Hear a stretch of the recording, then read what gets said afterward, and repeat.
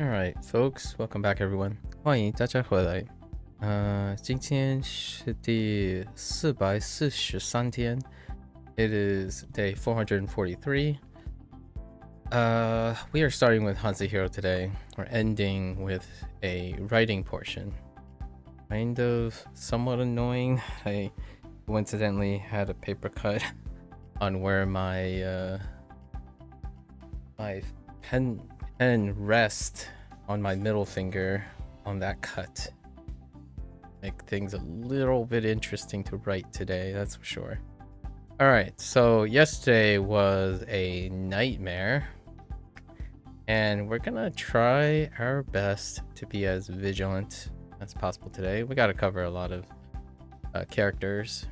See if I can wiggle my way through this paper cut. Alright. So. It feels okay. Alright. Got Zhi. I realized that upon reflection, I definitely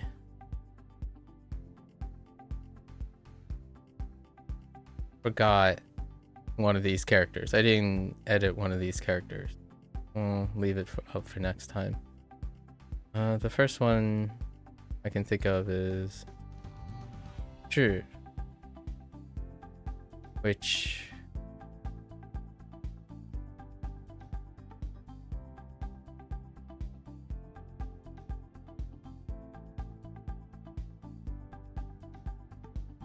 sorry, my trying to figure out how I'm gonna write with the paper cut.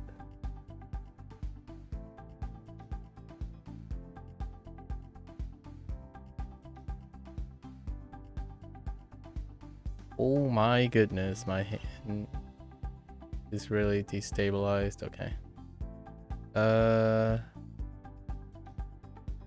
Just gonna have to deal with it here. So this was the clench fist, which lines up with Zhi as well. The other way, Scald. So we linked that up. And we had Fun.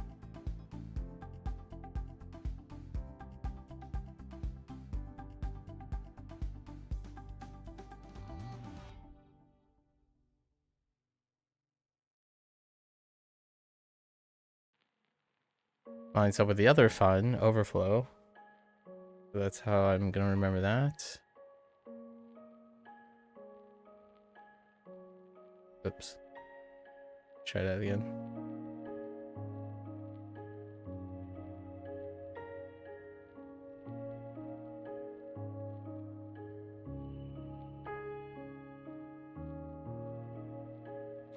Li, calendar, which lines up with, which is locked with Li for experience.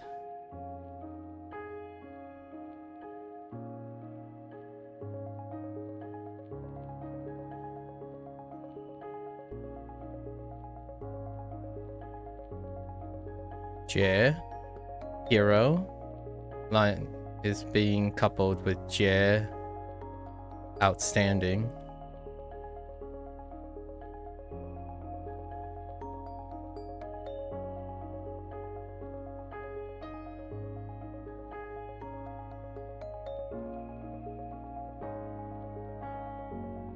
Zhuo, with Qi, exit.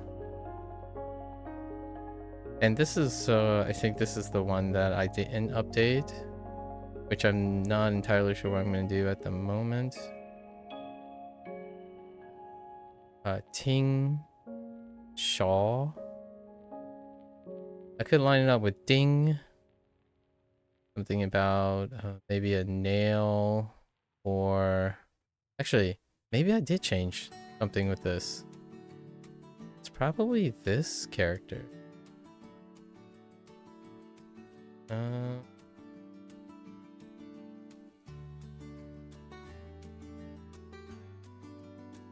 No, but we can line it up with fourth. Try to make say something about the fourth. That's gonna be tough. We'll let it pass. Oh. Okay. Well, it refreshed to a different page. That's interesting. Alright, well, let's try again. Well, let's do that over again. So we had...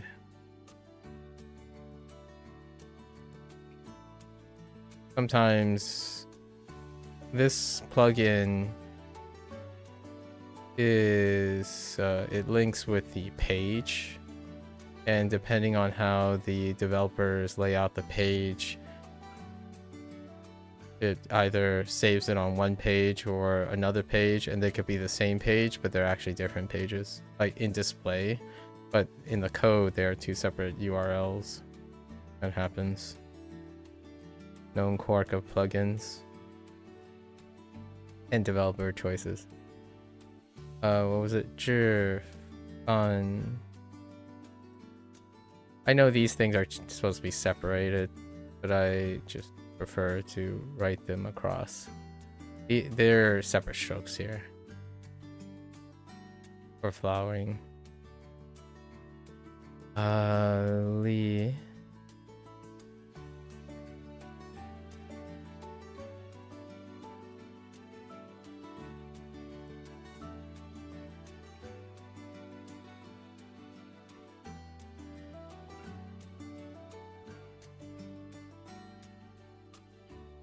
Yeah.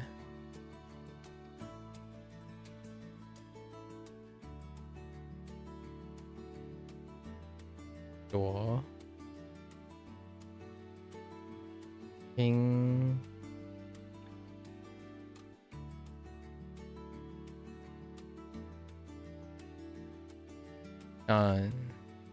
Shan.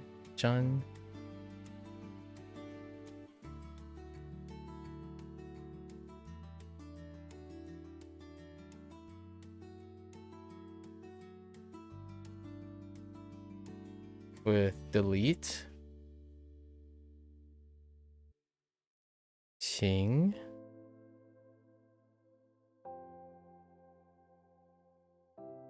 Qing is a problem. It's celery. We rewrote this for like making it a little bit more Kirby-tastic. But I didn't line it up with another character, which is what we're gonna do now. From yesterday's brainstorming, I think I'm gonna start to line up all the homonyms. Any form of homonyms is gonna be for the future here. Radicals, looking at radicals is not gonna be sufficient anymore for a lot of these. See.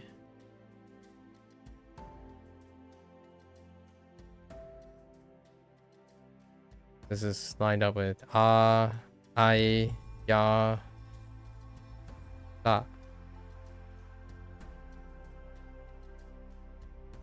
Okay.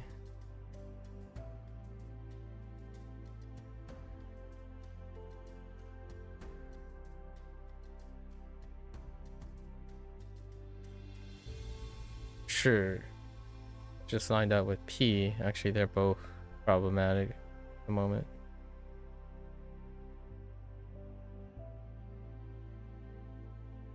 Excrement and fart. And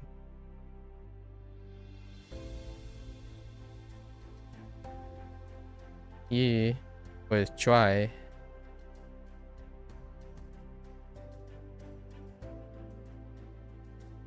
I didn't do anything for me yet, but it can probably line up with the other two me's, Squint and Narrowed Eyes. Yeah, those are all our characters from yesterday, which is a lot. It's 15, it's close to 15% of yesterday's review. And then we also skipped the vocabulary. We're probably gonna skip vocabulary today as well for the time being, to liberate some time for this evening. Last day of March for me, so I don't want to wrap up our March affairs, and then Largely, I want to wrap up the Boom Pro stuff.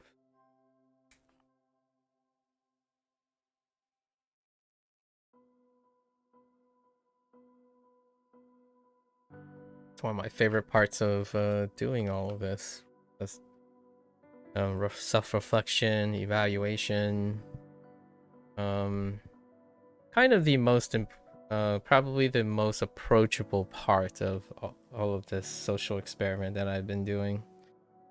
All of those particular videos, unlike the one that I'm going to record this evening, are probably then going to be condensed again in the future.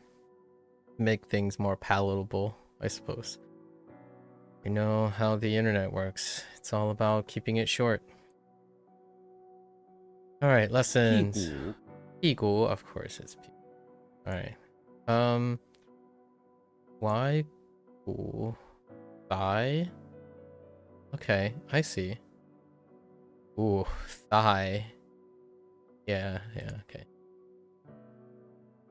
屁股放屁 Feng Pi, of course, Feng Pi. Release the fart.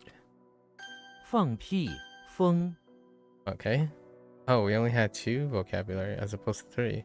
All 3 of those. Okay, Feng. Beacon. It does look like a Feng. Oh, it even looks like a Feng. Actually, very close to Feng. And then beacon with fire. Alright. Frodo's in front of the English manor on the Immaculate Lawn. I like it. He's trying to sneak into the manor, but there is a foreman guarding the main entrance. Frodo gets close, but forgets to wear his invisible ring. Okay. It's precious. The foreman sees him and uses a beanstalk that is on fire to light a beacon that shines brightly, letting everyone know in a miles distance there's a hobbit invader. Okay.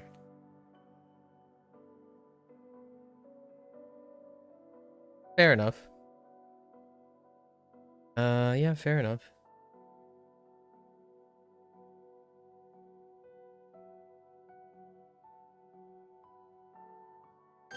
风台 Tie?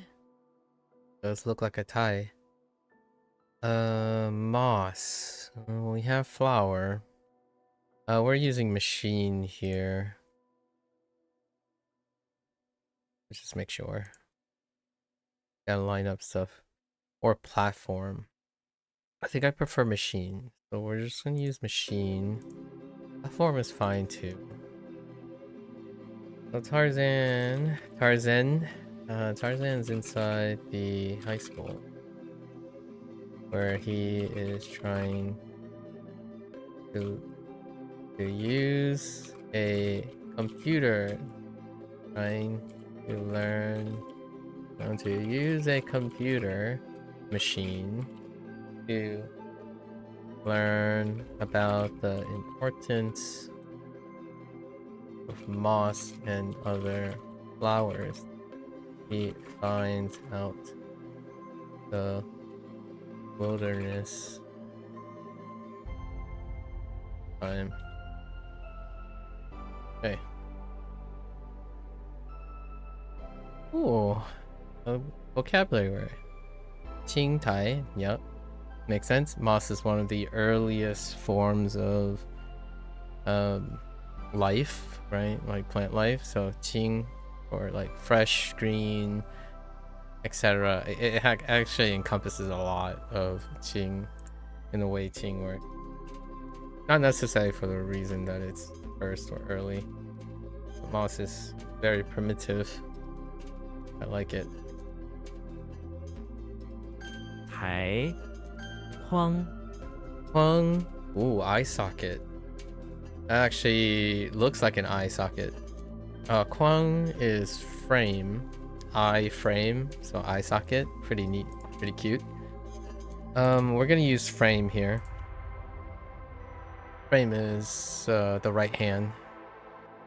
Where are you, frame? Or yeah, here it is. So it's overlaps with Quan without the wood part, without the tree part. So I think we're still gonna use frame here.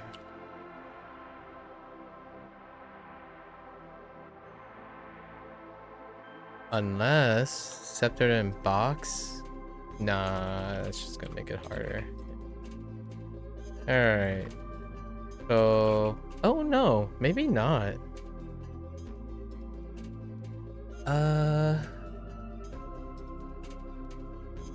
Here, no.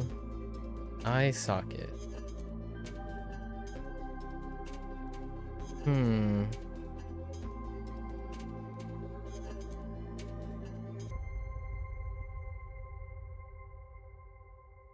Maybe not.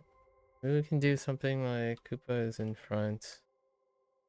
I mean, certainly will remind me of my second. That's fine. Koopa is in front of the chapel where he is asked to make sure the eye socket frames of the eye sockets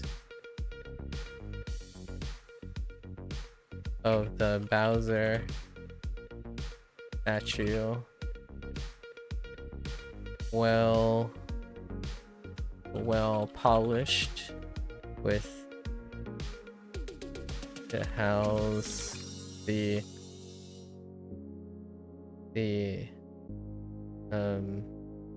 right eye crystal each of socket of the chapel that worships Bowser. Okay. All right. 框 All right.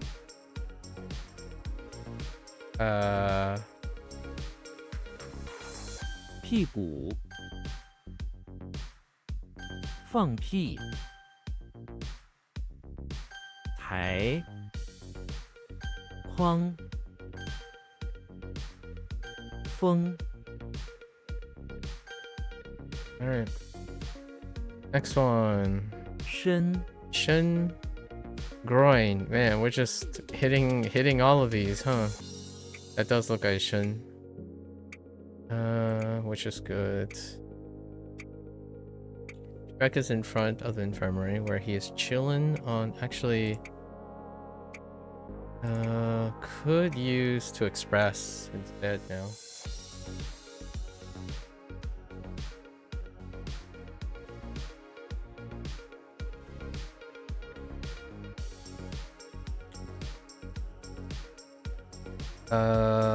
Instead of wheel.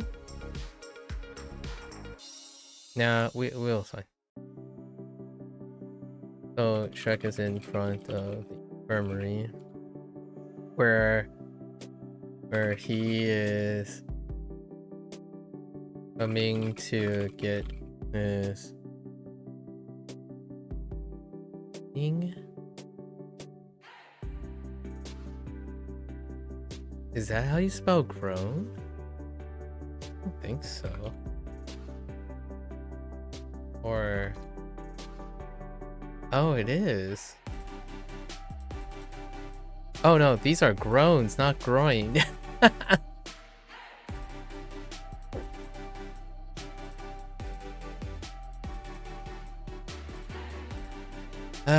I think my English has gotten substantially worse as we're going. English is getting bad. Groaning works. Right, yeah. Oh. Where he is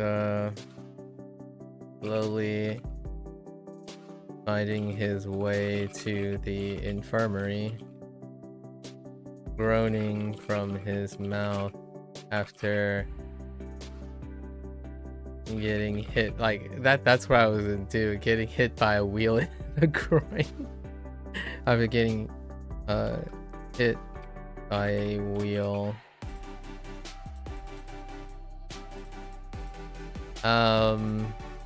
We should throw in donkey now. I think the donkey thing really works. Maybe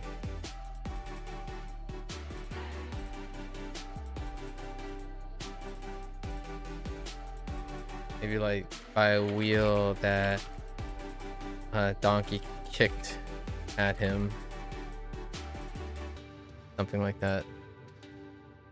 身力 We need to grow a little bit more, expand just a wee bit more to accommodate the last leg of the characters. Vocabulary will be retroactively thrown back in, so we have a safety net regardless of accuracy. Lee, oh boy, it's another Lee, but it does look like a Lee. Lever. I think I'm gonna do, what is it, benefits? Example? It's probably benefit. Or profit. Profit. Which is tied to benefit and other things like interest and whatnot. So profit. Let's do profit. Okay. Link is in the bathroom of the house. I think what I've come to enjoy, what I come to find that would be very useful for both Wanikani and HanziHero, that would require a little bit of organization. I think Wanikani does this leg a little bit better than, or like more dynamic. Not necessarily better or worse, but there's more layer. There is an additional layer for Wanikani that HanziHero does not do, which is to retroactively repurpose the characters. So, despite this is gonna be a kind of humorous point, which I will be making like a lot later down the road, because it's gonna be still a couple. There's still like 60 days, another 2 months or so before I make these comments. But Wanikani does in the beginning, it does radicals and go forward into characters. However, in the mid stage, it goes from characters to radicals. And I oftentimes when people are used to going in one direction, when it suddenly goes in a different direction, they would complain about it. So this is one of the complaints where, like, why learn the character, then learn the radical? Why don't you introduce the meaning as a radical before you learn a character? But to me, this would be an additional task, which, in my opinion, is a little bit more dynamic, where yes, you have radicals that are very, quote-unquote, smaller units that lead to characters. And these radicals often are common radicals. Now, eventually, the common radicals will become very common. They will be very numerous, right? Now, at some point, then, when you look at the radicals, it could be the difference of one stroke, or it could be the difference of a modification. So, at some point, when they get complicated characters, they retroactively introduce them as radicals, which is what I'm doing now. So, like, despite this being two radicals, these two things can occur in many places next to something that looks similar, except for these. This one is useful to know that this one is very unique, so that's kind of nice, and they're not used like very promiscuously.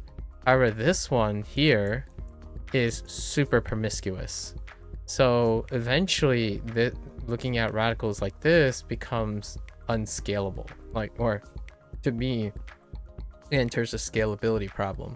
So then when you learn a character, so this is profit, this introduces a new layer that's unique.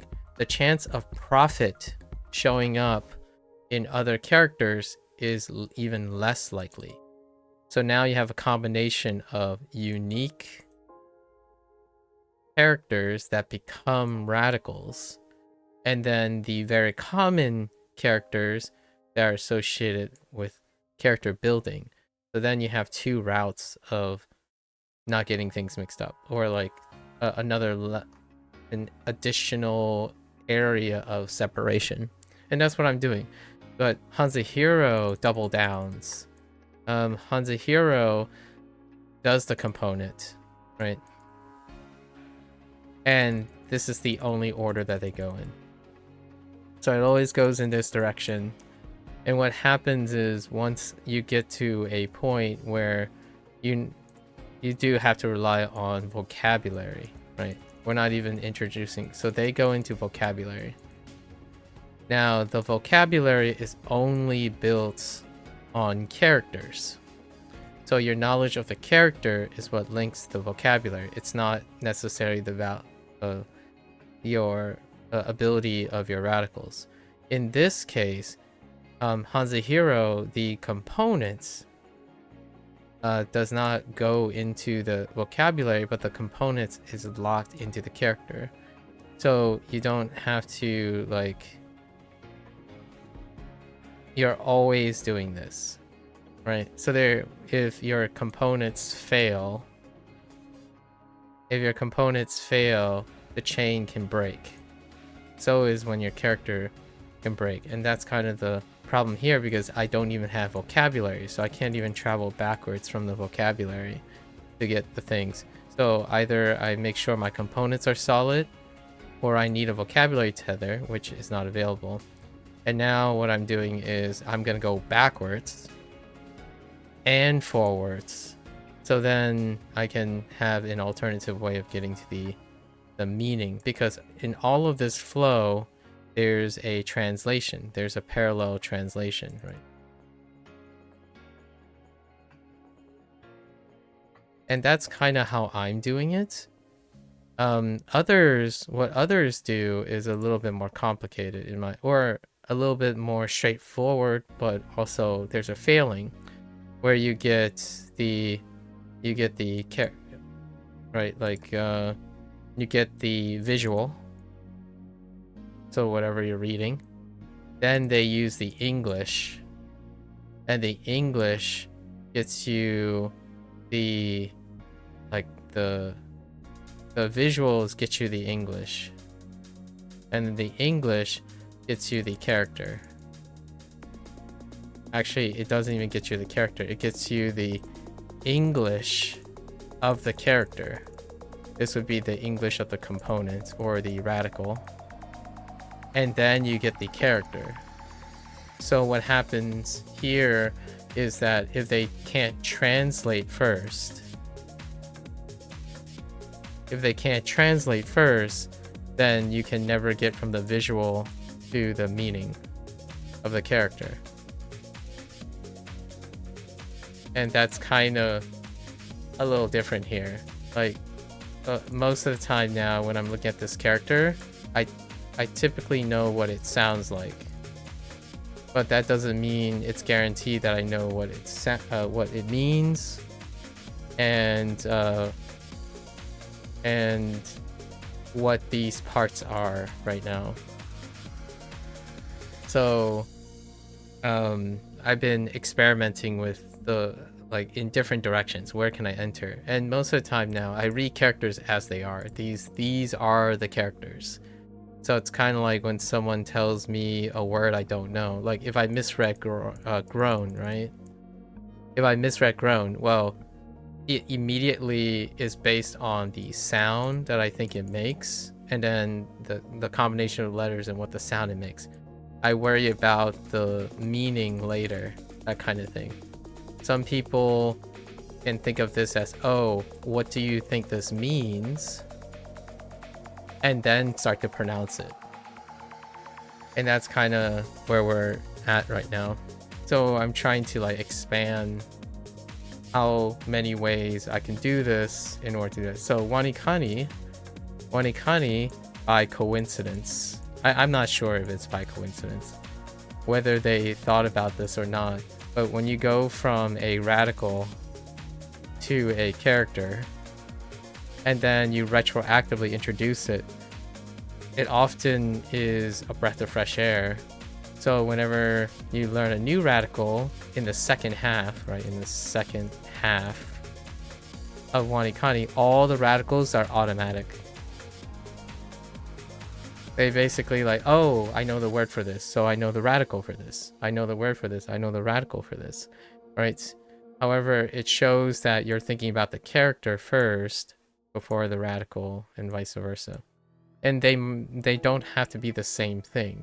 It is easier if they're the same thing, right? But you have to learn the meaning somewhere. So this is what I mean, where like this, although some people would say it's not a radical, maybe, I can make it into a component of something because I'm familiar with the arrangement. It's kind of like clustering, right? If you have 3,000, see, I clustered, I was going to say 3115 as opposed to 3,115, right? 3,115 is 1, 2, 3 items, right? 3115 is 2 items. And then 3,115 is 2 items as well. To me, personally. When you say 100, 100 is the divider between 15. So 3,115 would be 1, 2, 3. And then you have 3, you have 3, 3, 1, 1, whoops, 3, 1, 1, 5, which is 4 things. So these are like 4 ways to look at it if you want, which is how I'm doing this too. In order for me to address the scalability problem, I have to come up with more ways to look at things so that it gives me flexibility on making sure I don't get them mixed up or like forget them or overlap things. So like the more ways you can think of one thing, the more likely that you can scale up based on their limitations. Like some people might not think 3,115 is considered 2 things. I do. 115 is different than saying 115. So 100 is a separate like category as 15. But if I say 115 is like kind of like a 1.25. And then obviously you can always remember 3115 if you want. In fact, my most preferred is to split the weight. So this is what I'm trying to do. I'm splitting the weight. So if there's 3 characters, right? If you see 3 things, 1, 2, 3, that's 3 things. They're kind of equal weight to some extent.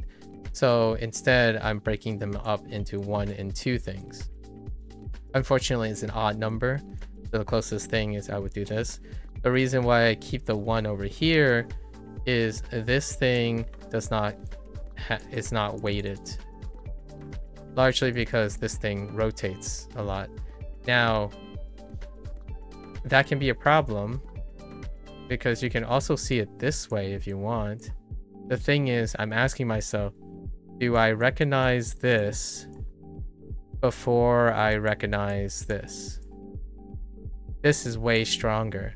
The reason why it's way stronger is because also this happens to be Lee. This, I have no idea what that is at the moment, if that exists. And I want to say it does, because it seems like something I would see, but since I'm drawing a blank, there's a likelihood it doesn't. So we can look at it.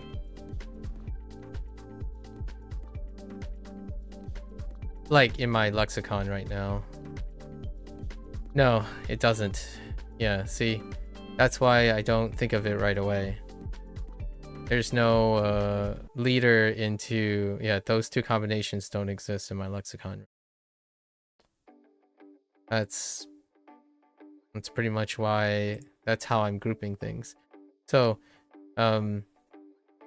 it's very much like why if you call this, if you say 150, right? 150 is not the same as 150. Well, I mean, sorry, 115 is not the same as, I call it like a 1.5, I suppose. 115. 115 is quicker. 1 and 15 are in the same categorical group.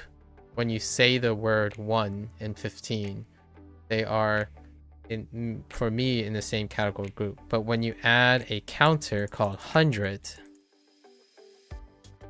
this is me trying to like negotiate and make an analogy to like Japanese and Chinese and all the other languages. The 100 is a counter. It's a counter mechanic. So like million is a counter mechanic, right? Tens is a counter mechanic, and what is this? Ones, I guess, is a counter mechanic. So 100 belongs to a separate category. So saying 115 requires 2 steps.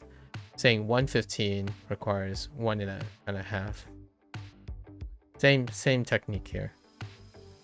Anyways, long story short, trying to figure out how I'm gonna scale without vocabulary. So we gotta evolve a little bit. Link, bathroom, house. Yesterday was a very sobering day. It was a very humbling day. Link, bathroom, house. He was given a quest to find a given a quest by the lender homeowner to come up with a clever way to profit off. I can also blend this in with how Lee has many flower things in the bathroom. Clever way to profit off of converting the bathtub into a terrarium. Like a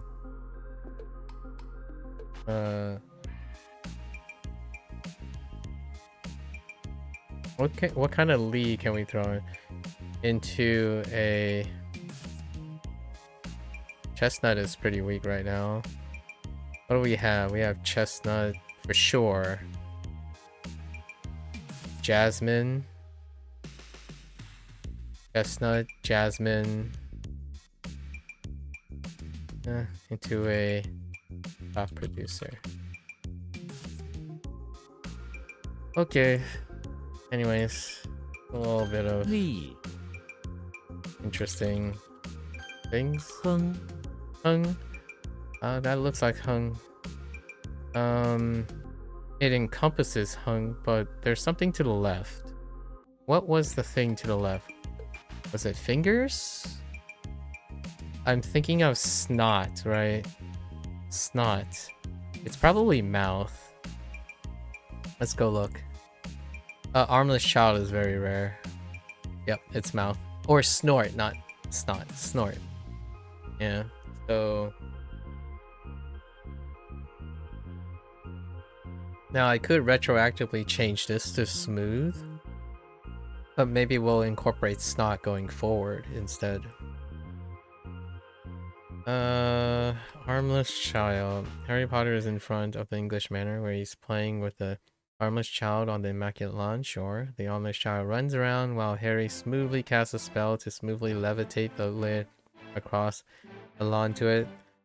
The armless child smoothly grabs the lid midair with its mouth. Oh, that's kind of cute. Maybe smoothly cast a spell. Yeah. Actually, that's good. I'm okay with that. 哼 There's a lot of smooth, so 偏 flutter. Pian. Pian lines up with pian. The other pian is flutter as well. The other pian has horse, I think. And this lines up with the other pian as well. So this pian plus this part, which is lean. And then I think the other pian uses horse with this. With feathers, actually. I think.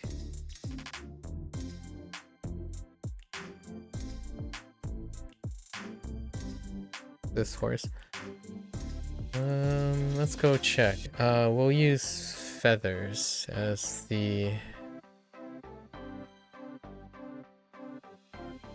It's not horse. Dang. What is it? So, oh wait, it might not have feathers in it. It definitely has booklet though. Oh, there's PN for lean. Oh no, it's not. And then, okay, there's also PN for piece of writing. What is it? Oh, it's not horse, it's win. Dang. Win. Oh no. Yeah. Oh, I'm thinking of Piao actually.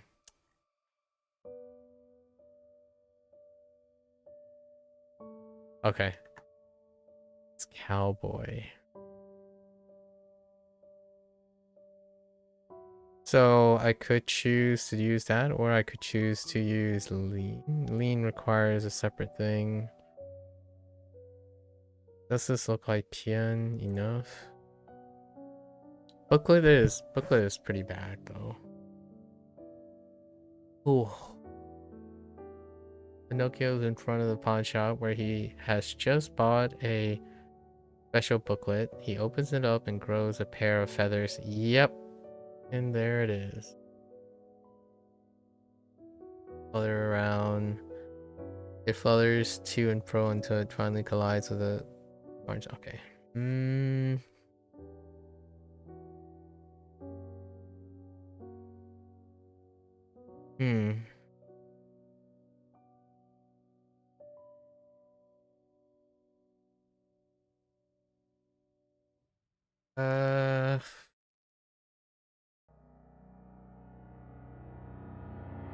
I don't think this stands alone, other than for booklet.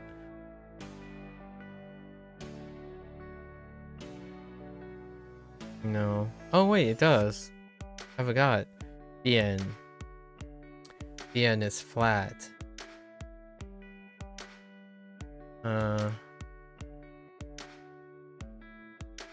Flat. Feather. Of.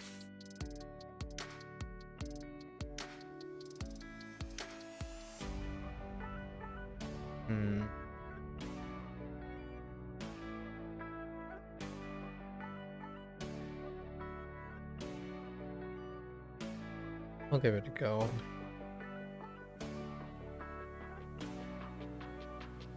Flat is pretty weak. Kind of forgot about flat. Shan, no, Yu. Bian and Yu. Alright. Tokyo is in front of the pawn shop. Where he trying help with the pawn shop by handing out booklets on the booklets at the door with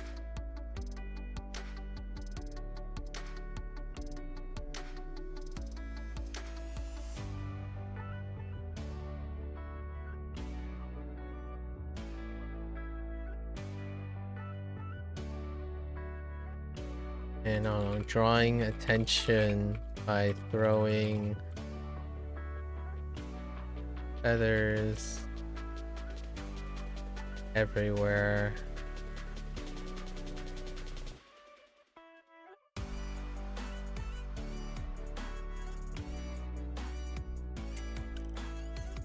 By having birds, colorful birds.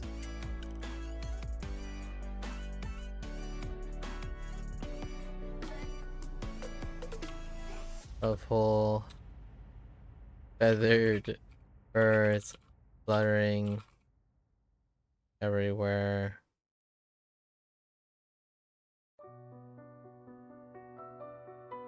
Jovially. Alright, it's fine. Okay. 天任 It's a little bit rough. Ren, okay. Ren still is blade.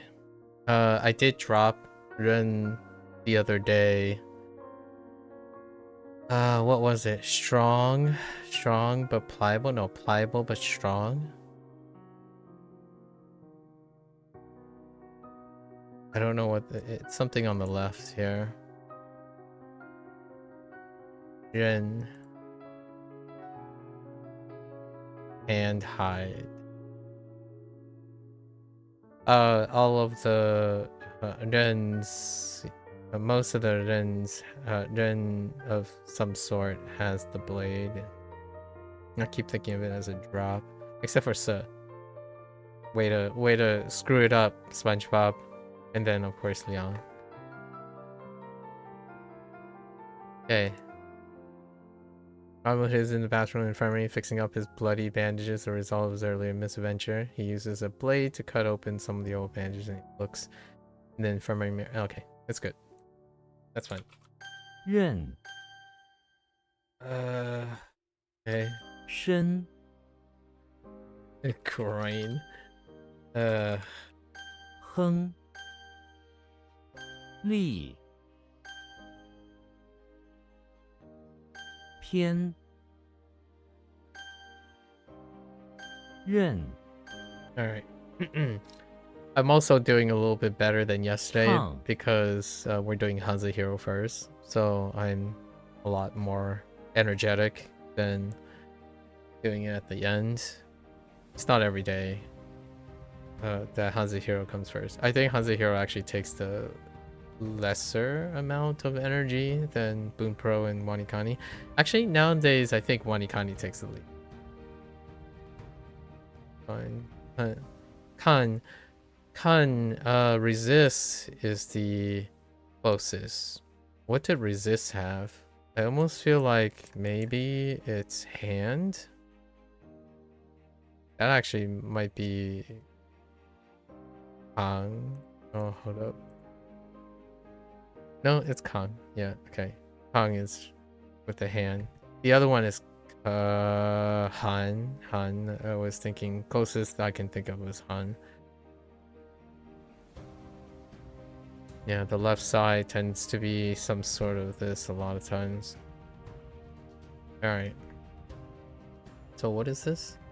Hi. It was a recent one with Hi that is pretty not great, and I don't remember it. Hold up. I think it might actually show up here. Oh, no, it doesn't. Oh, no, wait. It might show up here. There it is. Yeah. Chun.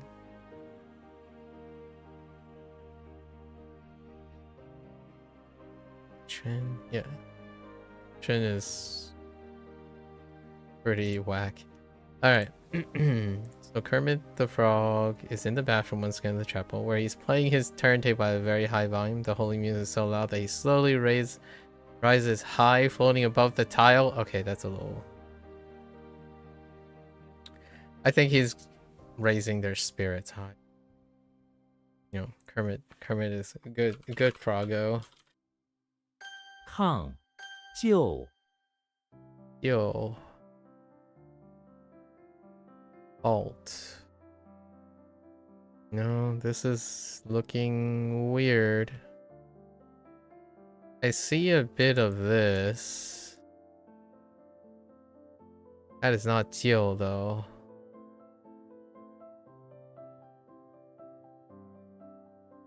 Then we have a person. What about this? I don't think I've seen this before. This is podium. The podium. Actually, we can look at podium. Oh, let's look unique.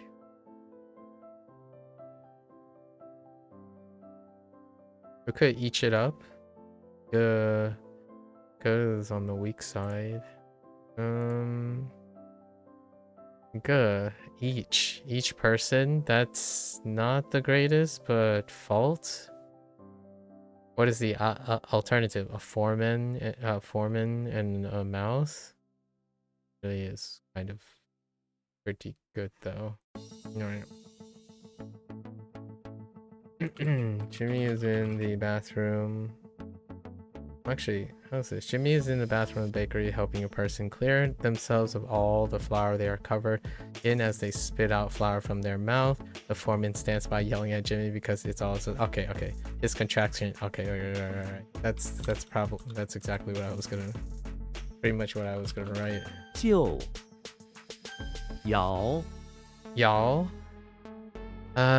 It's a toss-up between y'all and Paul and Tiao. And there's a jiao thrown in too off the turtle shell. There's also occasionally a tiao. So it's pretty much all the owls actually. Yeah. Tiao tiao tiao tiao tiao ao tao jiao ao tiao. More or less. Oh wait, actually when I'm thinking of yao, I'm thinking of something else. I'm thinking of remote and like a distance and whatnot, which is not the same. It's not turtle shell. It's yeah, this thing. I forgot what I call this. It's not yeah, a clay pod and a moon. I should change the clay pod and a moon into something else. It's this thing. Remote. Okay, so this is the only Yao. Yao. And of course it's a name. Yoshi is inside the barn where he comes across Mrs. Yao, the owner of the barn's wife. She sits in the haystack, looking at the cows as she polishes turtle shells with her womanly hair. Mrs. Yao sees Yoshi and offers to trade some turtle shells for some of his... Yeah. Okay.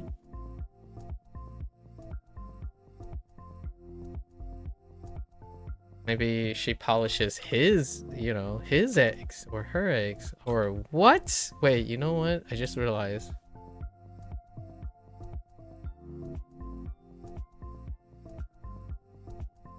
Okay. All right, fair enough. His eggs. Okay. 摇早 Doll. A flea. Ooh, that top part with the folding stool and the double drops. That's super unique. Is it part of doll?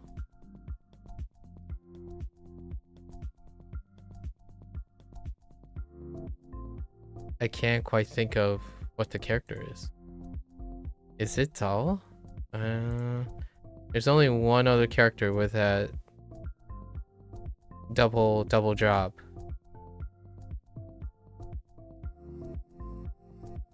So far. Oh man, it's Saul.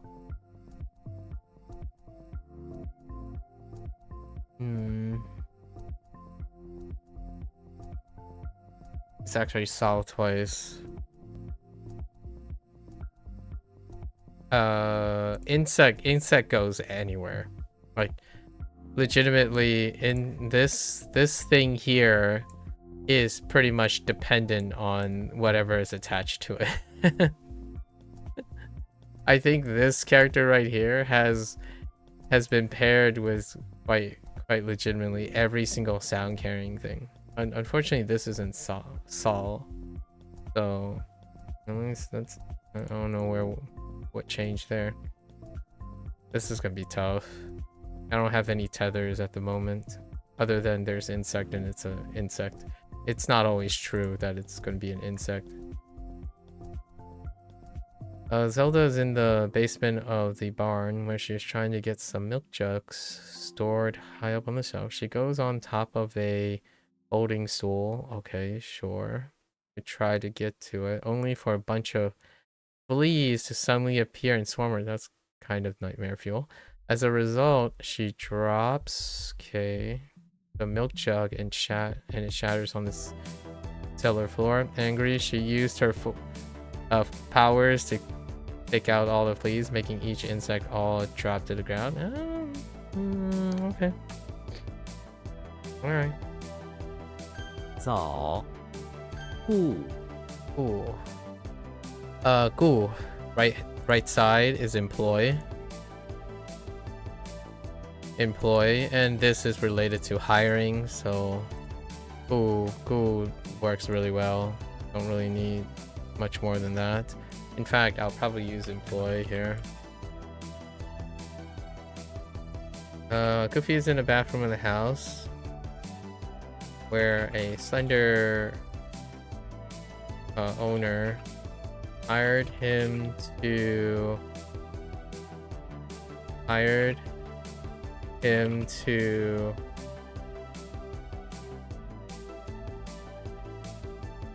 it's the same, hire and employ him to manage to clean the bathroom. Unfortunately, he only made a larger mess by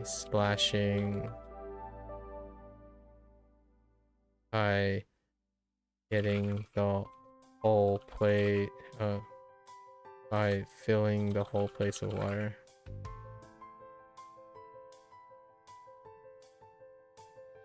On the sinks and bathtubs.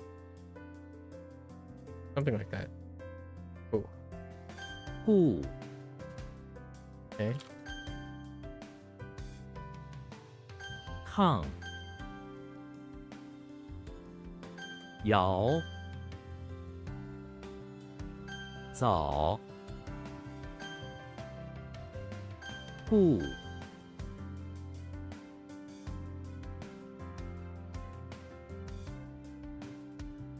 就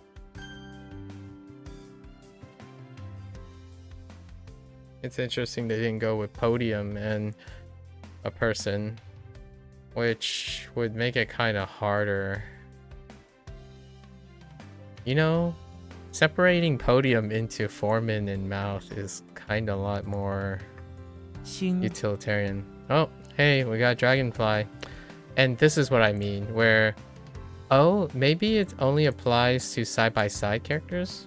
No, it doesn't only apply to... So this is what I mean. Insect is attached to a sound carrier. And you get ting. This is ting right here.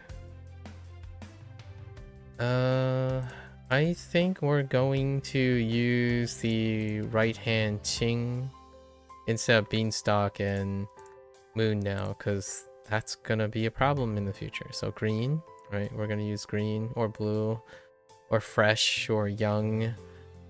And I think that's what we're gonna do retroactively if I drop any of these in the future. And then we're gonna convert this. Can we convert this? Let's see. Into ja? Ooh, ja is kind of weak though. Let's see. Ja and Qing are very rough. This is a super group. Ja and Qing. Ja. And this very strong super group.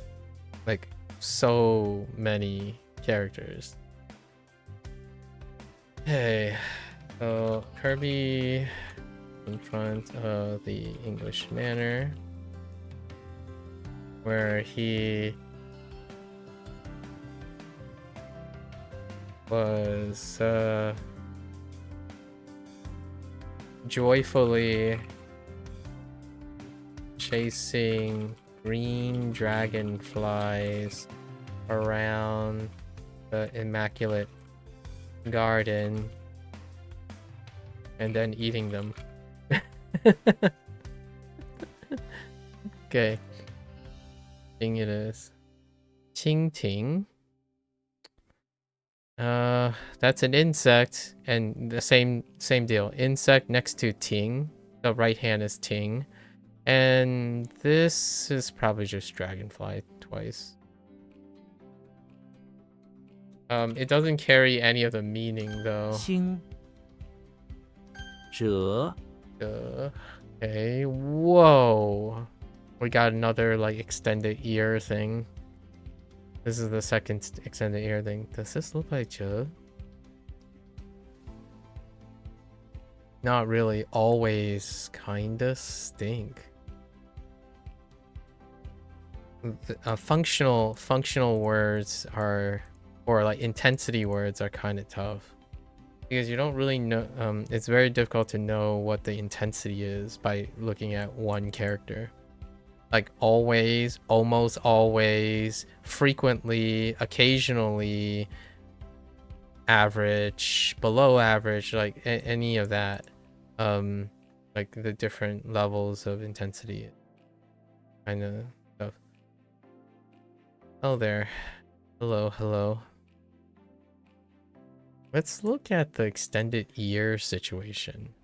I feel like I only have one extended ear situation, and it was new. Oh, you know what? I didn't cover yeah yesterday. Yeah is pretty, but could have sworn there was an extended ear. Oh, that might have been a kanji. That might have been a kanji. You haven't been here for a while. How have I been? I've been pretty well. How have you been?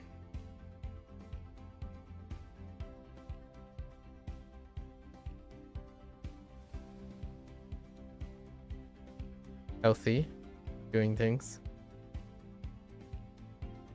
The only extended ear thing. No other way to know it's ja.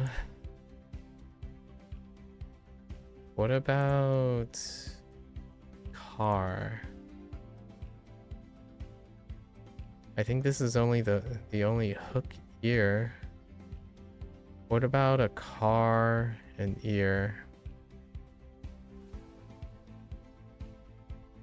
Oh wait, oh no, that's a car and a hook. Yeah is kind of borked.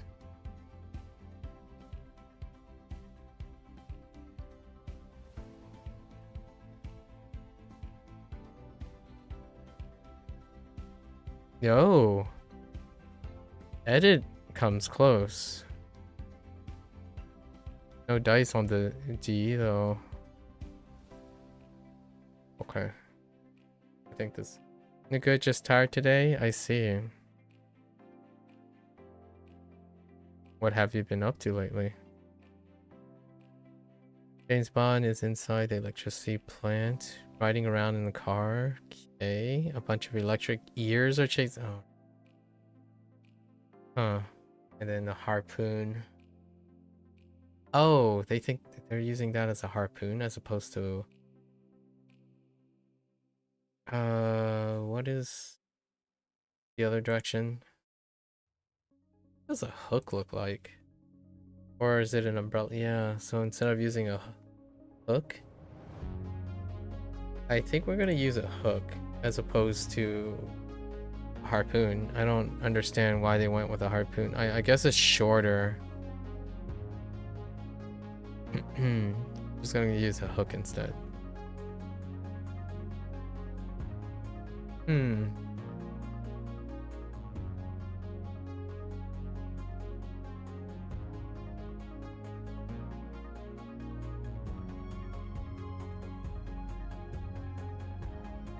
Always.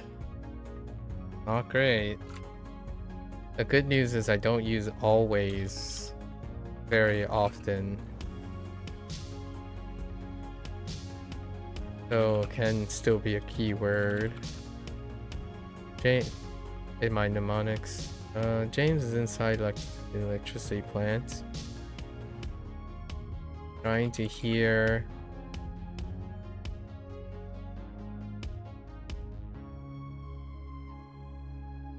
Keep in ear out for any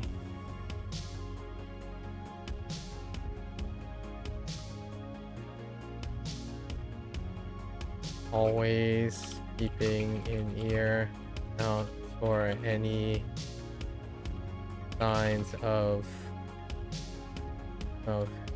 his target. He is tracking the villain.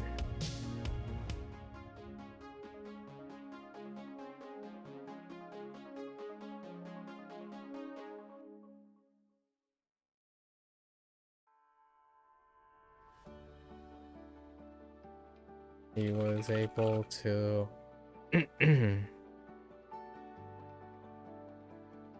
okay, tracker onto the villain's car that led him back to the villain's power plant.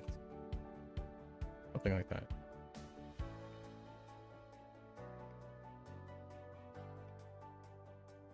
Not much. You're trying to get back into language learning, but motivation is low. Okay. Then what are you trying to do differently this time? Where did your motivation go? 折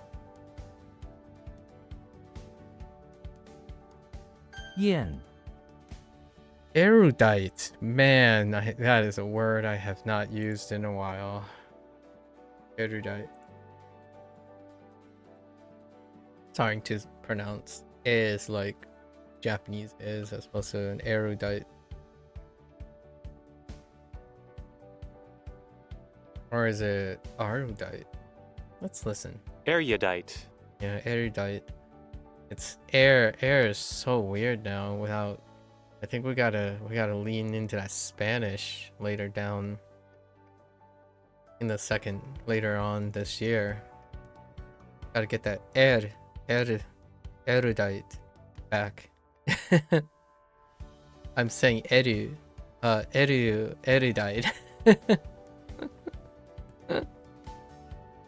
Having or showing great knowledge, yeah. You started to use Anki again, but it takes forever to make the cards. I see. Do you always make all your cards? You can always try to offset it by building on other people's cards.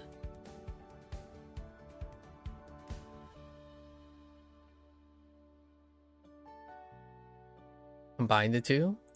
A little from column A, a little from column B. Does that look like yen? It does. Yin for appearance or complexion. In fact, it's off by one radical, but I kind of want to use it though. Yin. Or page. Page is kind of. Oh, I guess we could use Chan. No. Chan has the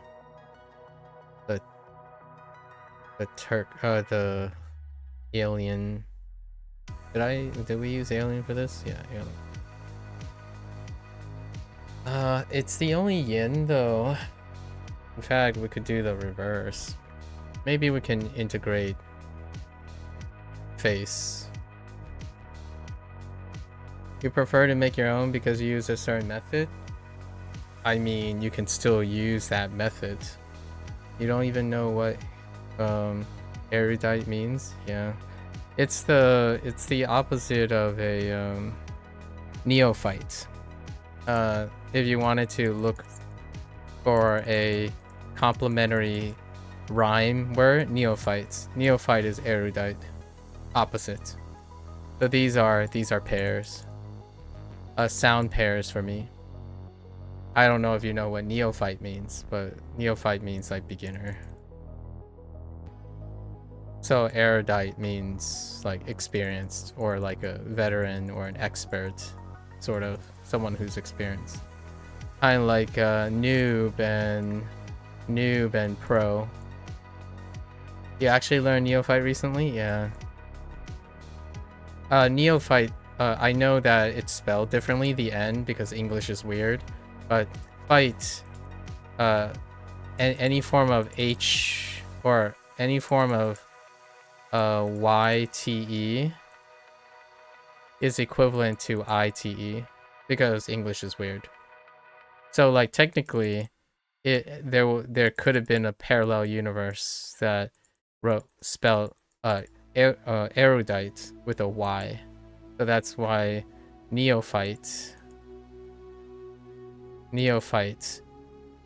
And then in a different parallel universe, English is still weird because you could have spelled it with like this too. That could create neophyte instead of a PH. Right. Just to make it about English for a little bit. Yeah, English is weird too. So instead of a PH, it could be an F. Instead of an I, it could be a Y. I'm not a linguist, but there is an explanation to this. There is a funny explanation to why I's and Y's get changed in when it's plus TE. And then how P and H and F becomes it. Is erudite a noun or verb? It is a noun, just like a neophyte.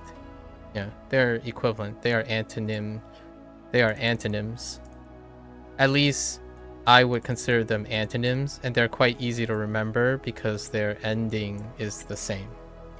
Or their ending sounds, they rhyme, and then you know that neo is new, and eru has an element of being late or more of something. So then you get erudite and neophyte. You thought it was a verb? Erudite. What kind of verb sounds like dite? Erudite.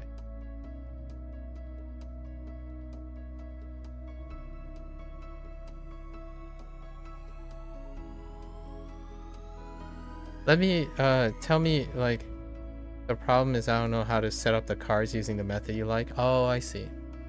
For the Anki thing. That's fair.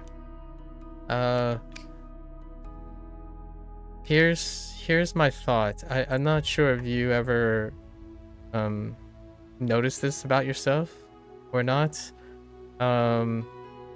Sometimes I know lots of times people talk about keeping. I talk about this a lot. I'm not sure if you're ever here when I talk about this, but there's a difference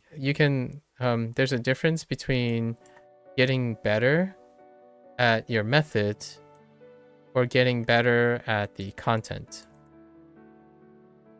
Now, when you develop your method while consuming content, you can actually gain a lot more. There's a chance you can gain new motivation and new learning strategies.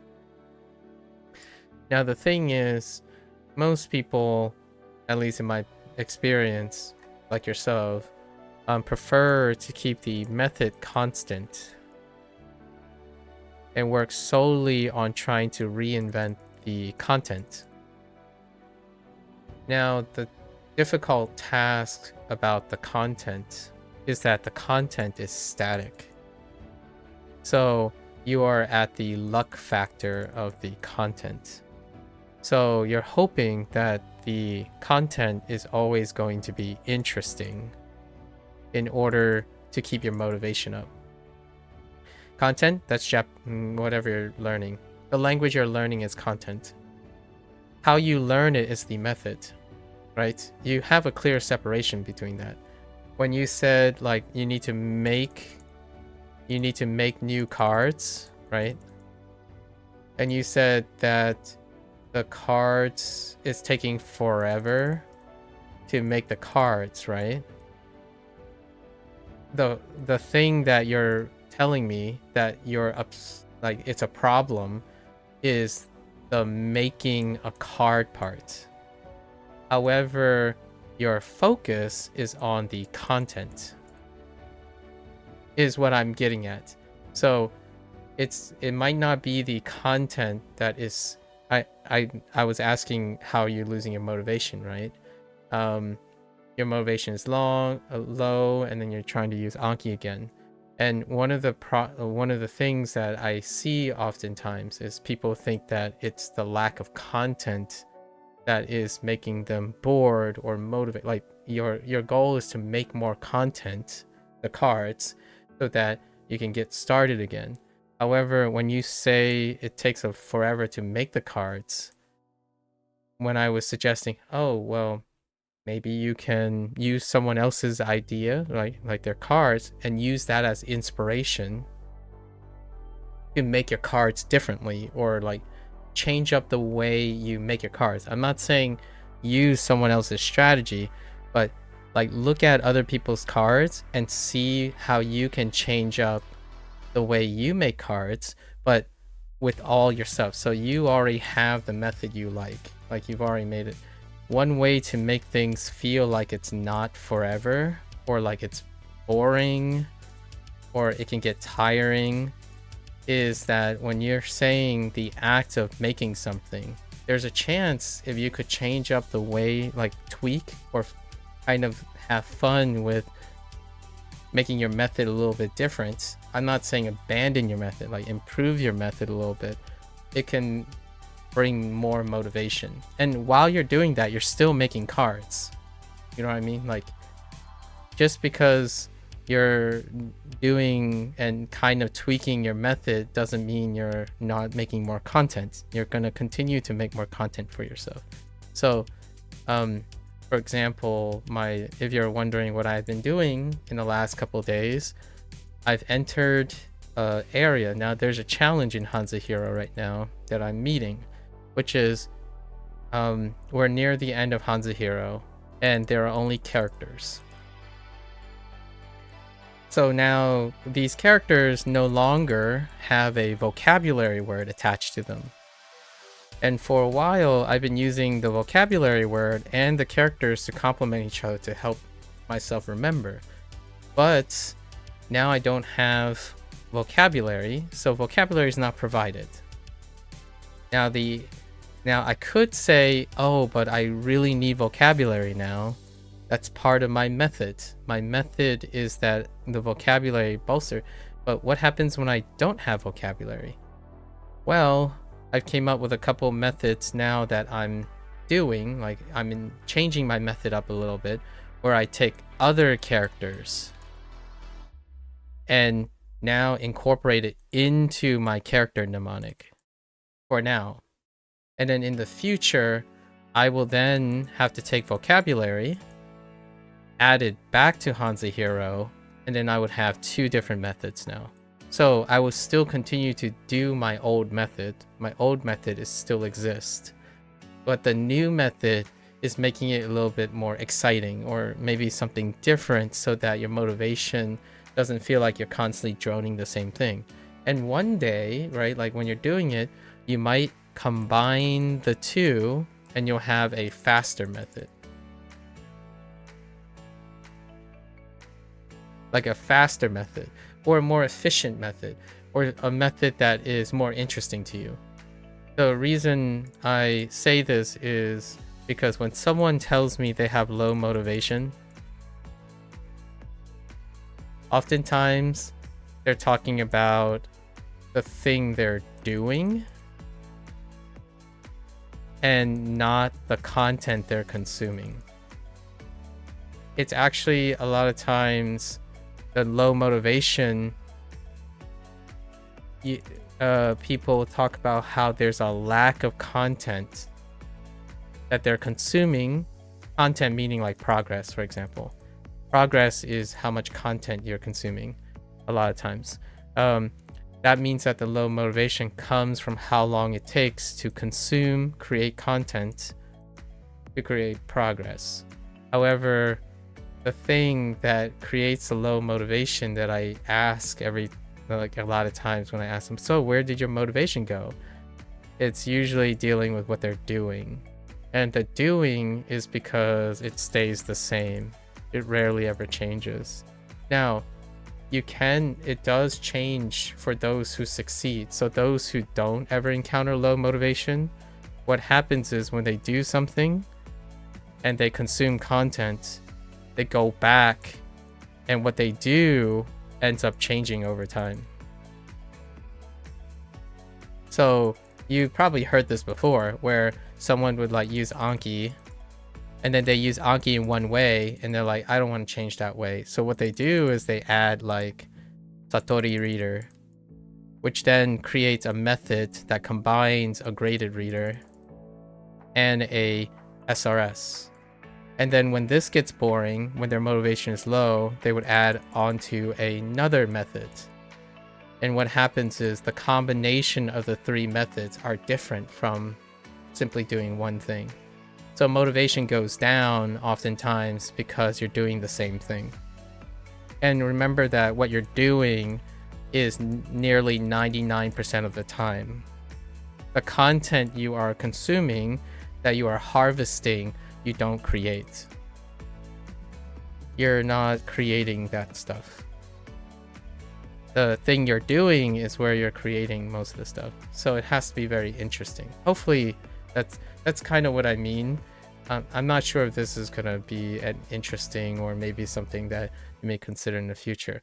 But if you're able to find something that you're doing 99% of the time and make it a little different, like encourage yourself to want to be excited about that, then you might be a little more excited and happier or consistent 99% of the time, because low motivation does suck and it does come from a lack of variety or boredom, right?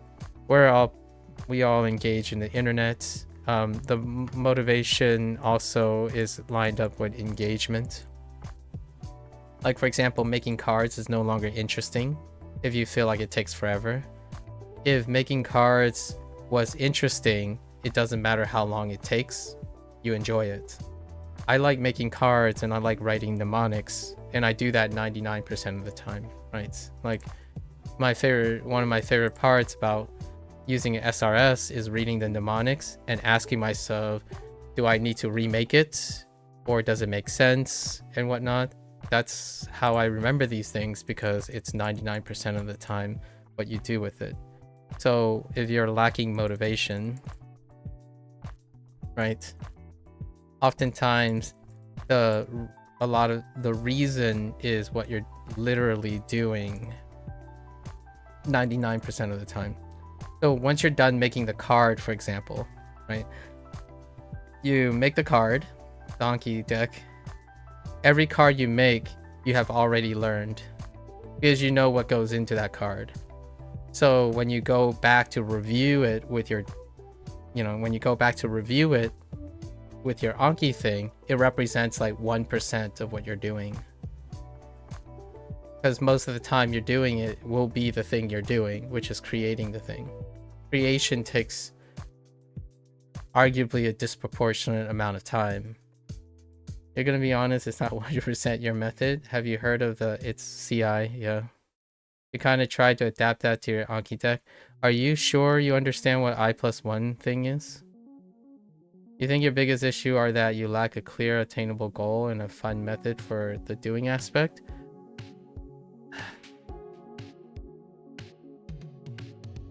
I see.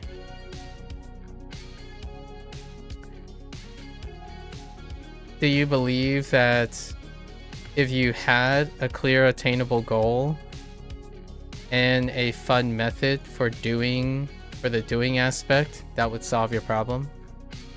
Because if you think that, then you can probably do that. What you described was that you had a clear obtainable goal, which is to apply CI, which is what that I+1 is. Honestly, this doesn't tell me that I'm not sure if you understand what this means, but I have a different aspect of what comprehensibility is when it comes to inputs, and one of the comprehensibility deals with the method. When your method is not also comprehensible, like what it does and how you do it, then despite your content down the line, like for example, motivation is a consequence of your method. Motivation is not a consequence of your content. If you think that I+1 is necessary for your content, it doesn't address your lack of understanding. You're not I+1ing your method. So I do agree with you that a fun method for the doing aspect would be a boon. I agree with that. The clear attainable goal, I think you're pretty clear about your goals. Your goal is to incorporate I+1 in your content. That's a clear attainable goal. It's so strict. How do I know that? In my opinion, what gives me the impression that you have a clear obtainable goal? Because you're being incredibly strict about it.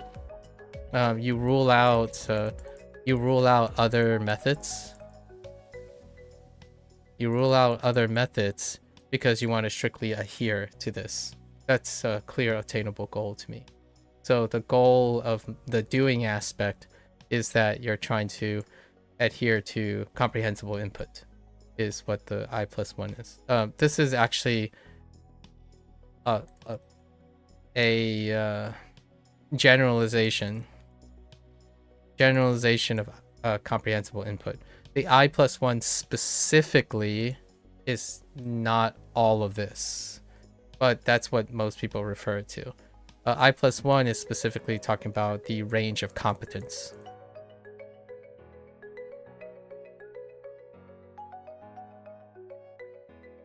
Well, you thought I+1 was like adding to what you already know, so you start your deck by creating a card with a common word like I, then okay, right? Or right, then you build one new word at a time to eventually build a sentence. But what do I do? So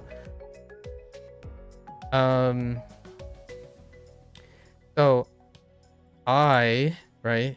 I'm guessing when you say I is your current level, right? I'm gonna reword, like, see if we both agree based on how I'm gonna explain it a little different and see if we both agree.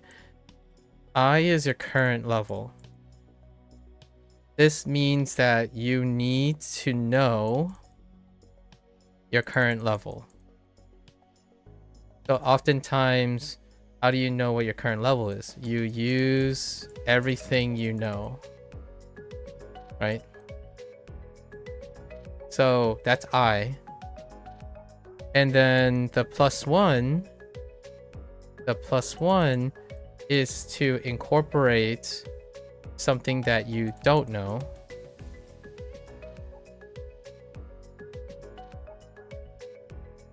But want to know. That is contextually appropriate.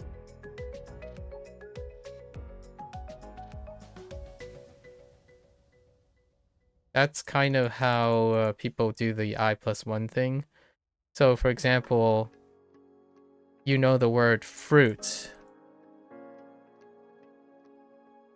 So then at minimum, the only other thing you need is whatever you're trying to remember, like pear.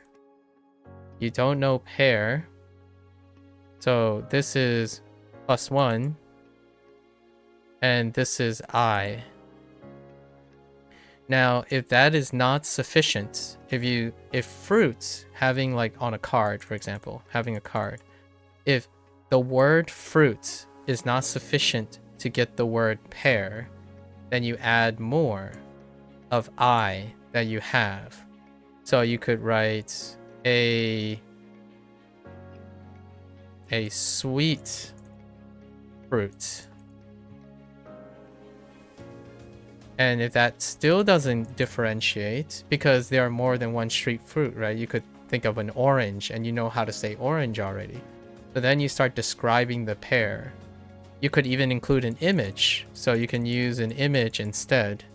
So now you have sweet fruit in words and an image of a pear, but you don't know the word for pear. So you just have an image of the object. These are still within the scope of I because you know what you're seeing.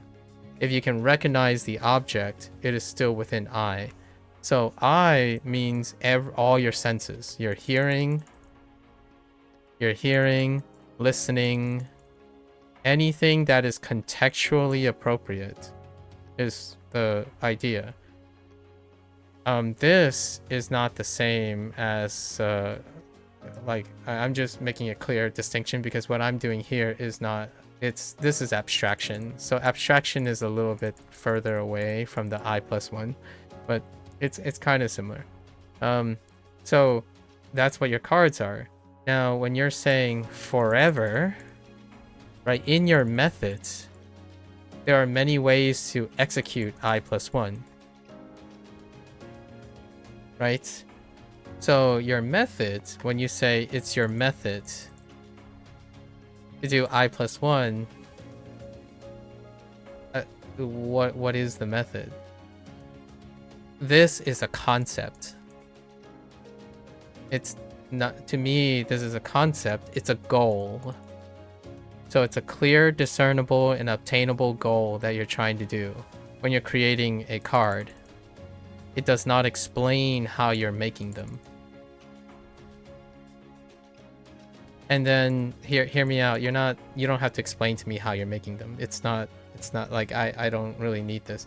The question really am curious about is how you're making them is not creating motivation.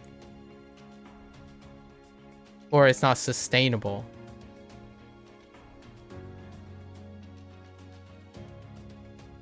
You fell out, in my opinion, you fell out of language learning because your process, your method, does not create sustainability or a source of motivation. Now, you can get motivation elsewhere. You could play video games and then use that source of motivation to do study work, right? Like you can get motivation somewhere else, like go on a vacation, rest, which is probably what you did, take a break from language learning. So then your energy or your motivation goes back up and then you go back and spend it. Now, my comment is that if you then go back to doing your same method again, you're going to have the same problem again. You're going to quit language learning again later down the road. So going back to the very first question I asked you, so what have you learned? Where did your motivation go?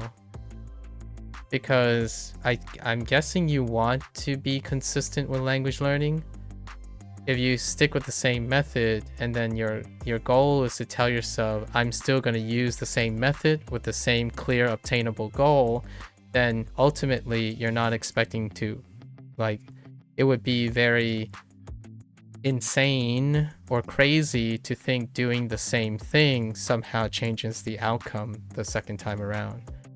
Most, if not all people, tend to, when they see a method that doesn't work, the second time around, they would try to change it up the way, like they don't abandon their entire method, but they would try to improve the method so that they don't end up being demotivated and quitting again. A food for thought kind of situation. So one thing that I think we're on the same page. So it looks like we're on the same page about what CI+1 is. Maybe we're not on the same page with the concept of a method and a goal. So to achieve I+1 is a goal. You're trying to make a card that fulfills this requirement. That is the goal to me personally. So you're aiming to do I+1. How you're doing it is what I'm saying is the problem with your sustainability, probably. It's not motivating, it's not entertaining, it's taking forever, it's not really all that engaging. You think it doesn't motivate you because you honestly don't know how to create contextually appropriate sentences? Ooh. That would be, I think that would be a great place to explore. Like, you can always look up a sentence, but it's hard to tell what I know and don't know when Google is at your fingertips. Yeah, that will do it. Maybe you should start with a pre-made deck to gain some knowledge, because to be honest, you've been testing out random language because you got burnt out German. Okay, the language you were studying. Okay, hear me out. I don't want to... I want to be as encouraging as possible. So I want to say what you're describing, in my opinion, is very normal. It's super normal. And I'm glad you mentioned that is Google at your fingertips. That's kind of one of the things, right? Like, it's very difficult when you're challenging yourself to create something. Like, you are doing something very difficult right now. What I mean is, it's very difficult not because you can't do it, not because you need to be special to do it. It's very difficult because you have Google. Google can create your examples, right? And that contextually appropriate thing, when we're talking about contextually appropriate thing,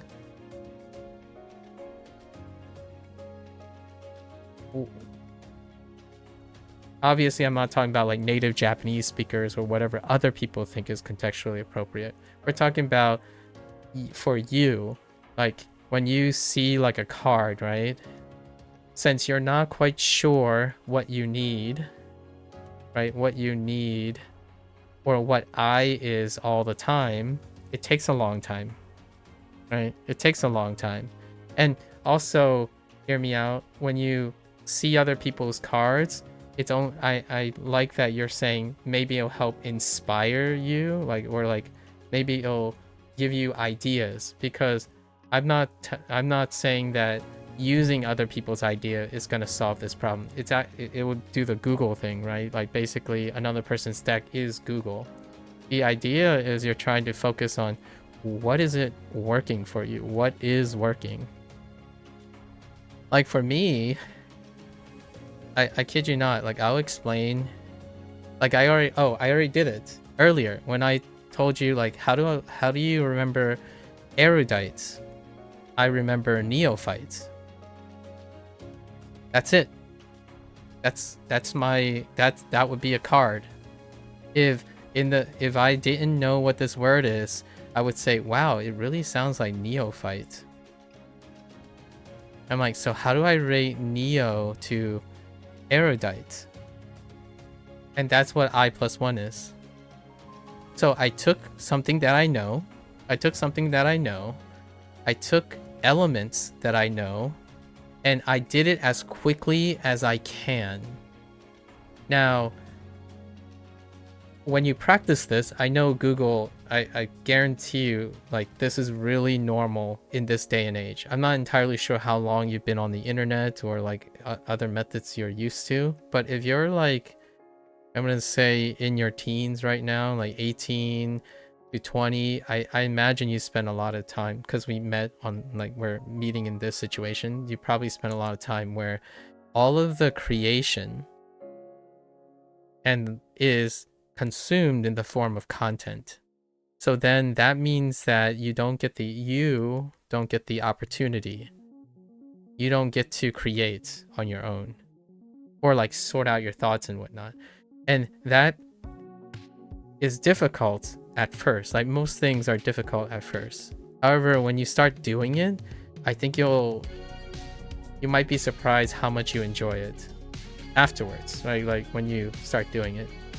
So for me, like, this is mnemonic building, and mnemonic building is even more abstract. So when I'm saying contextually, just to clarify, when I'm saying contextually appropriate, I'm not talking about if it makes sense or if it's logical or if it's objective. It's if it makes sense, if it's contextually appropriate for you. So like, you could think of erudite as Professor X if you want. Like, if you picture Professor X in your head and you're like, oh yeah, Professor X is an erudite, that is, then this is contextually appropriate to be in your card. And the thing is, the more limited you are, the longer it's going to take, because you're gonna have to change everything to bend towards you.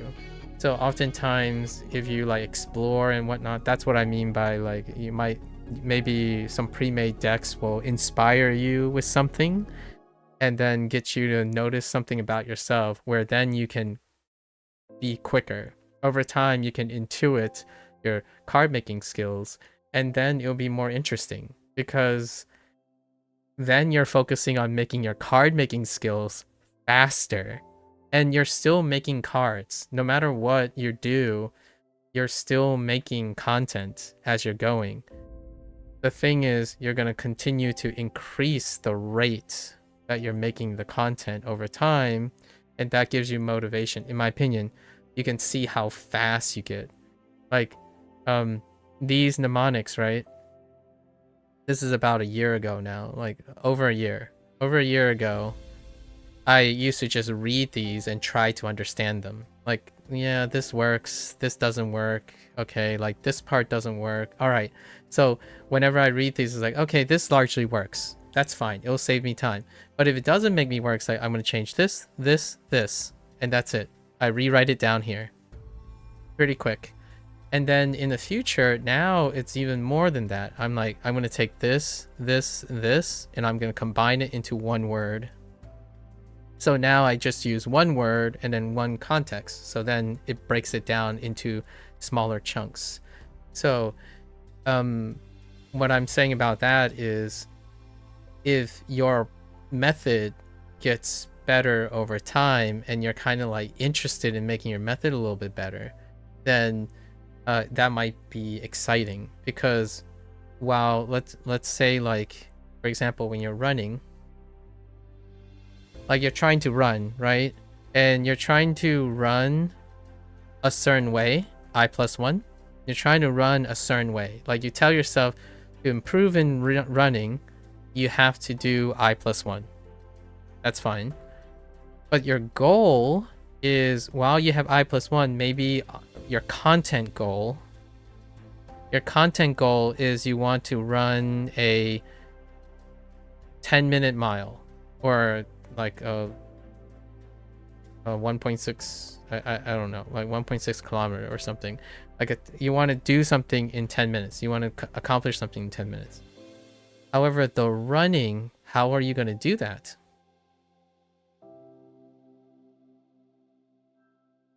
One way is to do the same thing and achieve this over and over again. Right? And when over and over again, meaning keeping it as same as possible, right? And you will improve. When you do the same thing over and over again, efficiency does go up. Efficiency goes up and effort goes down. Right? That's the nature of repeating something. What's great about the human body and the human mind is that when you do something, the same thing over and over again, the efficiency goes up because it takes less effort. That's why efficiency goes up. It's habitual, so it's easier to do over time. However, when effort goes down, it also means engagement goes down. Engagement typically lines and correlates with motivation. When engagement and motivation goes down, the key word that most people use is grind. So the moment when someone says like, oh, I'm just grinding Anki, you've reached a state where engagement went down and your motivation is decreasing. When you're doing something over and over again and efficiency is still going up, right? Effort is still going down, but then someone says, oh yeah, I'm more engaged, which does happen, motivation goes up. Oftentimes when this happens, efficiency actually goes down a little when effort goes up.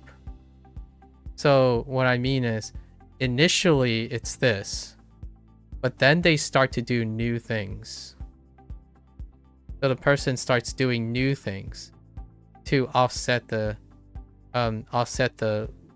decrease in engagement. So when someone runs, for example, when they're running, they would first start by running, running, regular running, whatever their running is. Maybe they'll start with, honestly, most people would start with walking. And then they would add walking with jogging. And then they would, once they learn how to jog in some way, they would start to run, right? And those are generic. And soon walking becomes speed walking and casual walking. Jogging becomes interval jogging and constant jogging. So steady state jogging. Running becomes sprinting and what do you call it? Pace running. And then sprinting becomes max and min. Pace running becomes time limit. So that's kind of what I mean by this. The method, the person that is very motivated begins to explore all of the ways they can do the thing. And all of this does lead back to improving on running. So a runner doesn't simply run. They also do other things like strength training. And then strength training becomes weights, weight training, and calisthenics. Calisthenics become yoga and mobility. Weight becomes progressive overload and splits. So that's the stuff, in my opinion, that will keep someone motivated. Because you're going to be doing that the most times. And when that thing gets boring and when you don't understand it or you don't really feel like you're in it, like when you're making a card, if a part of you isn't in it, like how interesting you are, or taking things from your life, like go around taking a picture, like if you want to make a card and you need to remember pear, it means a lot more when you take a picture of a pear that you were eating as the image for the pear than not understanding why you took the picture, other than simply Google telling you, okay, this is what a pear looks like. What you could even draw a pear if you wanted, like what you think a pear is. So that's great that you recognize that. Maybe there's something there that can help spark your interest, because to be honest, you've been testing out. All right. Also, I+1 is a goal, but you also meant a different type of goal or something. Like, you don't know how to explain. Like, your old goal was to learn German because you wanted to study in Germany. I see. But you can imagine that goal is very abstract and not going to happen for probably at least a year. Yeah, that's a long-term goal. I agree. So we have goals, right? Goals, you start with a goal, right? You start with a goal. Maybe it was I+1. Or you might have had... So this is the same kind of process. Maybe your original goal is to go to Germany.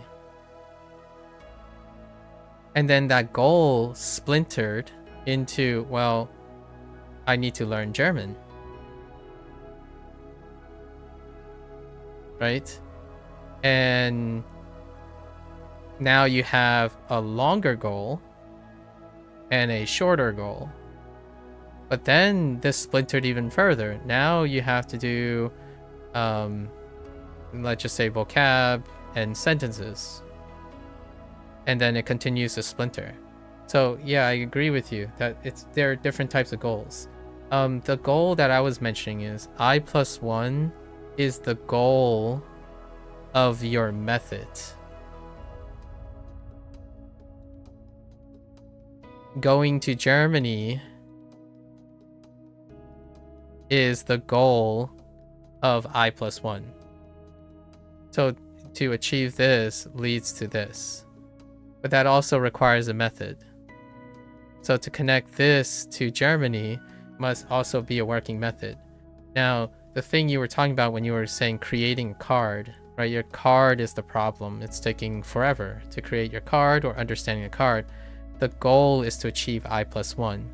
The method is to figure out how you create the card to meet I+1. And then when you solve I+1, then you have a working method to get to Germany or learn. Actually, before Germany, you probably want to learn German in here, right? Because methods connect goals together. So like when you have a method to consistently achieve I+1, you also have a method to consistently create cards, because you need to be consistently great to create cards in order to achieve the I+1, in which it allows you to get the method, a sustainable method, to learn German properly, and then that may lead you to a method that gets you to learn German and apply German to go to Germany. So yeah, I agree with you. Different types of levels, like there are different levels of goals. But you can imagine that goals, right? So you think you meant you want to use the language in real life, but you need to create a simpler goal? Yes. So like you have different stacks goals, right? German is at the top, like learn German, right? Then you have a lower goal, which is I+1. Then you have another goal now. Motivation. So slowly you're tackling, in my opinion, you're starting to tackle, and from doing, which is great. Like if you're doing things, you'll get more goals and you'll get more problems, right? The problems, goals are answers to problems. So to go back to the beginning where you're lacking your motivation, there's got to be a method to your motivation, hopefully. And then that method to your motivation will get you to your I+1 consistently. And if that I+1 leaps all the way up to learning German, then that's great. And hear me out, the more you do things, the more you explore, all of these things are going to get longer and longer because you're going to have more details, right? More steps along the way, which is incredibly healthy. What can be concerning is if you keep doing the same thing. It does improve. There is a chance for improvement. However, there's a ceiling. You have a ceiling when you're constantly doing the same thing. So encouraging yourself when you're stuck or you feel like you're in a rut or you can't seem to get yourself motivated, oftentimes the motivation is attached to the idea that you're doing the same thing, creating a ceiling on your whatever you want to do downstream. So I focus quite a bit on motivation, largely because it's great to have different methods, different goals, and long-term goals. However, if someone's first comment is, I lack motivation, motivation is upstream from everything. So motivation is your currency. So motivation flows down to your other methods and other methods that lead to your goals. So hopefully you find your source of motivation somehow, or a consistent source of motivation. The classic one that old school people do, like old people, like boomers, like myself, I suppose, is that you do something that you like that generates motivation, and then you spend it. You spend your motivation on something that you find is grindy.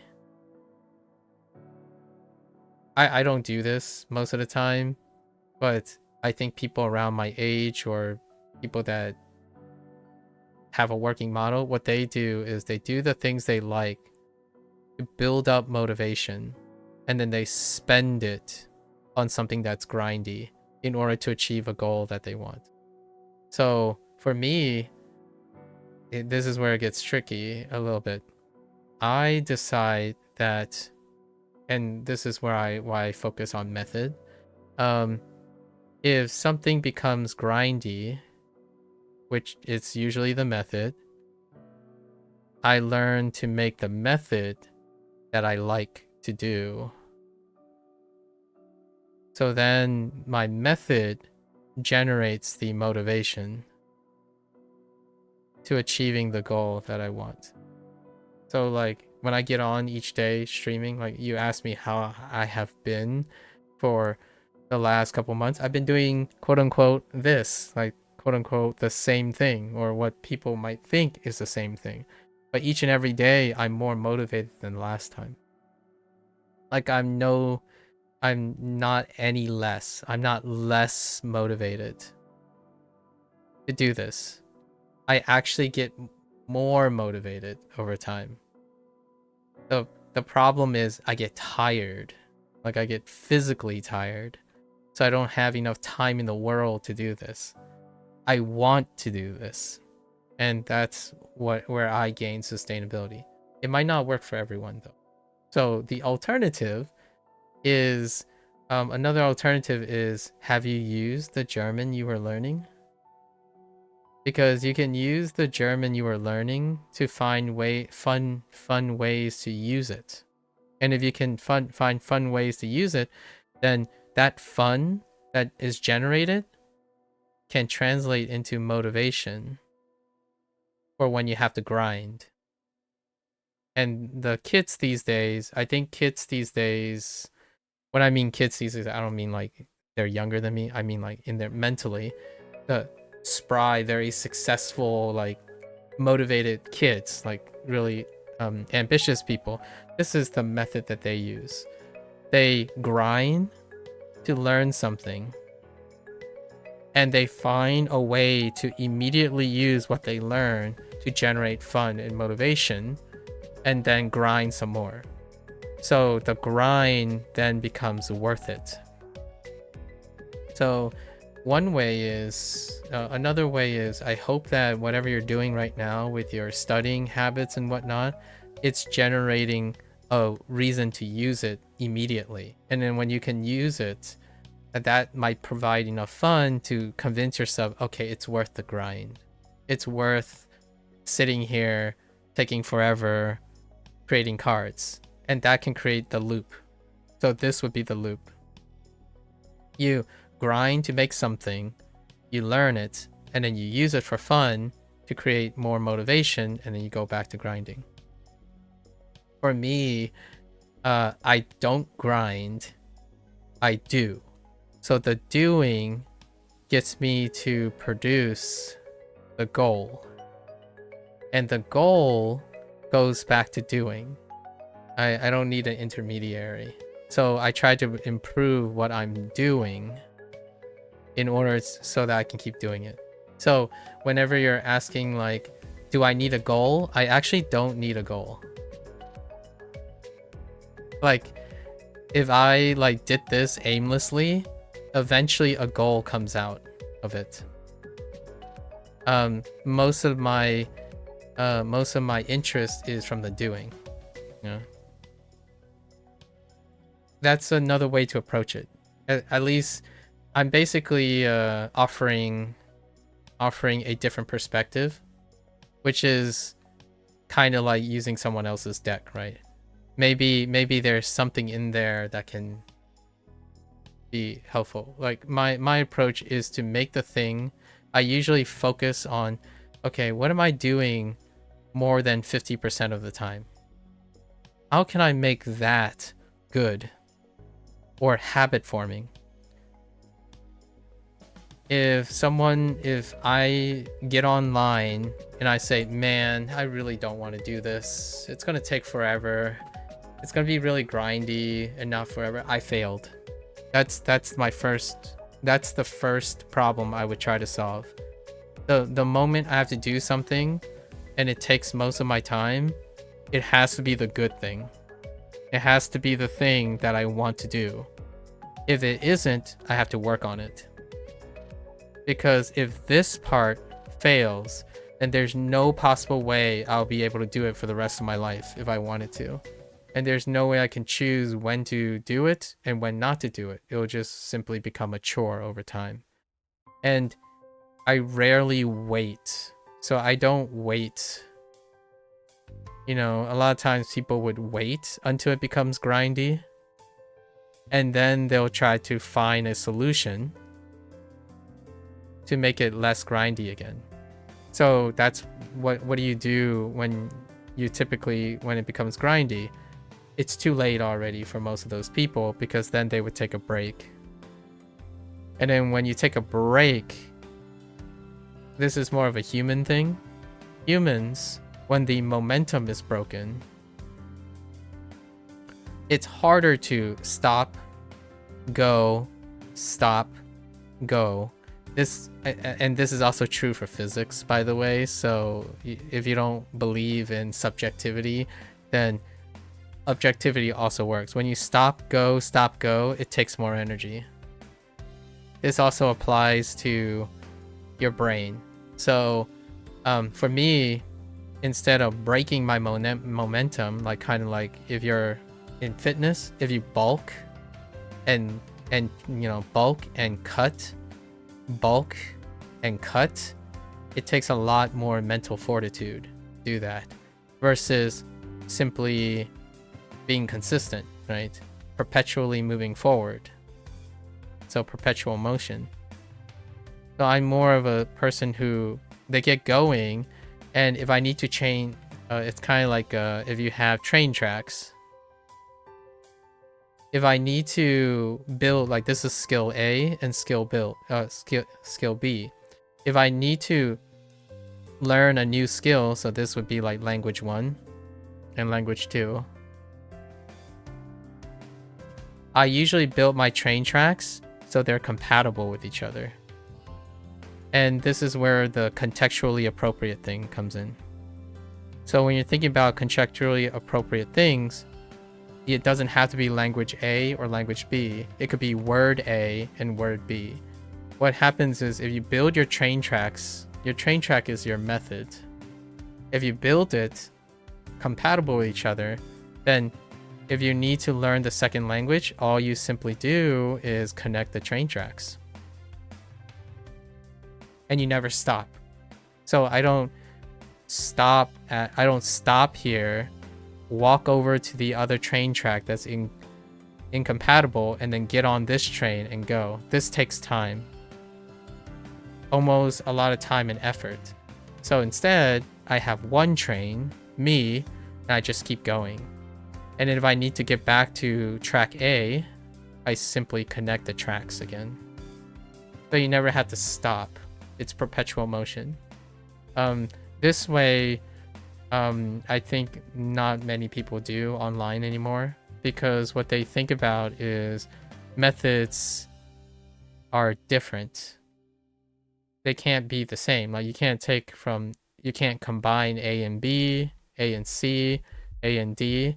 It's either A or B, either B or C, and that can be tough. It's very difficult to do that. So I learned Japanese because I'm learning Chinese, because I'm learning Spanish. I'm not learning Japanese or Chinese or Spanish. I'm learning all three, and I learn to connect them. If I'm following you correctly, you're basically saying I would create a card with words and sentences you can apply in your real life instead of random words and sentences. Absolutely. That's their comprehensible input. What you know, what you do is going to be more fun and contextually appropriate than what some random stuff is. Even though the word you use, the cards are common, you usually won't apply them every day. Yeah, you probably won't. And the thing is, it's the common words that will help you remember them. So for example, I say, like, what is this? What would you use for erudite? Despite this is a word that you haven't heard of, or you rarely use. Even now that you know it, you rarely use it. But hear me out. If you and I talk about it in the context of something that we share, then all you have to do is think about either me or any other context, and you could get this word probably pretty solidly. So, like, what is this word? A pro. Think of your favorite esports pro. Or think about your favorite, like, I don't know. I chose esports because maybe you're interested in video games. But who's another puro? Like, you could just go like puro and just think of Kazama. Kazama is a pro at something, I can tell you that. And then when you think of Kazama, you're going to think about erudite. This is a lot easier to remember because you already understand it. Your eye. You already understand this. And if you're wondering, but how are you one day gonna learn everything in German? One day, all of this stuff becomes German. So notice I wrote puro. Puro is Japanese. Is what Japanese people would say pro. So puro sounds like pro. You don't really need to go too far because you understand what pro is, and it is contextually appropriate to understand that pro sounds like puro, right? And eventually you replace it. So in the future, you don't even say pro, you say pro when you hear Japanese. So that's the I+1. That's what I+1 is. These things will become the new I. So I+1. So how do I notate this? This is mathematical notation. So you're really saying T naught. At T naught, as in when you start, you have I or I naught. But I naught at T1, you have I naught plus I1. And these phrases, these I naught is just I. But I1 is it's I1 is equivalent to I+1. So over time, you're going to connect all of this. So then at T2, it's I naught plus I1 plus I2. That means that all of these things are connected. So you're not supposed to worry about if you're gonna forget things because you're trying to connect everything to your existing things. So eventually, even an uncommon word like this, but if you're constantly thinking about your favorite Kazama, or Kazama, if you're constantly thinking about Kazama and it constantly makes you think about erudite, even though you're not going to use it, it only takes this to trigger this. And to me, that's what I+1 is. Now, it's not quite that. I+1 is about the task. So basically, you're supposed to, if you are trying to understand a sentence, right? Like, you suck at games, so you are not in erudite. So you know everything here. That's I. Like, you have no trouble understanding everything here. That's I. Now, the question is, can you understand the +1 when you know I? Not because I is supposed to be something you know. So like, you should know what it means to suck at a video game. And then when it says you're not something, then you must be something that doesn't suck at video games. At least that. So at most, it would say this is someone who doesn't suck at something. Right? It might not be enough to know that it's not specific to video games, but what you can do is your eye is helping you inform the +1. And then you continue to do that, right? And the stuff up here has to be something you understand. And the reason why people use other pre-made decks. Now, the thing about pre-made decks is they're assuming the thing that makes a pre-made deck successful is they're assuming your eye is equivalent to their eye. So your eye is equivalent to their eye. And if that is true, if you understand yourself well enough what your eye is and it's equivalent to eye, when you start their deck, it should click. Because if your eye is equal to their eye, then all the +1s are the same. Right? Because if you start at eye, then it would be your eye +1 equals their eye +1. This statement would then be true. So if you think like them, if you use the analogies, like whatever they do, like their sentences, like maybe all of their deck is about how weird German people are, and you find that really interesting, then you could create cards about how weird German or you don't have to because you already agree with them, right? And because you don't need to comprehend them anymore. So sometimes when you're thinking about this, like for example, many people pick up like or not really that many people, but some people have picked up HanziHero, and the first thing they ask themselves is this I equivalent to I me? If it's not, then they have to change it. They have to change something about this in order to be, maybe it's like I plus their I, and it's like +1 equals I me. So they have to change this I. So what is that I? It's the method.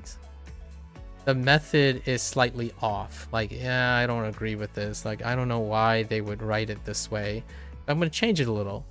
And then after that, you can make it +1. So you can just change it to +1.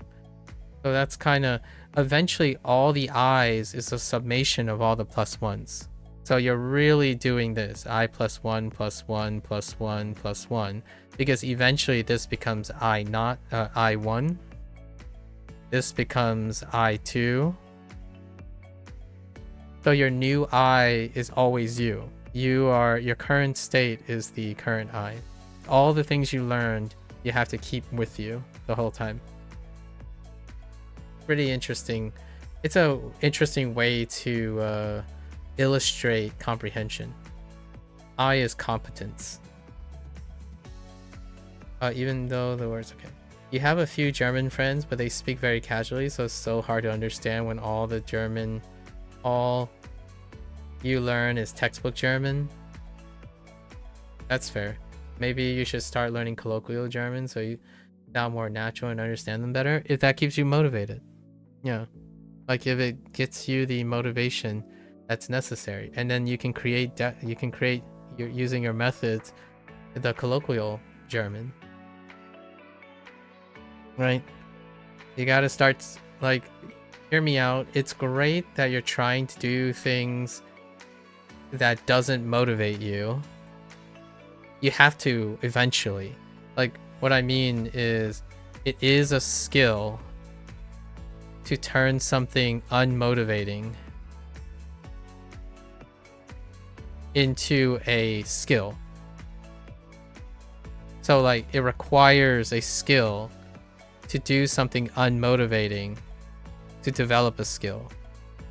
It is also a skill to take something that is motivating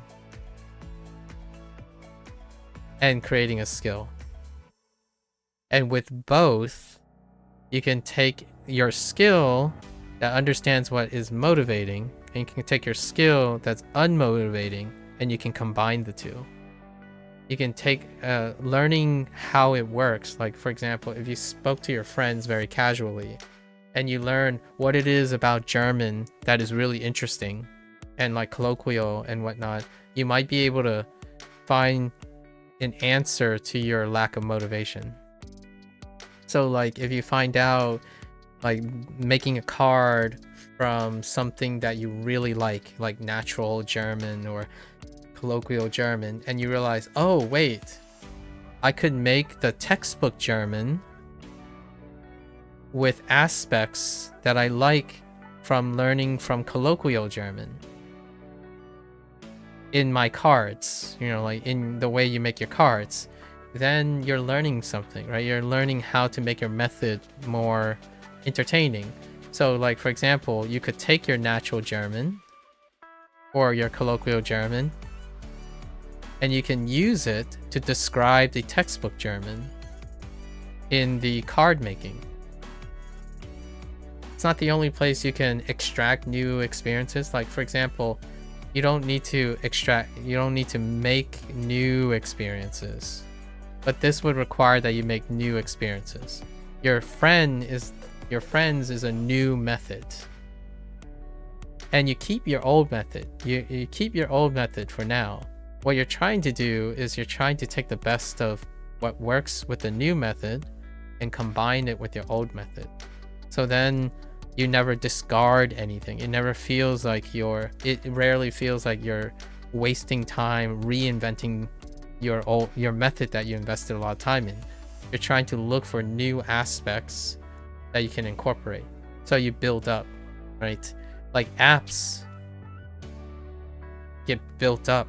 You start with an idea, and then you continue to do things and look at things and problems, and then the app that was at T0 is no longer, or I0 is no longer the same as I100 because you've plus one 100 times. Pretty much that.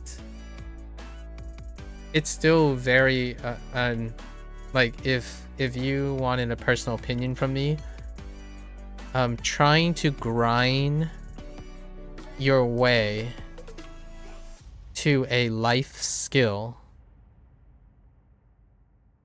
I would be absolutely impressed. Like, I'm genuinely often baffled and humbled by people who can grind their way through a life skill. A life skill is like language. Language is a life skill. So oftentimes what separates language from like a video game, for example. Video game is not a life skill. The longevity of video games is, we're talking about, if at all, years.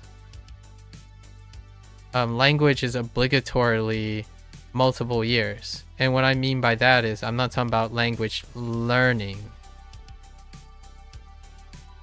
Talking about the act of applying a language is for life, possibly, right? That's hence the life skill.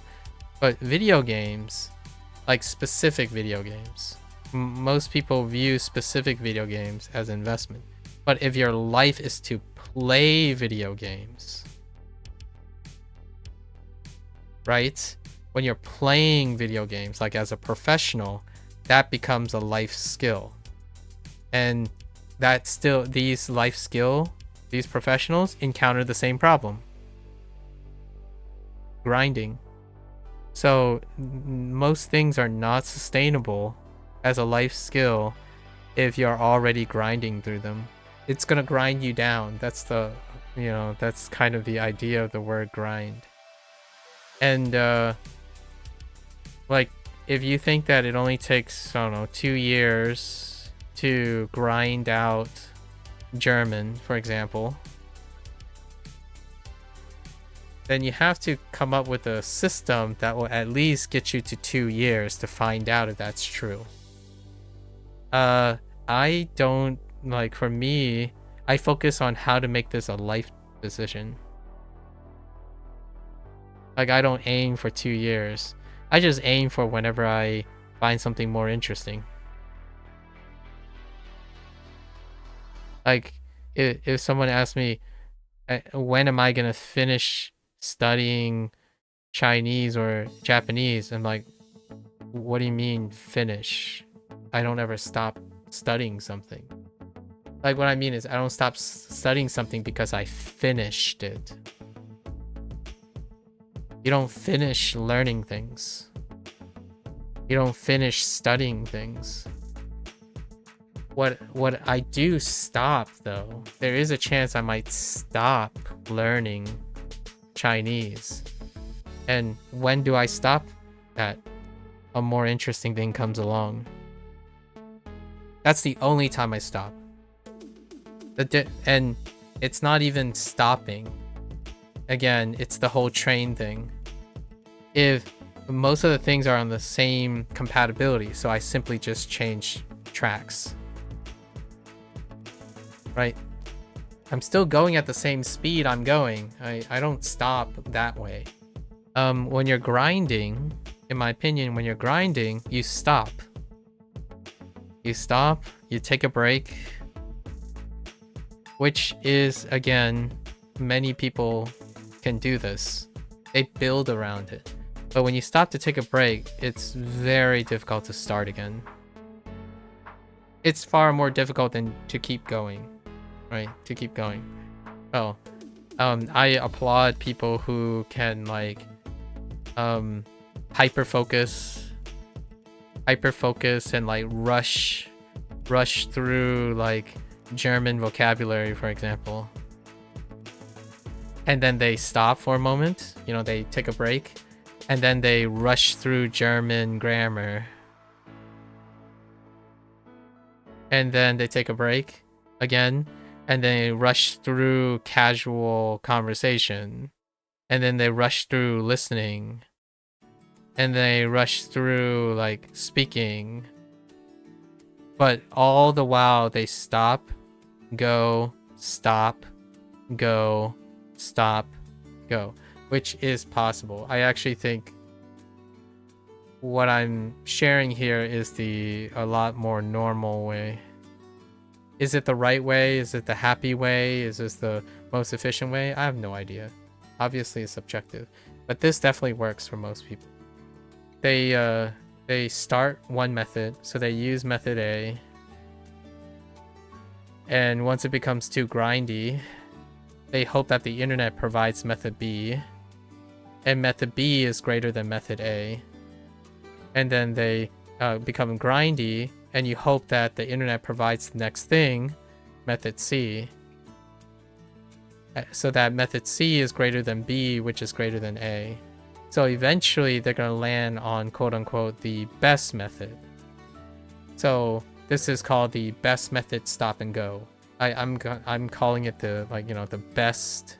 This is called the best method approach. Basically method A was the best method at time 0. And then method B, they drop method A immediately for method B when it's the best at time 1. And then so on and so forth. Which I don't do.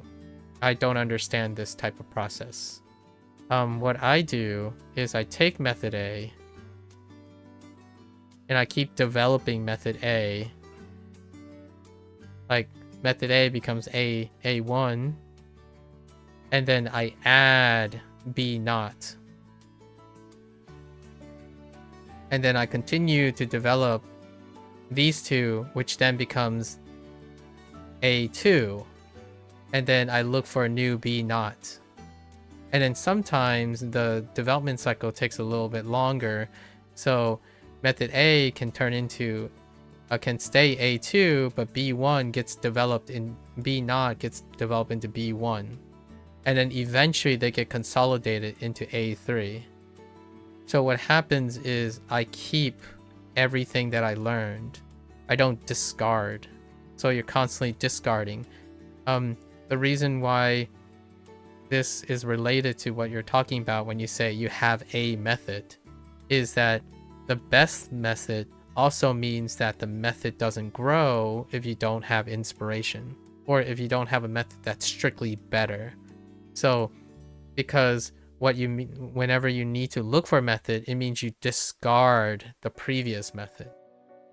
So the first thing that we talked about immediately was I asked you, maybe try someone else's deck and see what you can extract from it. Like, ask yourself, what did they do that you can adopt into your method, into your existing method?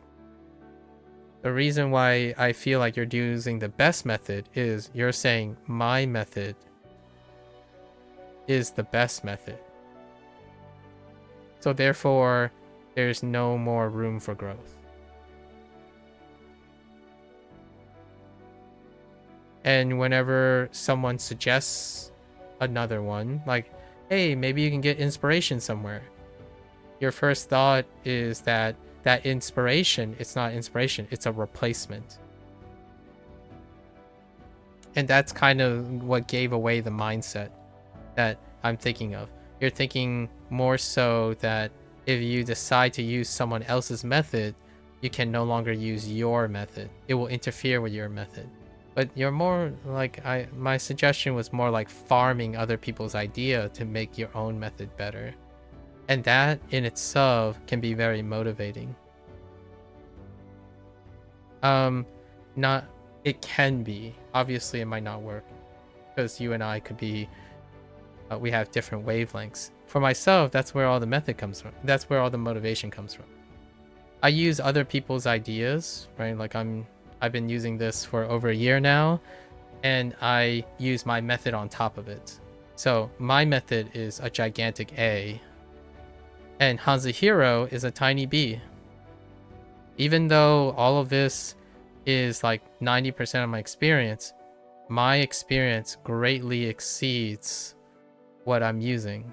So I hope that I take whatever I can get from this method and incorporate it back to my gigantic A.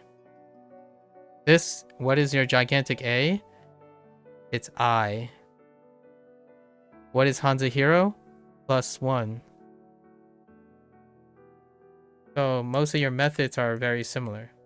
You always learn things based on things that you already know. If you rush into something that you don't comprehend, it rarely becomes comprehensible. So the more you can increase the amount of stuff you know to make it quote unquote easier or easy enough is the better phrase. Easy enough to acquire B, which is the +1. So for example, I don't need HanziHero to learn Chinese at all. But why am I doing it? Is because the way I'm doing it, which is it could get better. So I'm looking for +1. Wanikani is a +1. Duolingo is a +1. Right? And that's method. That's method learning. So when someone says there's no value in Duolingo if you already know how to learn a language, right?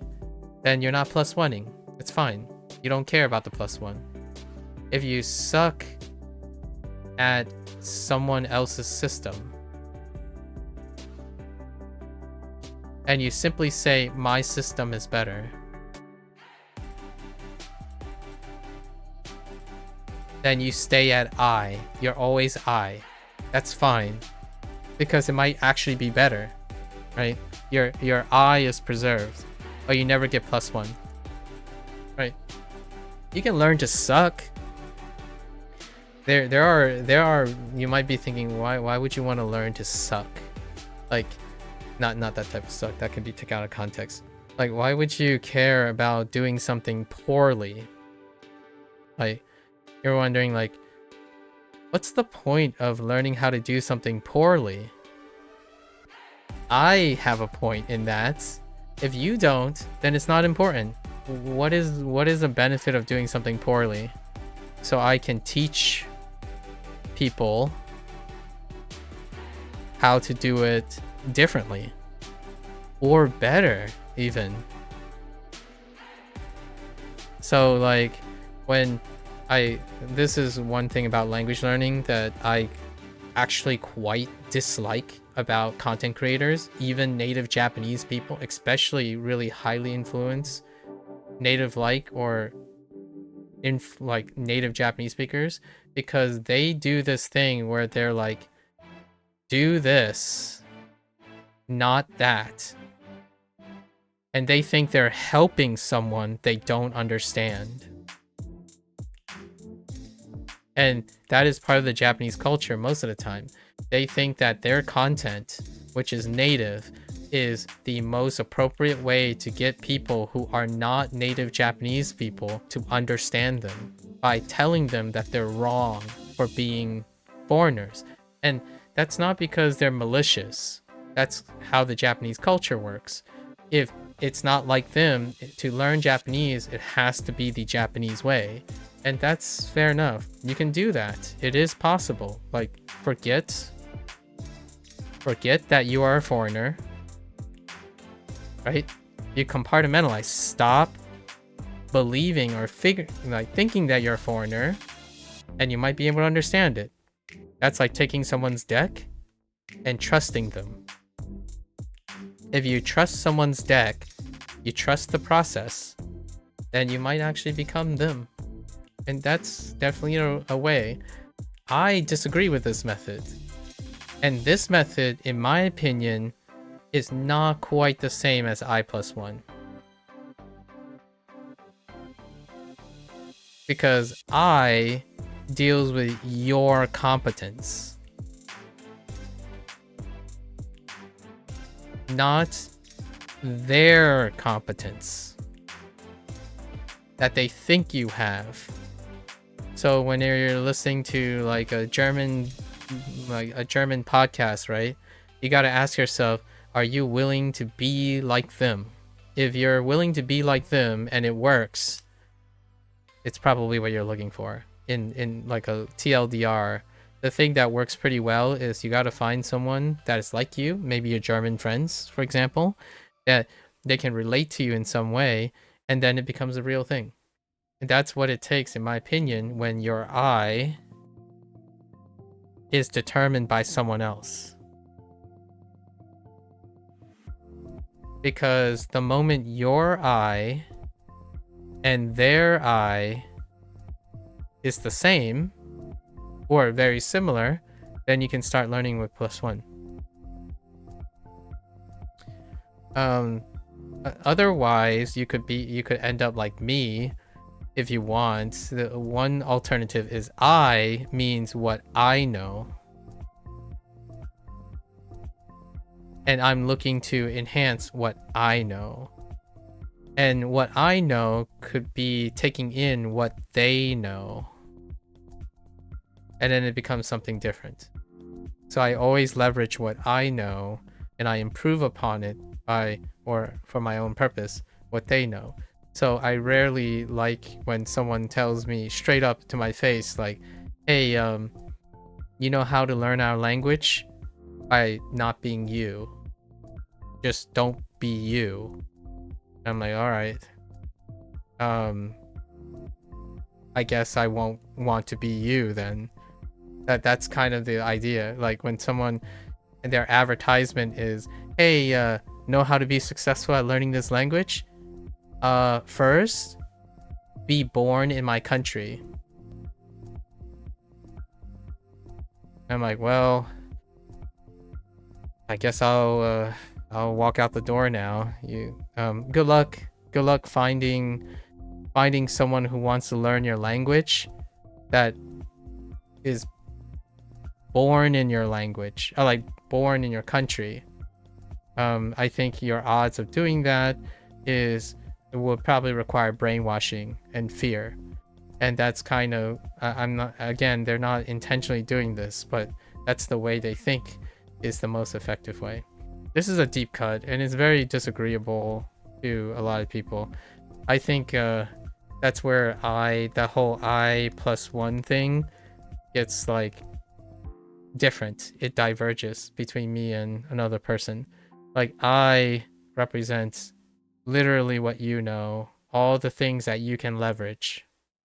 And then when someone tries to create something and say, oh, it's their I that they're expecting you to have, so then you can study and get it. It's a different approach. And I think a vast majority of people do that. And your example, Kazuma, if you're still chilling, when you're saying maybe you should speak to your German friends very casually and learn from your German friends, the goal is you hope that you and their I becomes the same over time.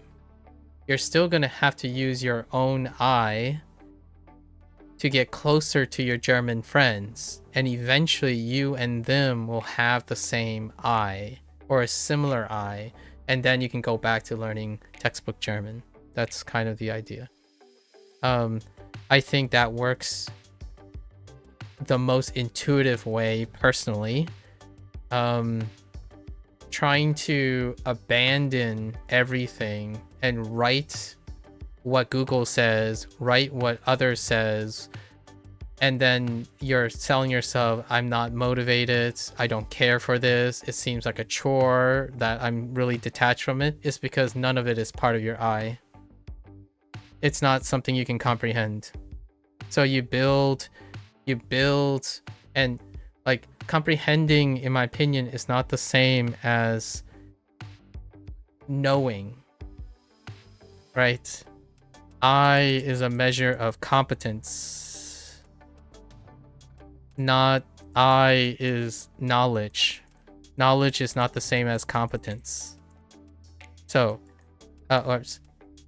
yeah, now the I in I+1 is not strictly knowledge. Is that you're competent in it. It's contextually appropriate. So if you're a foreigner and your first thing you tell yourself is, oh, well, I'll just pretend I'm a native speaker, or I want to be Japanese, so therefore I am Japanese. And then ask yourself, okay, so now that I'm Japanese, magically, I can do +1, just like that other person says. Like, and my biggest gripe I have is the native speaker fallacy. Like, hey, you want to learn American English? Okay. Us Americans do this. Oh yeah, that's very helpful to a foreigner. Like, that's great. Like, oh, so, oh yeah, I should take notes. This person puts their perspective on learning American English all with the perspective of being a native American English, American English speaker. Like, that's definitely going to apply to me. Like, no, it's not. That's so irrational. So, in my opinion, when you have someone who, like, is earnestly trying to help you learn a language, you're sharing your eyes. So, I think interacting with your German friends would be a great place to start to get inspired, because you and your German friends are occupying experiences together. So, you're creating competence from each other. You're not like pretending to be something that you're not and then writing and doing something so detached. Now, other people can become detached. I mean, can be attached to just words and stuff. That means they comprehend it. So they comprehend what they're writing. Anyways, long digression, but that's a really important topic for me. Thank you again if you're still like here. I appreciate your candor. Hopefully you find your motivation to continue German. And you find like your ideas and things. I'll probably hear from you maybe for another month, or maybe a couple months from now, if you're not around anymore. Anyways, moving right along. Yoshi is... So, I guess I'm gonna tie this to yin. So the continents, right? Or appearance. In the corner is a giant who has made a cliff out of hair. Oh, no, wait. Oh, yeah, I can't use that. The erudite giant is reciting King Lear. King Lear is not Yoshi material here. In the bathroom.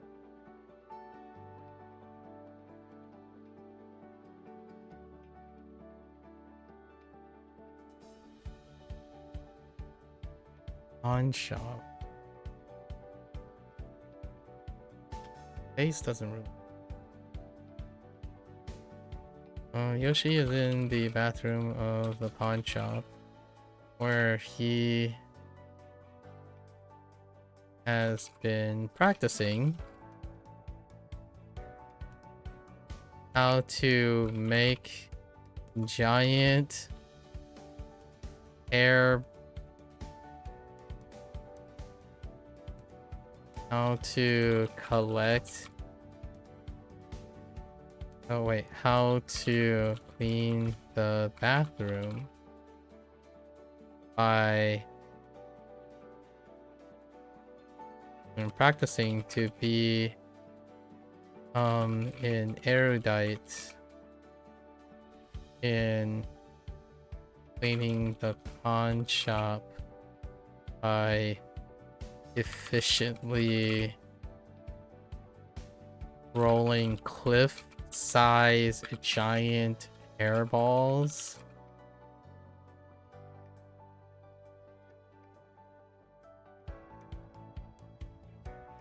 From picking up all the hair in the bathroom or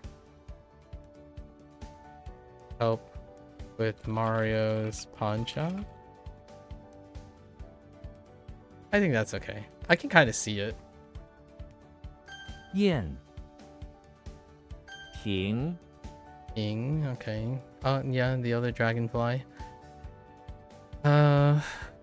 Let's incorporate court. It's court, right? Ing is court, which is not to be confused with yin.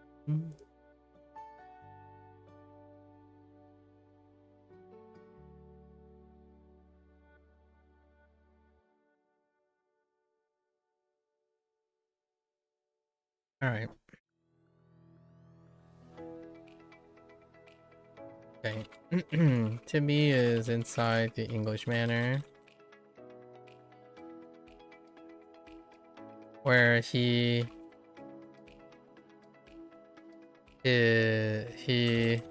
wished for a royal adventure in the Dragonfly, the court of the royal Dragonfly.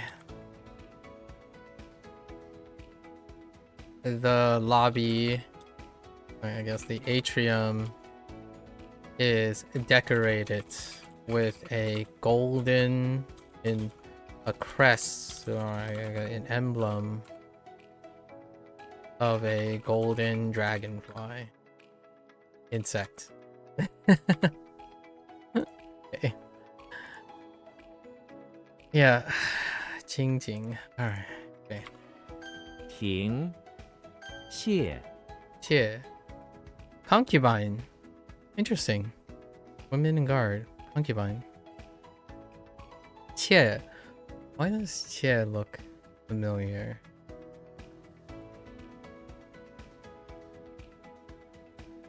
Oh, Jie. It looks like Jie without the fingers. So concubine. That is certainly a historical character, concubine. Alright. Kirby is in the woman's bathroom of the... Okay. Of the electricity plant, where he works as a guard. to the CEO's concubine, who is sitting in an elaborate electrified golden stall. Kirby sits in front, making sure that the concubine does not leave and is not attacked by anyone.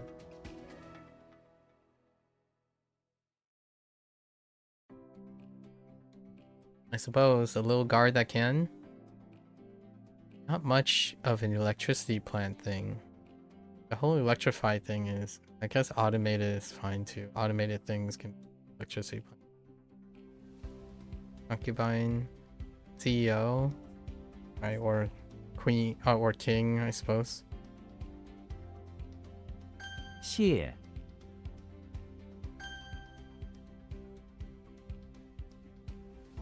星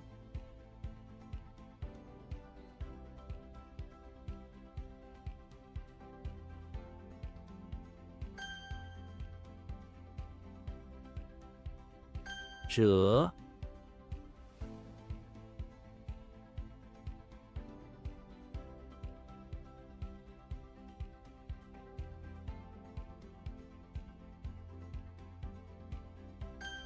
That's a rough one.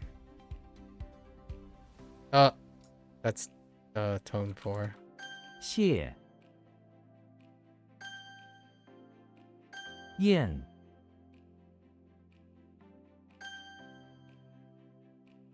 停 Alright. So we're probably just going to do the characters today because I indulged quite a bit. And we're probably gonna do a few review exercises in Boom Pro and then go straight into writing. I'm like writing in recording mode right now. Okay. Got really warmed up from that discussion about methods.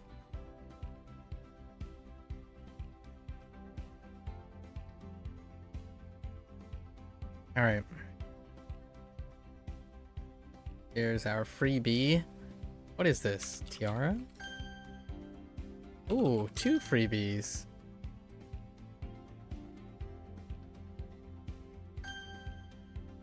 Free. What? Oh, no, wait. That's, all.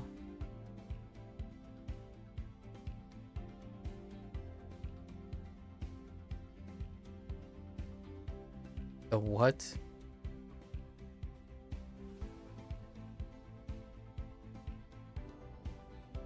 A smoker and a finger? Is this like... Huh. Goodness gracious, what is that? 5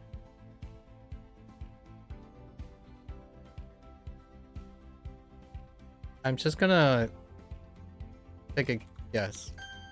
Okay. 骚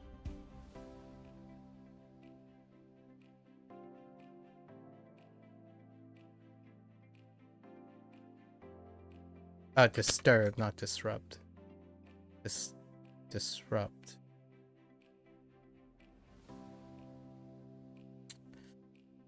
Tiao Tiao. Oh, Tiao. What are we gonna do with you?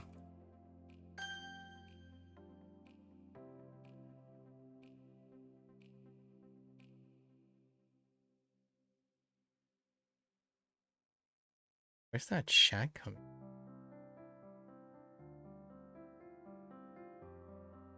Huh. Shack and a hill. Hmm.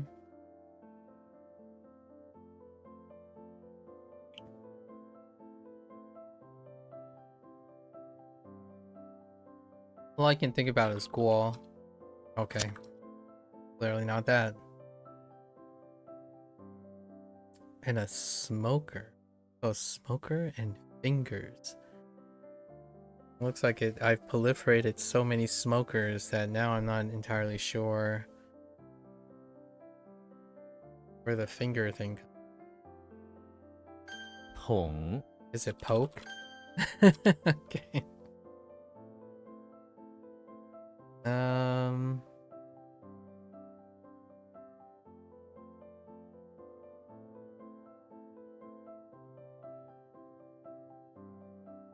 Shack. The shack is throwing me off. Oh, wait. No, the shack is the key. 阔 Dang. Oh. Wide or broad. A bit better. 坝是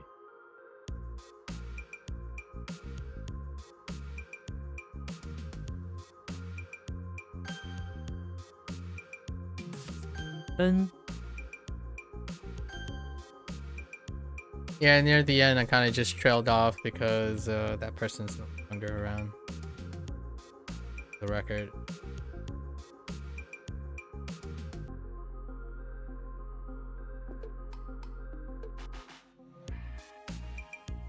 Ni Ooh, knee is. Ooh. Wolf.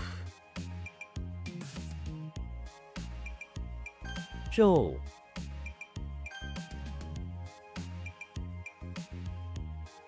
Yo, what? I didn't realize this thing stand alone. 仓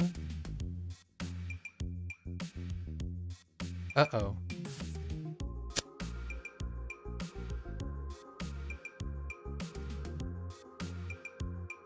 What did I say this was?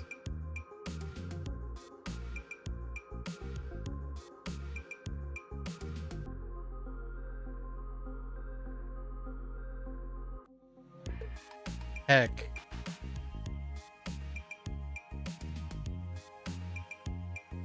I had it and I promptly forgot it. Alright, let's go over what we know. Oh, right.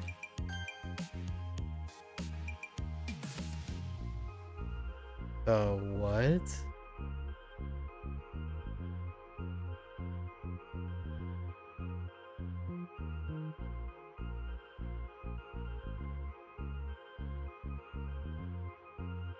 What am I looking at? I don't... Okay. That's concerning. 愣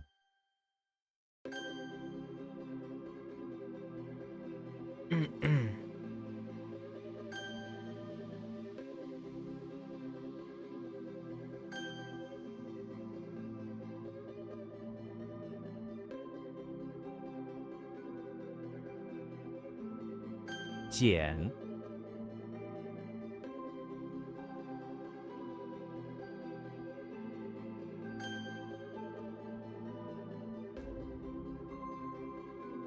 聊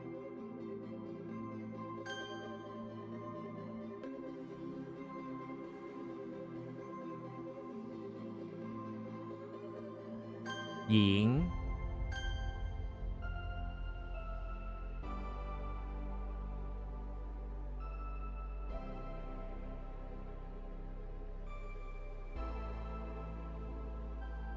破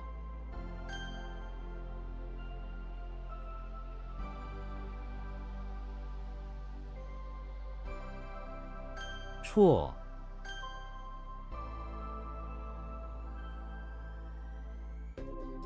Okay. Maybe it'll come to me. I think that's a rough one.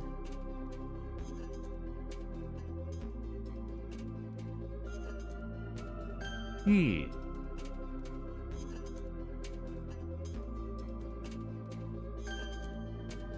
That's a rough one too.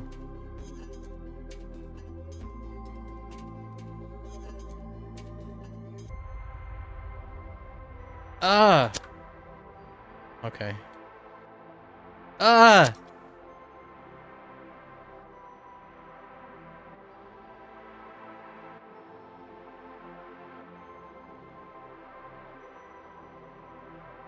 Is that supposed to be? I don't know if that's supposed to be a harmonica.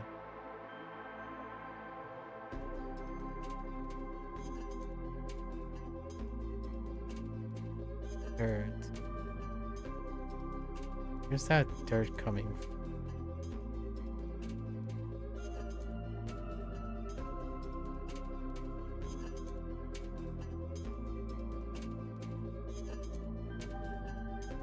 thought it was twin because it dealt with like 图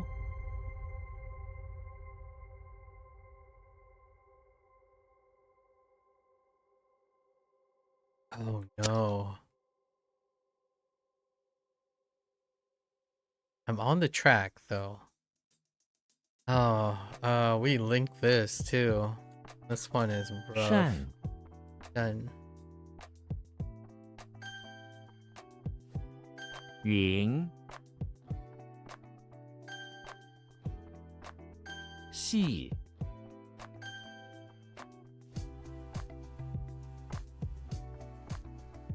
音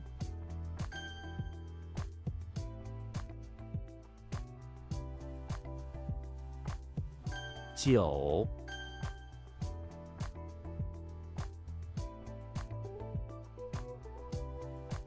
Oh no, the Mountain Queen is so strong now. It's even stronger. Hang on. Hang on. Recover. Recover. Oh no, the Mountain Queen. Oh wait, the Mountain Queen can work though. 成 Because I can pivot from the Mountain Queen. Actually, kind of okay. Uh, 你 what? Oh, draft. Oh, we worked on this too. 错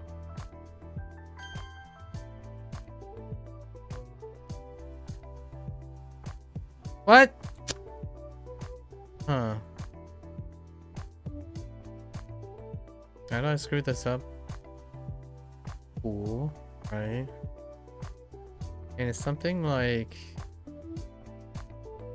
you're supposed to picture what's his name?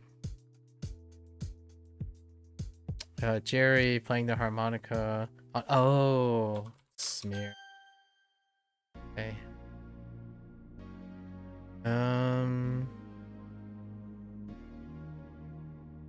Why do I feel like this is just ping? Oh, okay.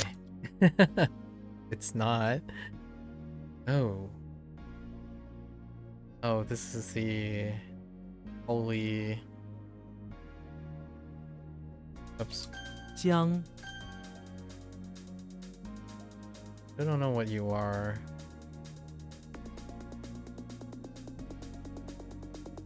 So that's a trombone. In.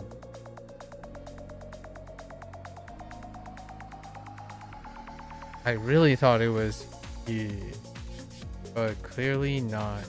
Oh, you know what? It's probably she. Oh. Or not.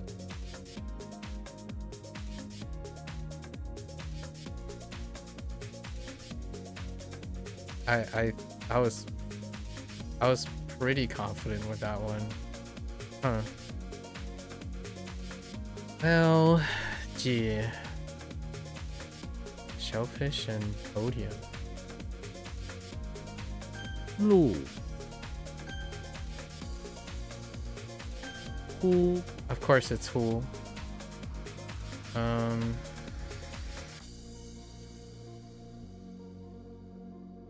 It's like it's a phrase like so that oh okay yeah. I don't know how, you know, we could throw ooh with the ah and the ya and stuff too.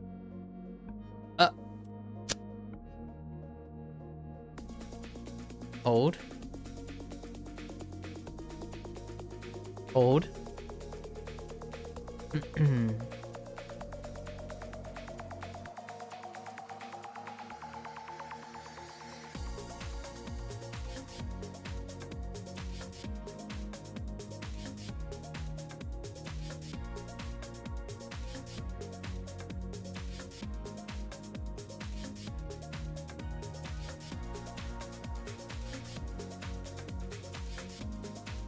that not supposed to be teeth?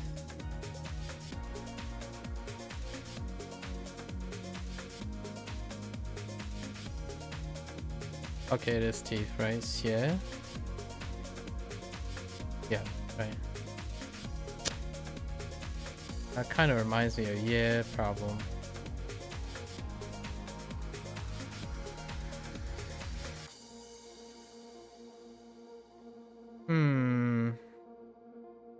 I know you.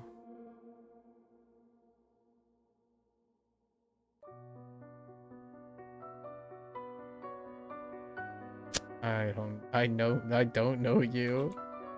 鞋迷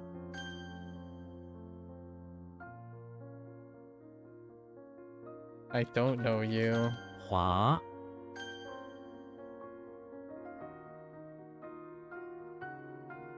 Yo, what?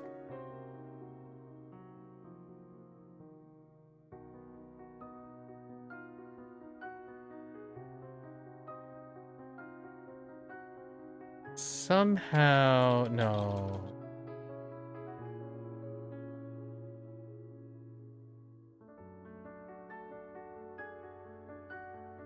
I'm gonna go with.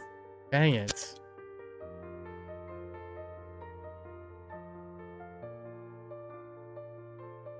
Oh no, it's gone. It's gone. Oh man. 深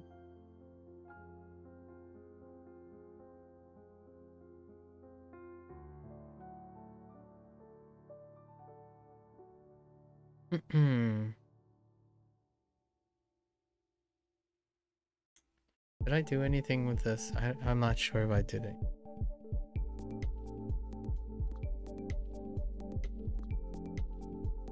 No, I didn't. Oh no, I did.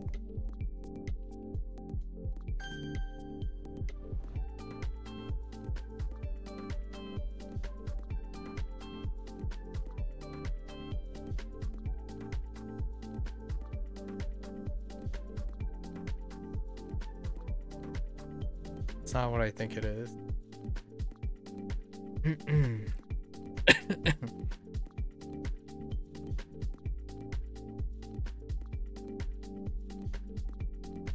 Right?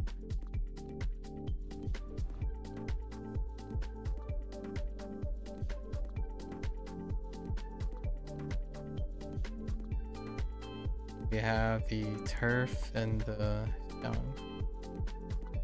Yeah, it's the seaweed. I think we need something else. Doesn't work. What is that, alley? Not without the vocabulary.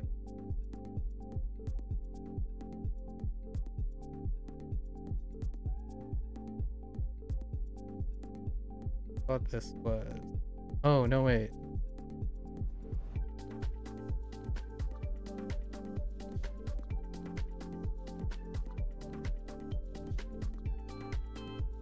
Nope.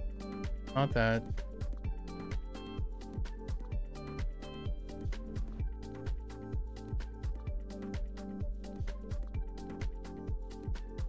The bottom is supposed to remind me of. I don't remember. Not really the flower.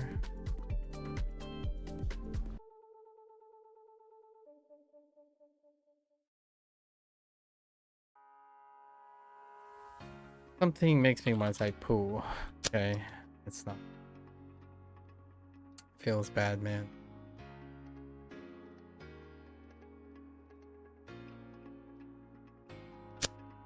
No dice.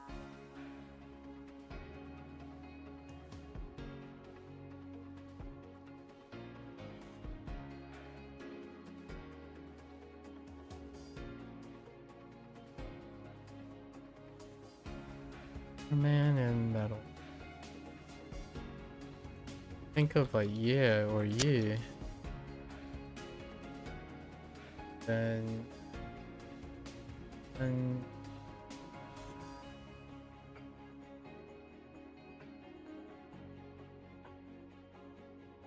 I think I changed up the wheel, and I just don't remember what the wheel is in. Oh no, I didn't.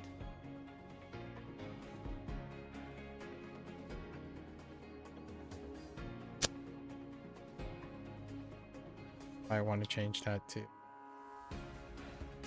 Entry is not great on it. This is going to be disappointing.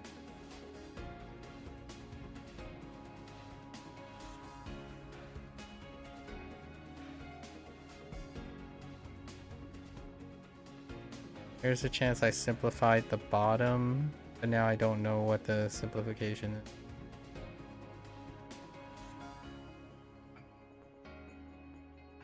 I thought it might be like Pooh and like Buddha stuff. It is Buddha stuff, but it's Sa.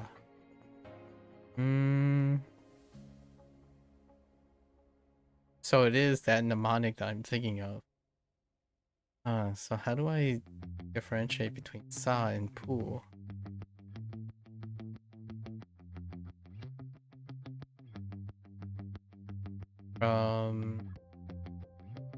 Chan. I think this is gonna be a pass. Not interested.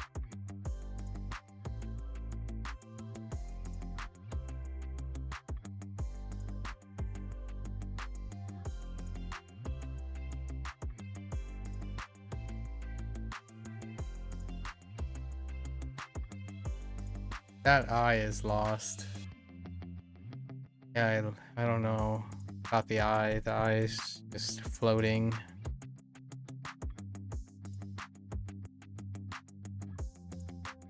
I thought this was a land situation.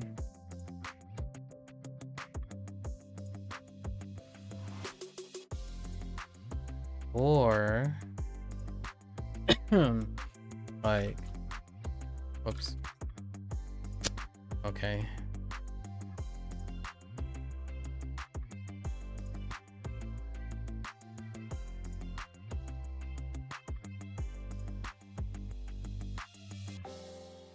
I don't know what's going on here. Yeah, that's like the master group.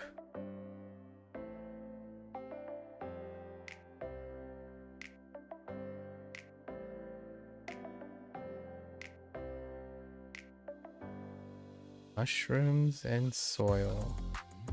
I don't know where the eye is going.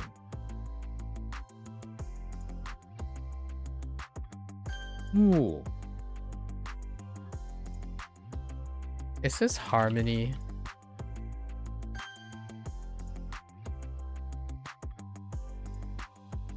Harmony doesn't get any.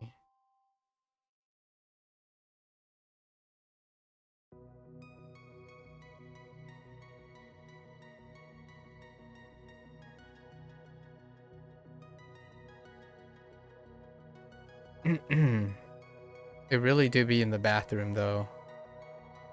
Right? This feels like a bathroom situation.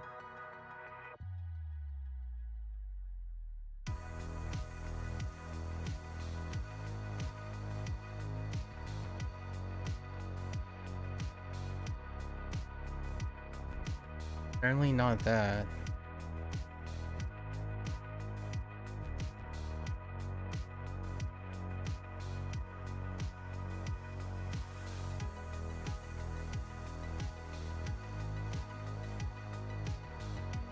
My other inclination is this. Okay. Nope. 容 That sucks.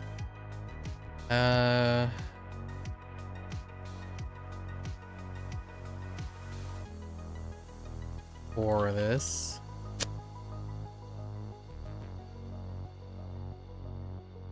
Sa.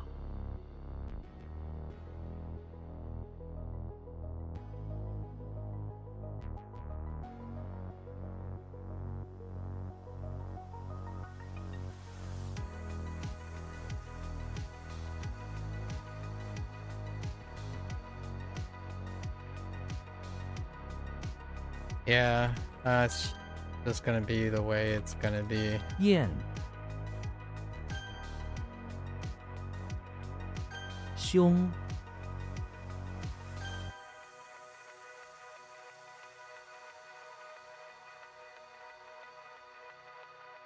像，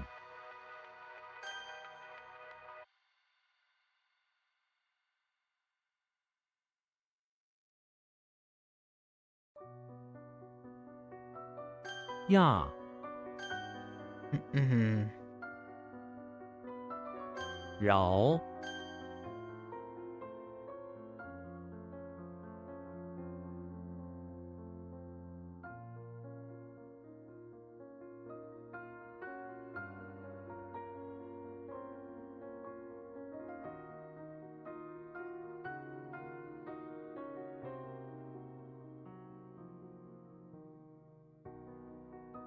，I can't decide if a coffin is.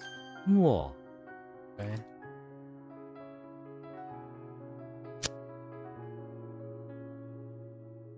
Really?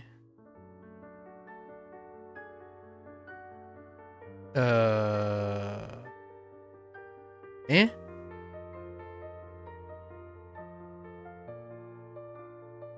Hold?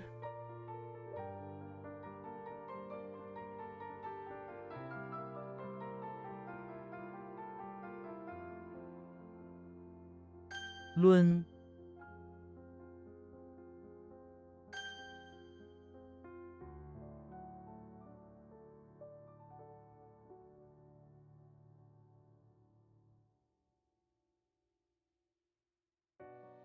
Oh no, wait. Alright, here we are again.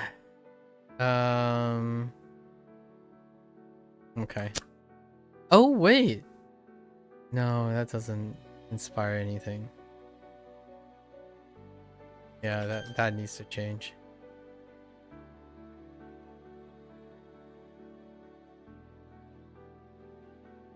Yo, what, mate?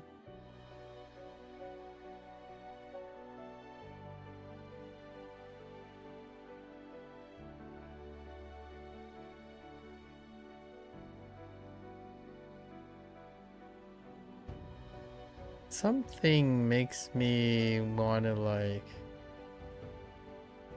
do no.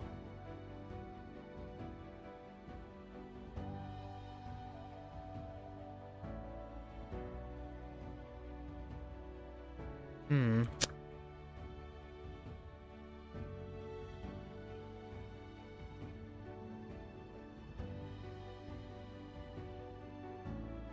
Question is, did I make the right hand long? If I did, then it would be a count. Which I didn't. 丈， This is before long. 刃，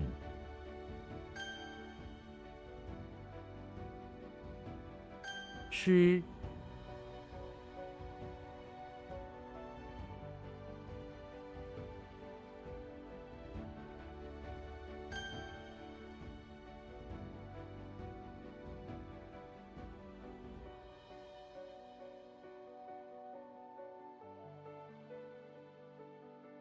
Oh, this is new. Second Qian. 欠， Qian is gonna be so tough.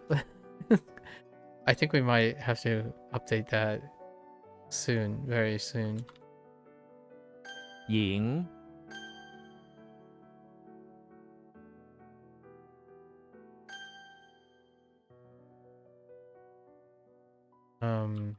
Eh?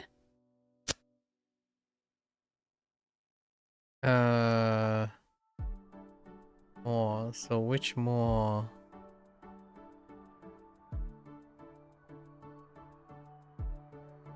Really thought it's like lonely or something. Oh.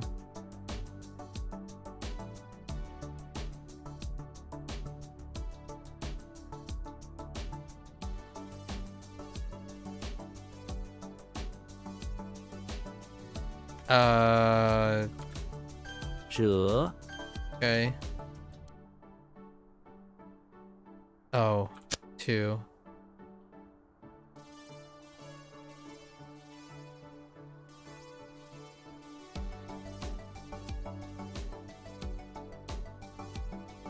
A harmonica and a measuring cup?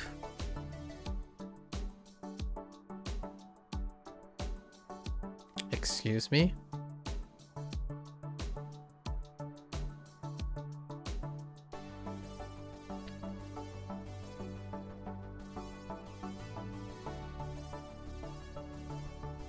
What? Oh man, I thought that was it. Not great. 负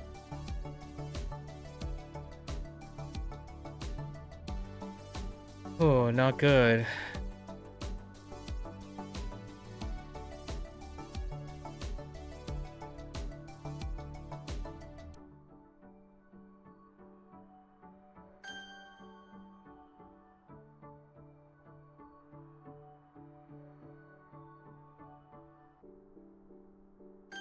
先损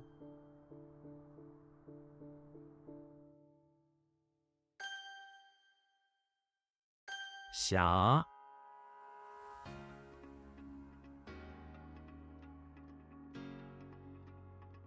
Oh no, that's not shrimp.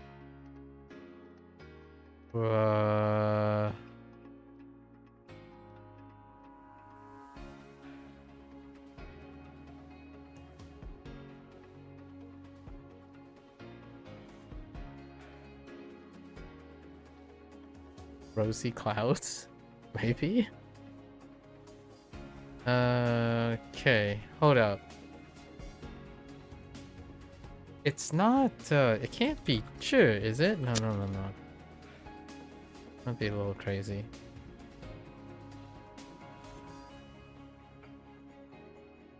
I don't think it's desert. Okay.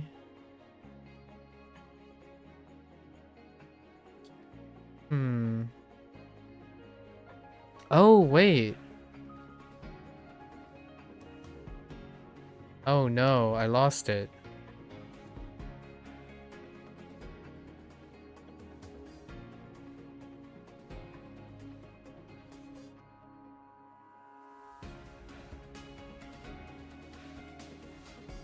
Darn it.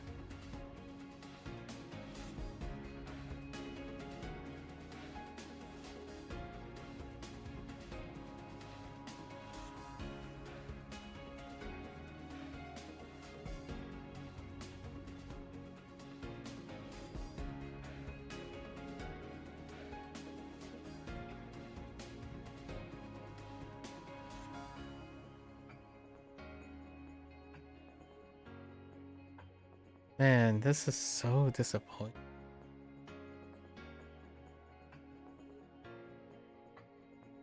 Oh, wait.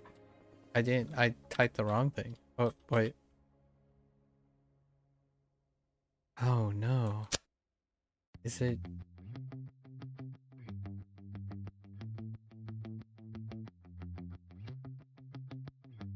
No, I don't think it's that one, I suppose.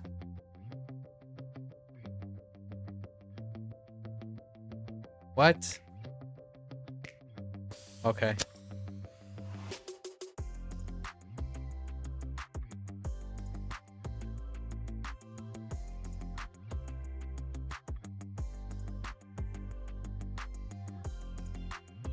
It's just a coffin, right? And I really thought it was alone.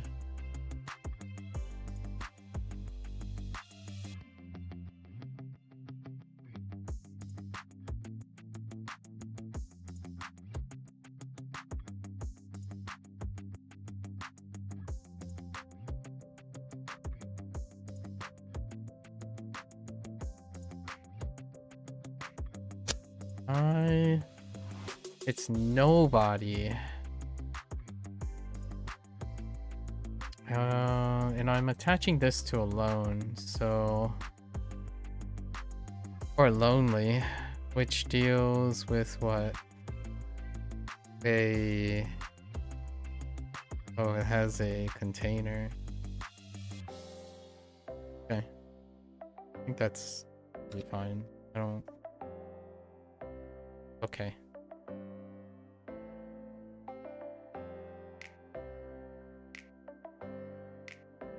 Oh, we dropped this one yesterday as well. 差咪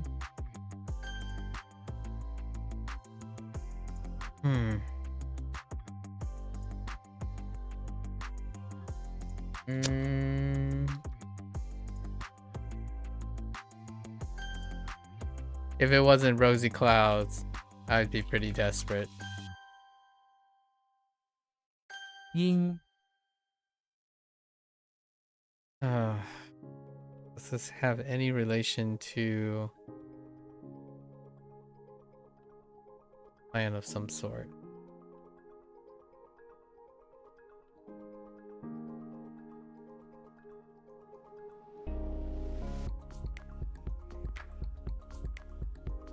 No, it doesn't. We could use mattress and pause. 压重胀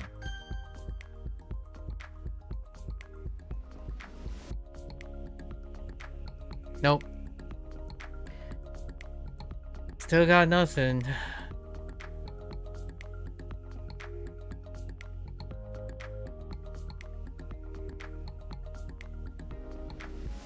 Not a lot of things that have that character though. Which makes it all the more disappointing.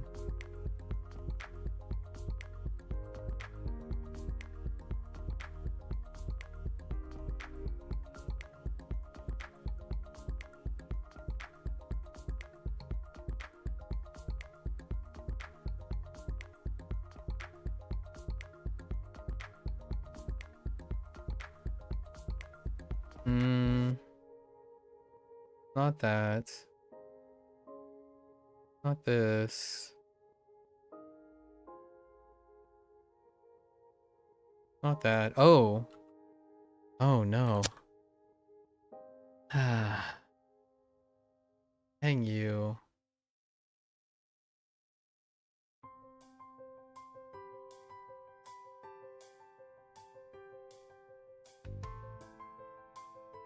Oh, this one's rough. 笑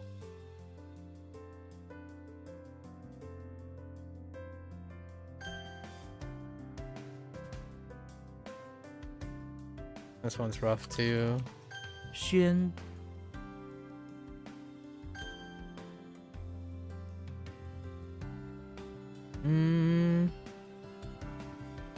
台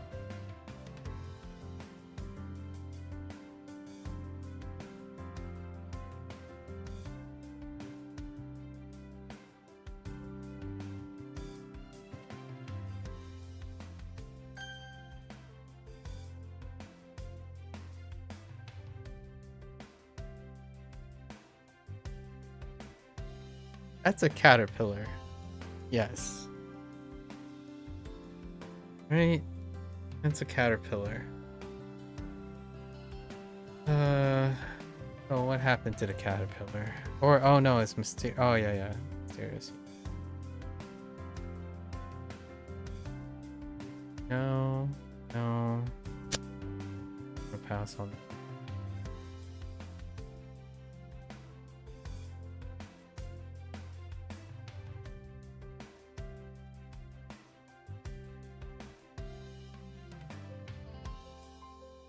I'm so disappointed by this.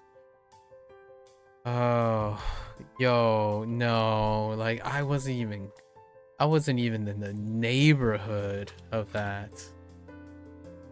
Yikes. I even have the Japanese for that. Oh, we'll have to revitalize that one. 冰 Oh.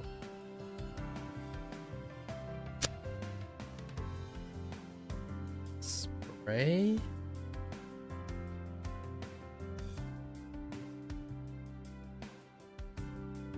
Xuan,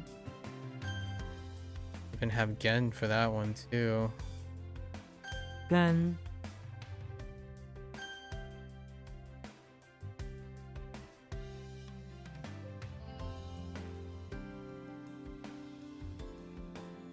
Aw, man. 追，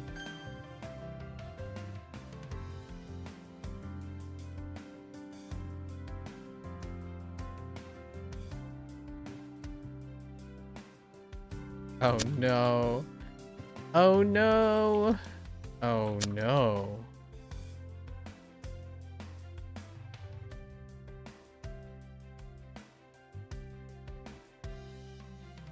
There aren't too many with the left character either. Oh, wait. No.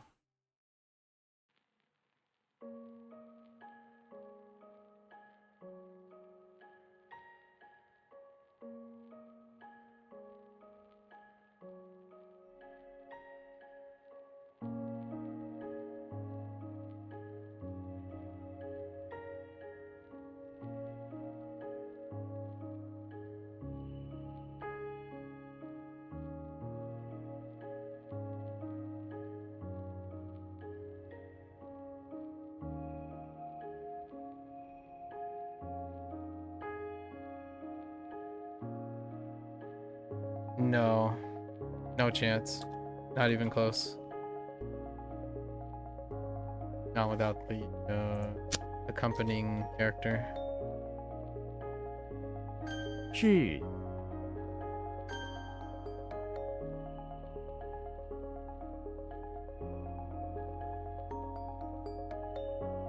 Again, lost this.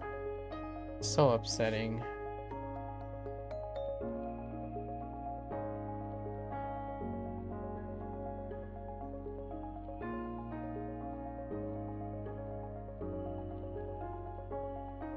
A bow and a stick. Amazing.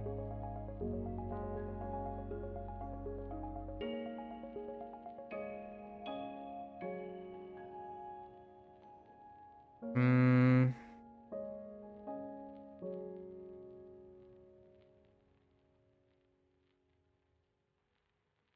Now I got nothing for that. I'm just gonna continue to pass on that for 锐， today. 微，恶，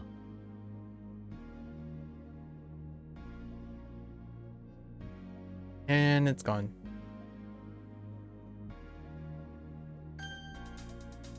Hmm.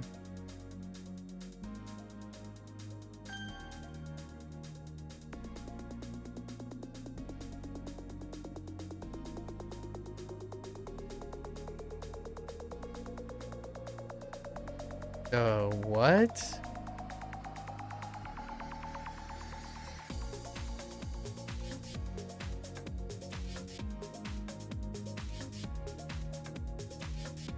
What?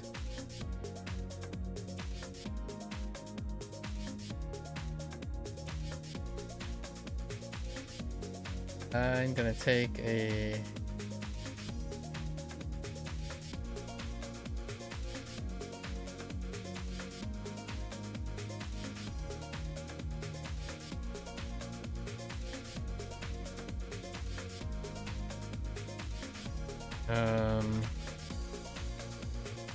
probably oh no.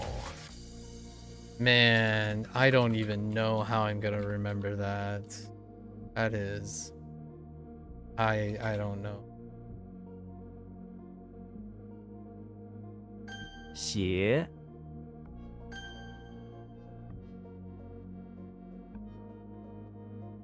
Harmonica. We're gonna convert harmonica.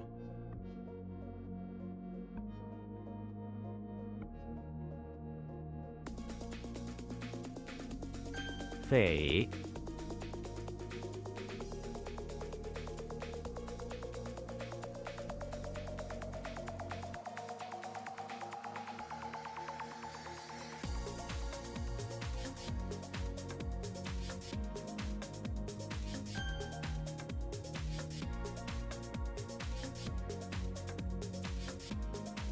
When all else fails, just type Lee. 容 That's gonna become a bad fallback.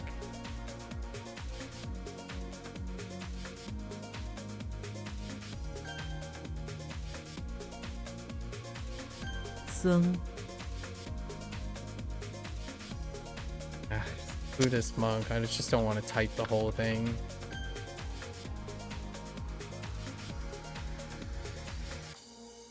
逆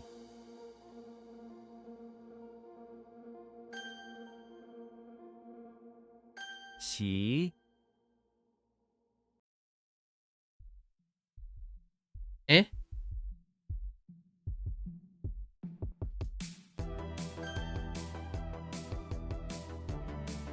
调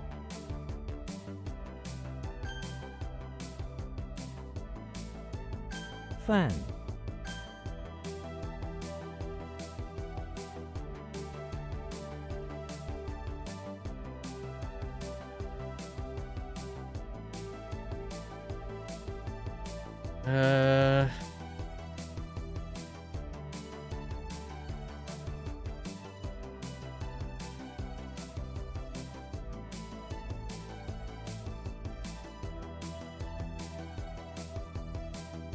The chick could be anyone.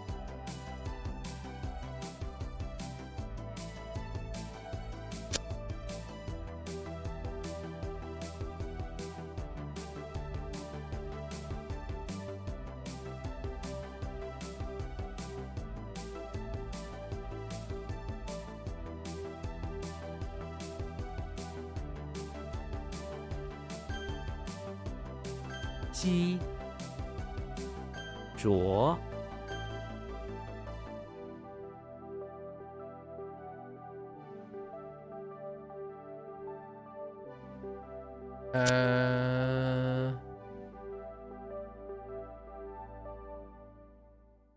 It's a fence, but not that fence.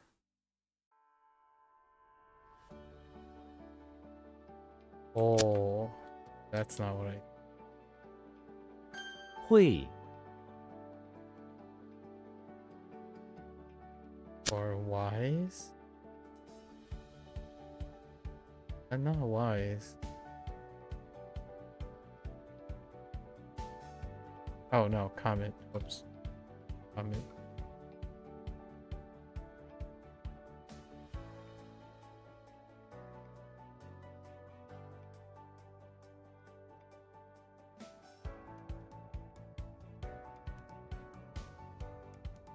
Oh, I typed this incorrectly. 性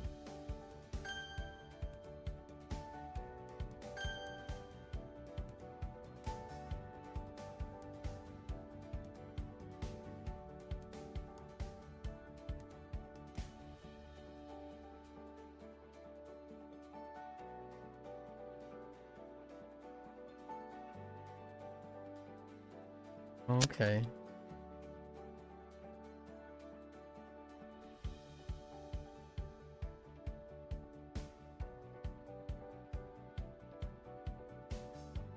Pretty convinced this is fence.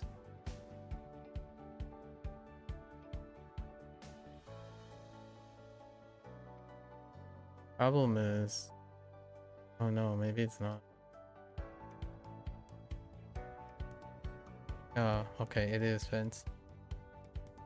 I think we have to improve on booklet. Booklet is not good. Booklet can contain anything. Like the way I'm using booklet can contain anything.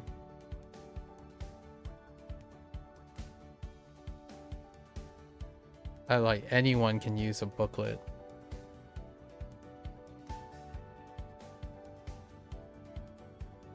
This one's tied to the other Jia, which is what we were working on. I'm gonna pass on that for now. 囊 Worked on this.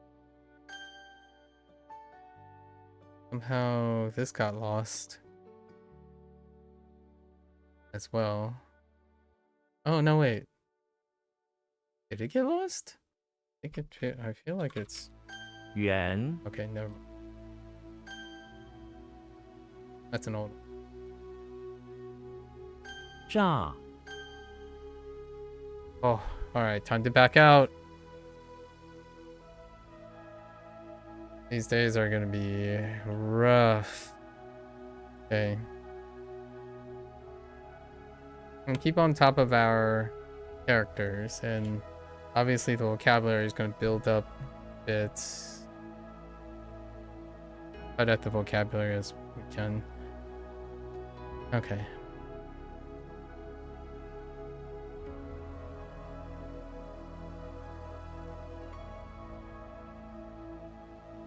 Then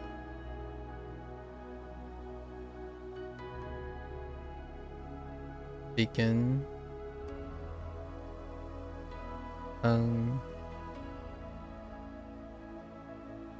Smooth.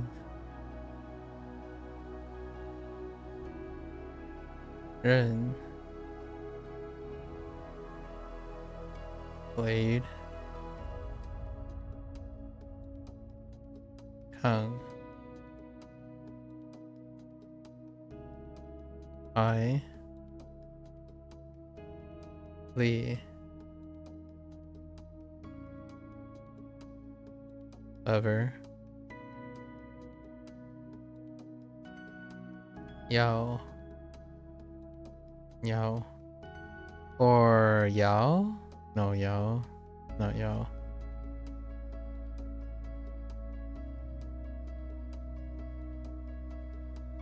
Yao.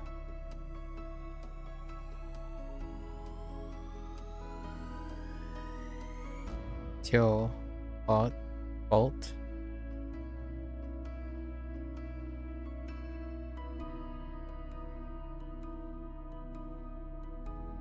Pong. Eye socket.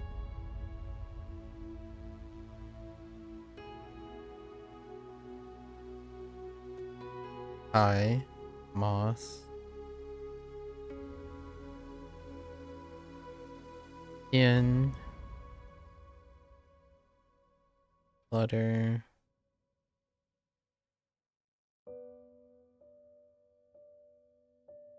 Chen. Grown.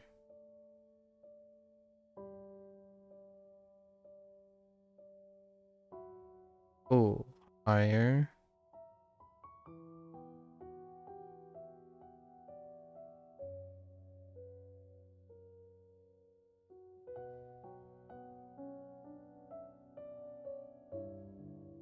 Yao.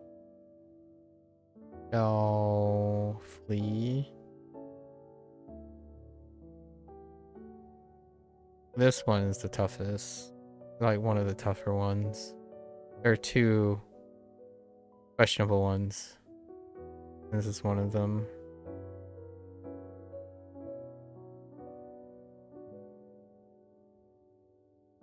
Yeah. Concubine.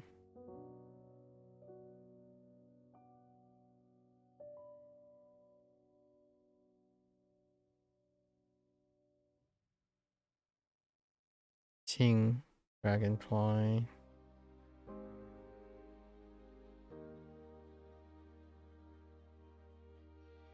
This is the other one. Duh. Always. This is the third one. Qian.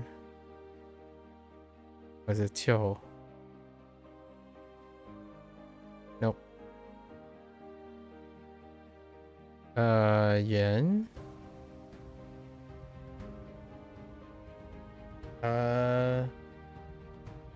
Yen.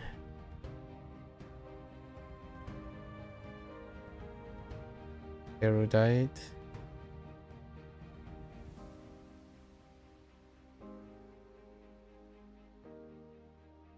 King. Dragonfly. Okay, and then we'll just leave the vocabulary as they go. Today's vocabulary. We got 2, right? 3?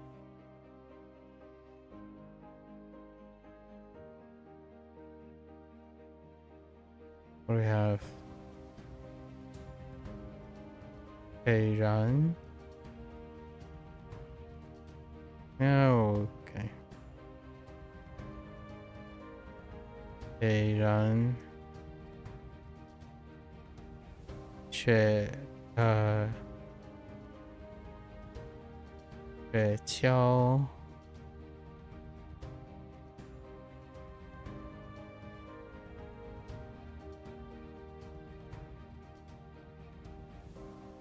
咬摊放屁 Yes, yes, yes. Fart jokes. 屁股 Okay. Alright.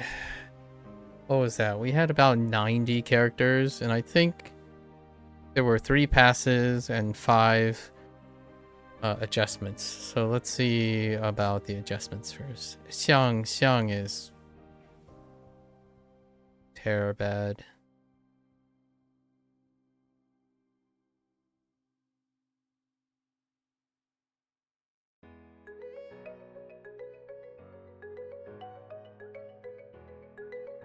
I'm not entirely sure if I'm going to be able to. We're going to use homonyms, right? Rely on homonym. Sheng needs to be differentiated from all the other Sheng. This is consistently Sheng. Gentry. Oh, we can do that one fairly easily. Oh man, Ray. Ray. Oh, Ray. Ray is. Oh, what am I gonna do with Ray? Besides use Japanese or kanji, probably. It does kind of line up with Shui, though.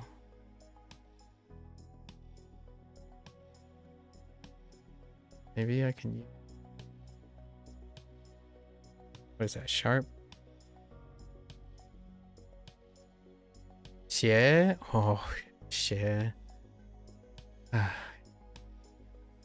Xie. It's the harmonica.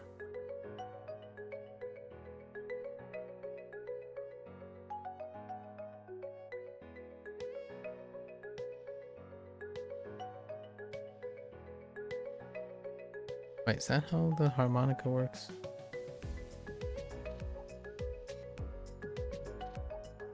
Close enough. Slant. It's okay in the vocabulary word though. It's next to another incline. It's double inclines. Sung. Oh my gosh. Sung. Save me. Blender. And... Was it party?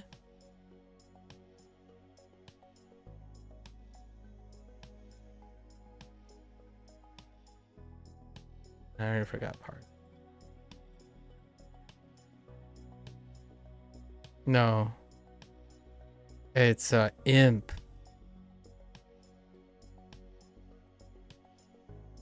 Oops.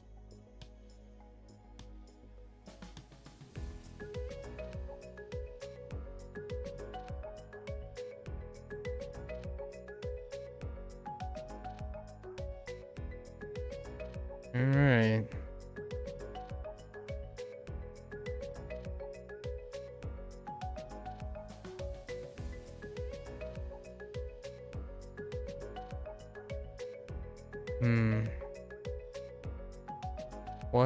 What other things? There were a couple passes that I'm not a big fan of.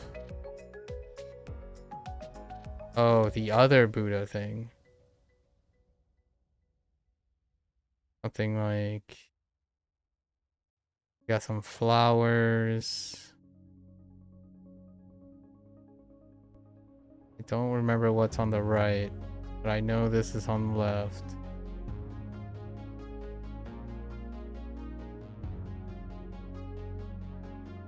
Was it a moon?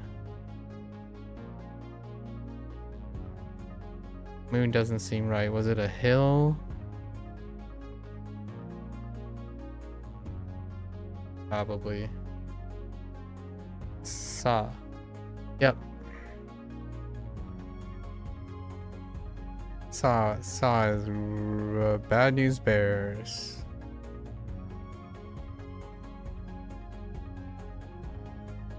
Unsurprising. Almost lost Sing again for Apricot. That's a weak one.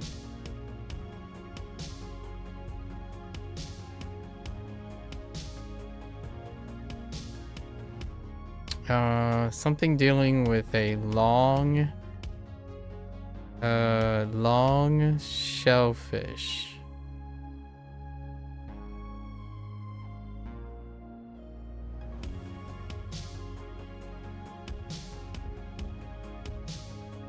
What is this? What are you? Hang on, let me rewrite that.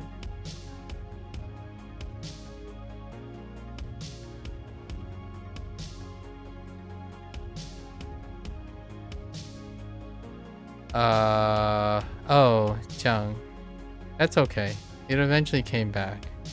It was before this is a count. It came back eventually. What other blanks did I have? Tongue was a bit of a blank for a moment.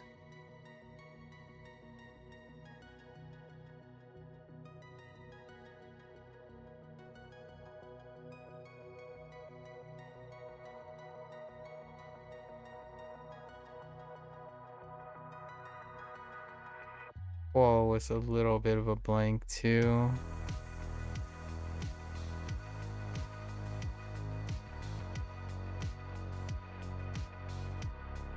Jaw was a bit of a blank.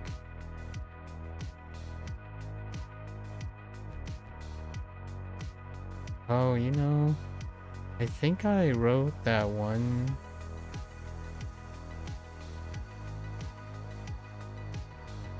Character incorrectly.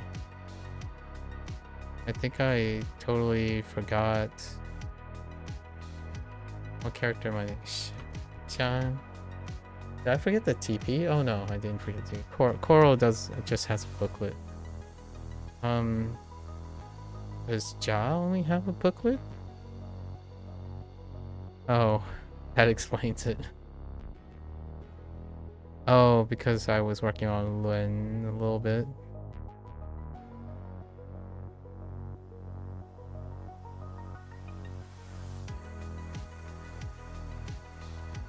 Fence.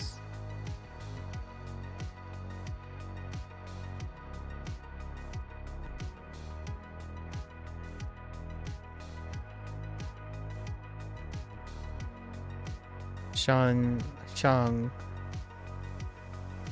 No, this is fine.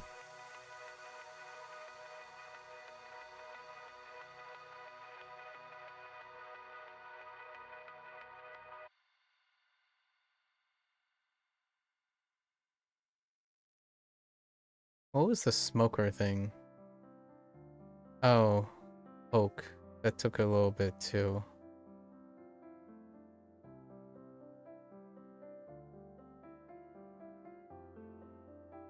I almost dropped Wu for Parasol tree.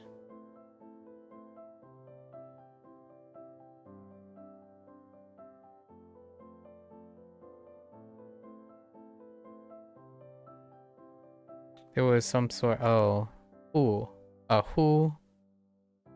Who was a bit of a weak one too.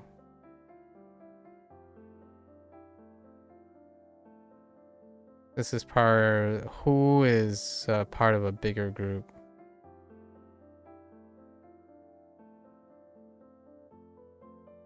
Part of the Who group, which is you have your shout, which is with the mouth, right? You shout O. And then you have the combination of airing.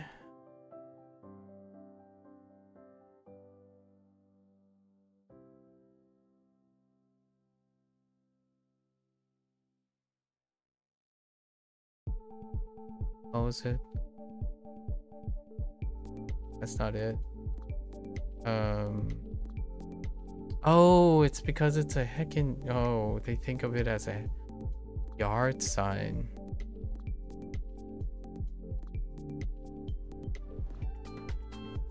It's this one, right? Yeah, off of the one that we just got. Who I write seems and cares, which I honestly should write seems and care. Care.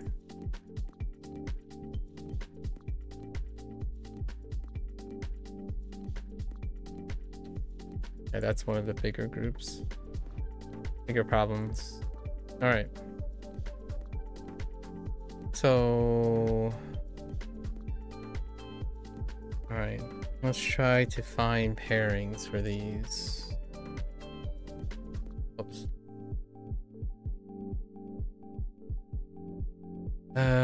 Ali, Xiang. There are quite a few Xiang, but orientation. None of them resembles this.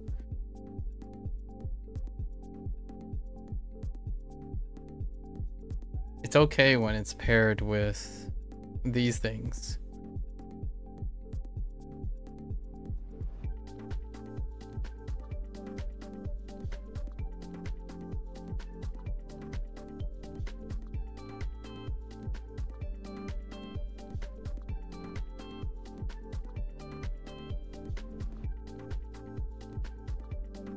I have no idea. I guess we'll try to write this again. Did use the snakeskin, then the seaweed. No. Clearing out the alleyway.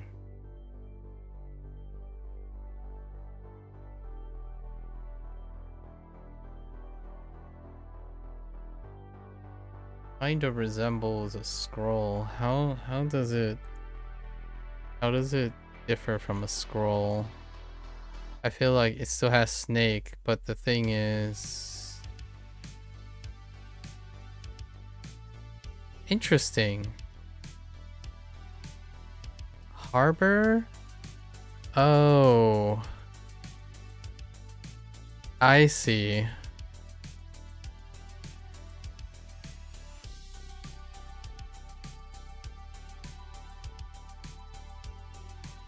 Oh, they don't have similarly, okay.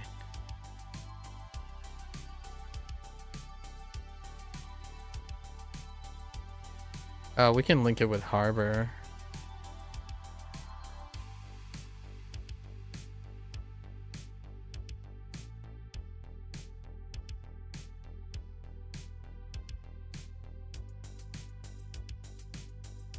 Bacon and seaweed? Okay. Let's say he is cleaning up the guarding the back entrance through the bathroom in front of the nearby harbor where there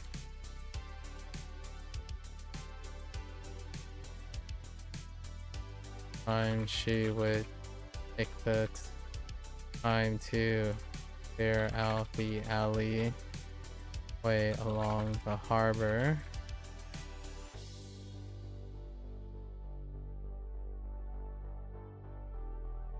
Snakes and seaweeds. Repurpose. Sure. Purpose them into a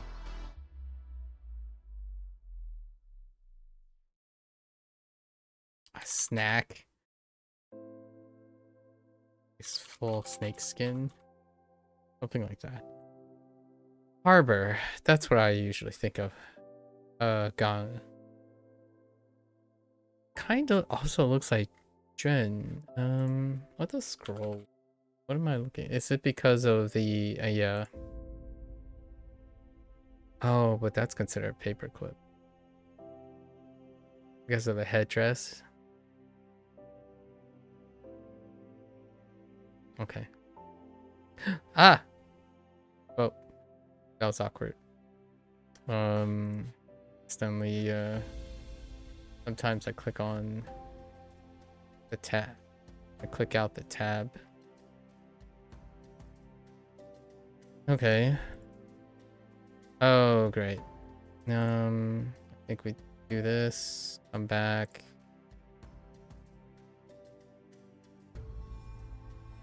All right. So Gang is okay.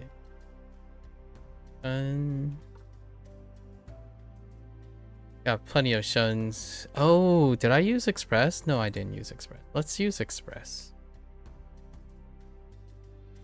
Ingrown already. Oh, for Express extend. So check it.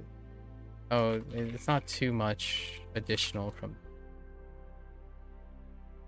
where he is doing his utmost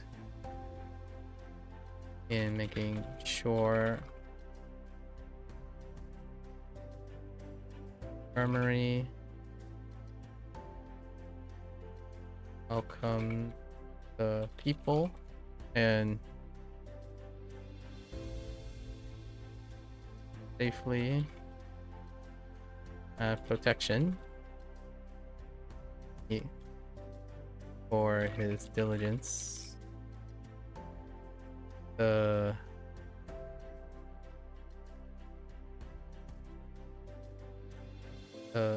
staff, medical staff, recognizes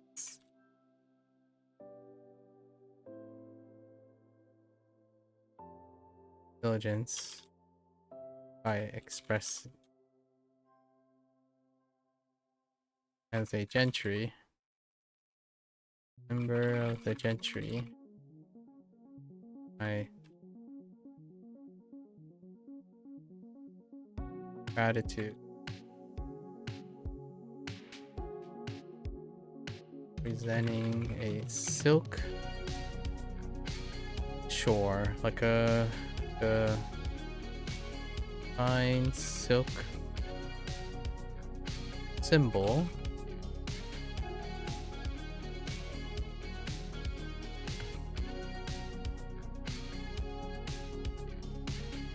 Oh no, silk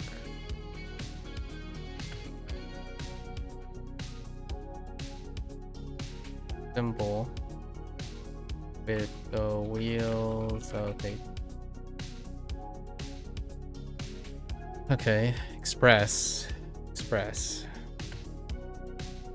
Sharp.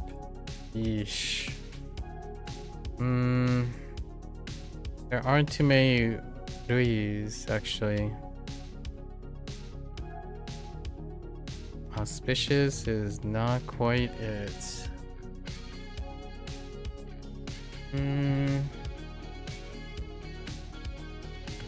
And I immediately thought of shui, which is tax, or wei.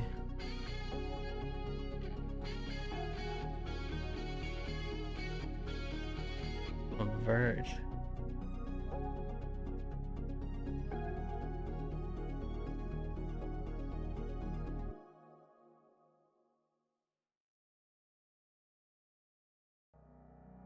Let's do Dui and Shui, right?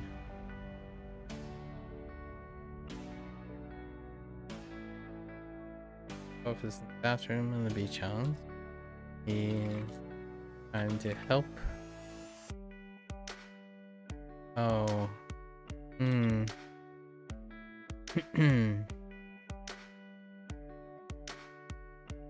Hiding, maybe like hiding out.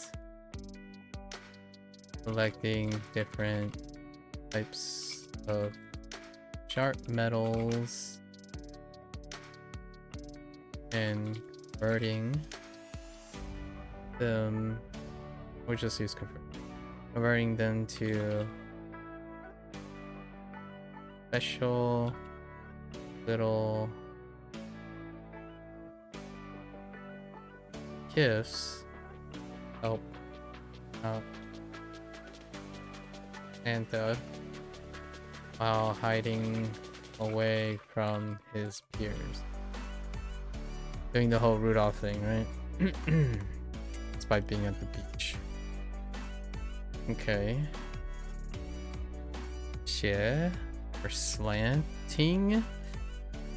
Ooh. I thought of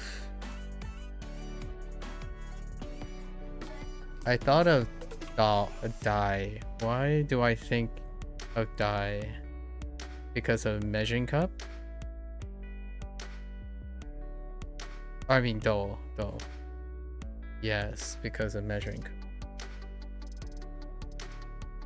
But that's not good enough because that is measuring cup still. Didn't think of Liao Xie. The only tether I have. Oh, I do have a tether for harmonica too. I was thinking of Shi. Yeah, narrate or Shi, slow.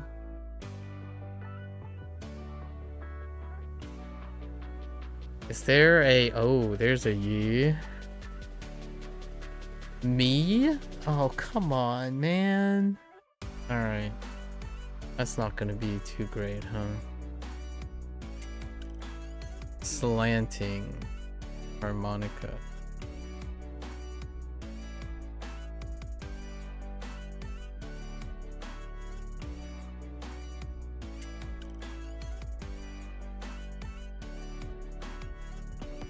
Yep, that's it's not great.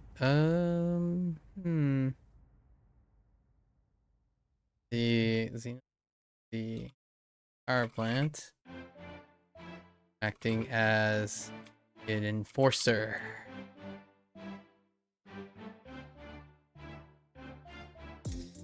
Guard duty. Right. You know, she patrols.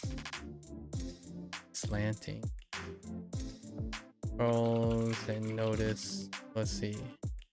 Yeah, it's always combined with like Paul. Qing.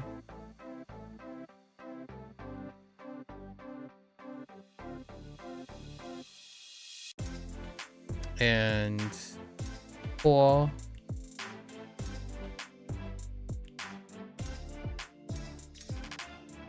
Patrols.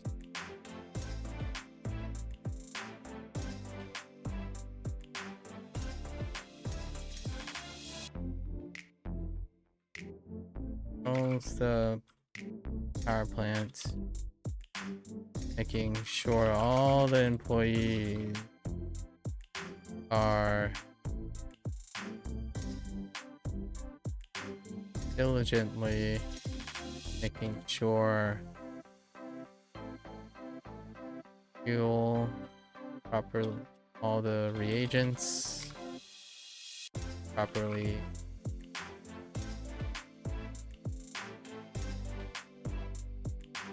measuring cups, and any planted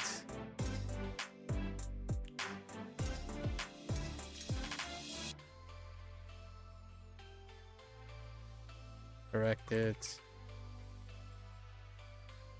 confiscating slackers, harmonicas. Oh, I think this is gonna be a tough one. We'll probably link it somehow with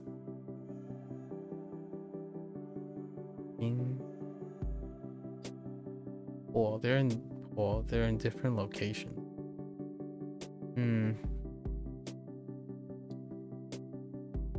That one's gonna be rough. This one, oh, I didn't even do anything. Imp. This is an exception to the imp. So my inclination is Cheng right away. And then the other one would be Zhang. Alright, it's the only exception. Maybe make the person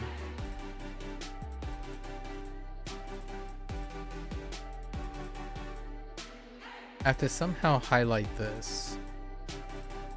Okay.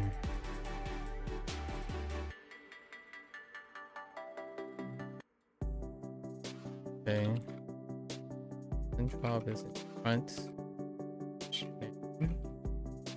Where there is a slender Buddhist monk trying to meditate in the courtyard on the immaculate lawn.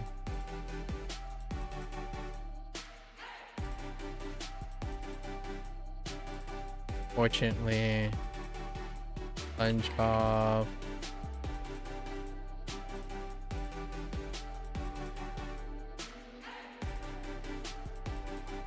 is running around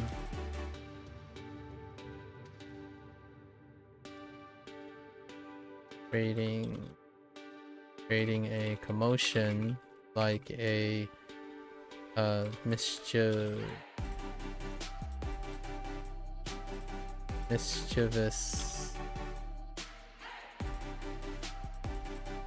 imp disrupting the monk's meditation.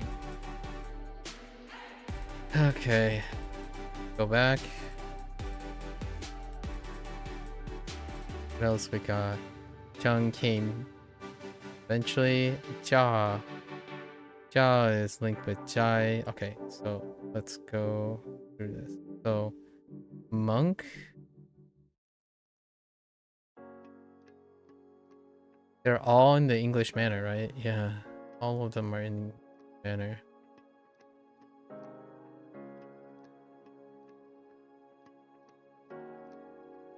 That's fine. Okay. Sa.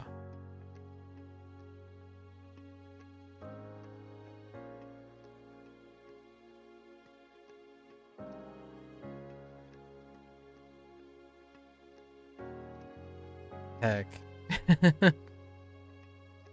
Alright. These three, oh man, let's look at Sa for a moment.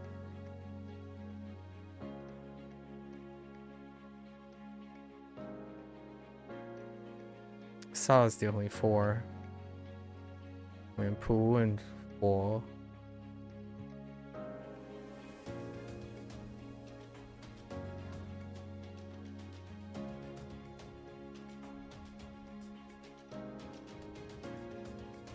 I used Sa to link with Pooh, and now Sa is weak and Pooh is strong.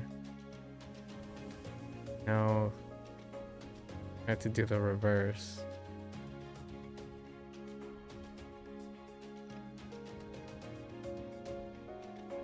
There is this though. There is Chang or product. I think we can throw in product for Sa.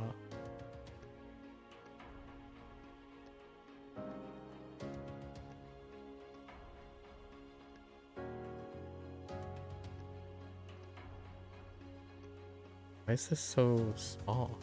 Okay. Okay. So let's product this up.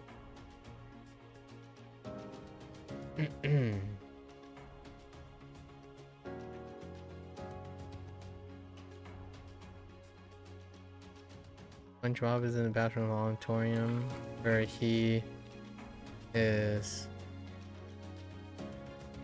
It would be a great idea to dash a mounds of different flower products to decorate the auditorium.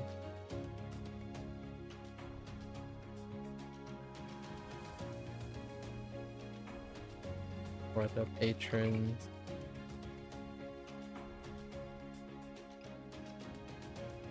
Taking a break from play.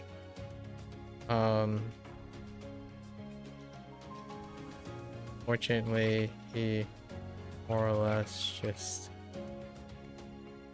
blocked and threw flower products everywhere. Starting to sound like Goofy and Patrick. Keep that in mind.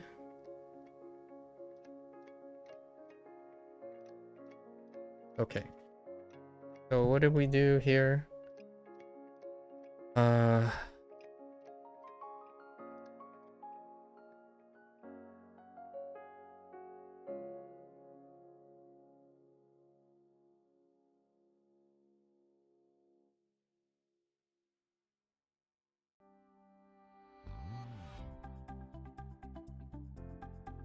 Does this actually have snake in it?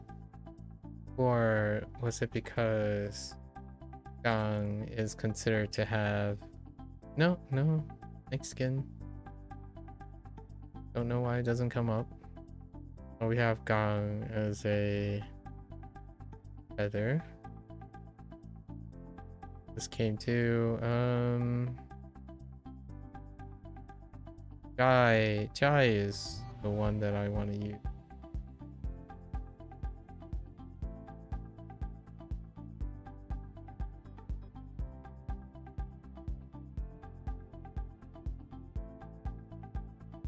Stockade. Gentry rewrote it, but Express.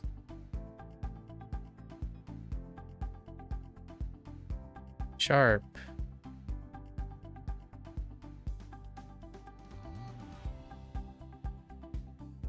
Wait.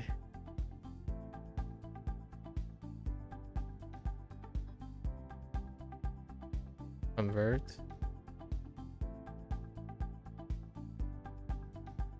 Ooh.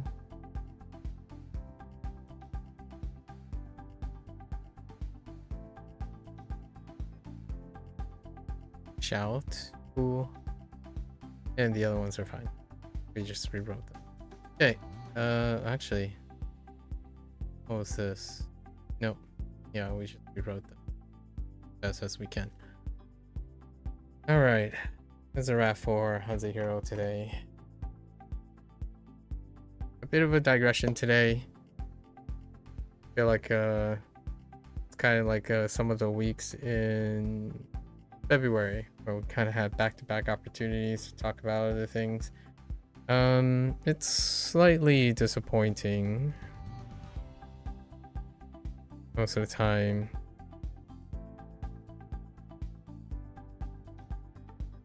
What the?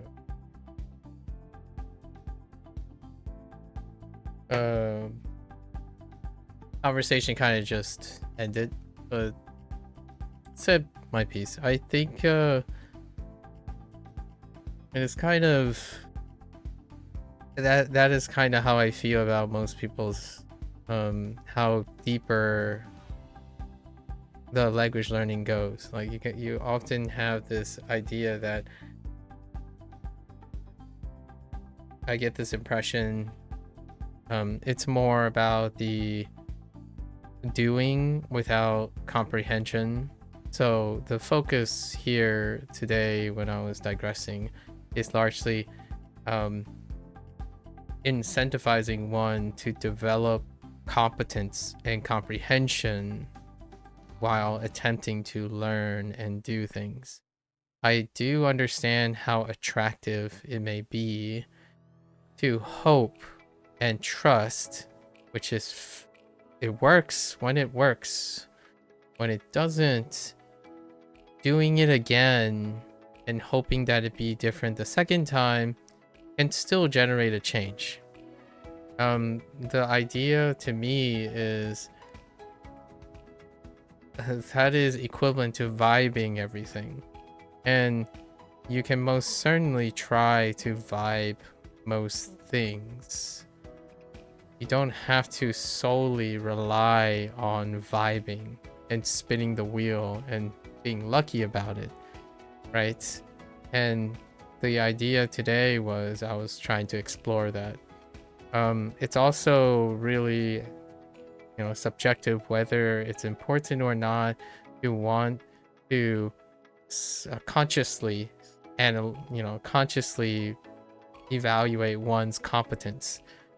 To me, that is one of the biggest axioms, like, of the quote-unquote I+1, or the whole theory of comprehensible inputs, right? One of the pillars of comprehensible input, again, this is my cursory understanding. I don't delve into comprehensible input as in like the person who writes it for what they mean. I'm talking about my interpretation of comprehensibility.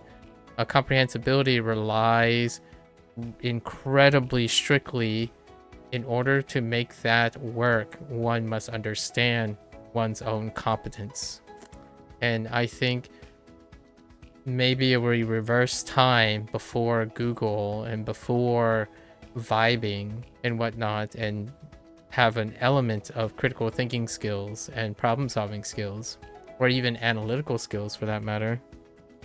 If that was more practiced, like encouraged, I don't think that's encouraged. In fact, it's kind of good for business when your customer and your consumer simply be told what to do and know that the results will follow, and if the results don't follow, it's their fault, and then you just convince them of another tool. It's very convenient for behavior or like business, because you don't have fight back, you don't have people who critically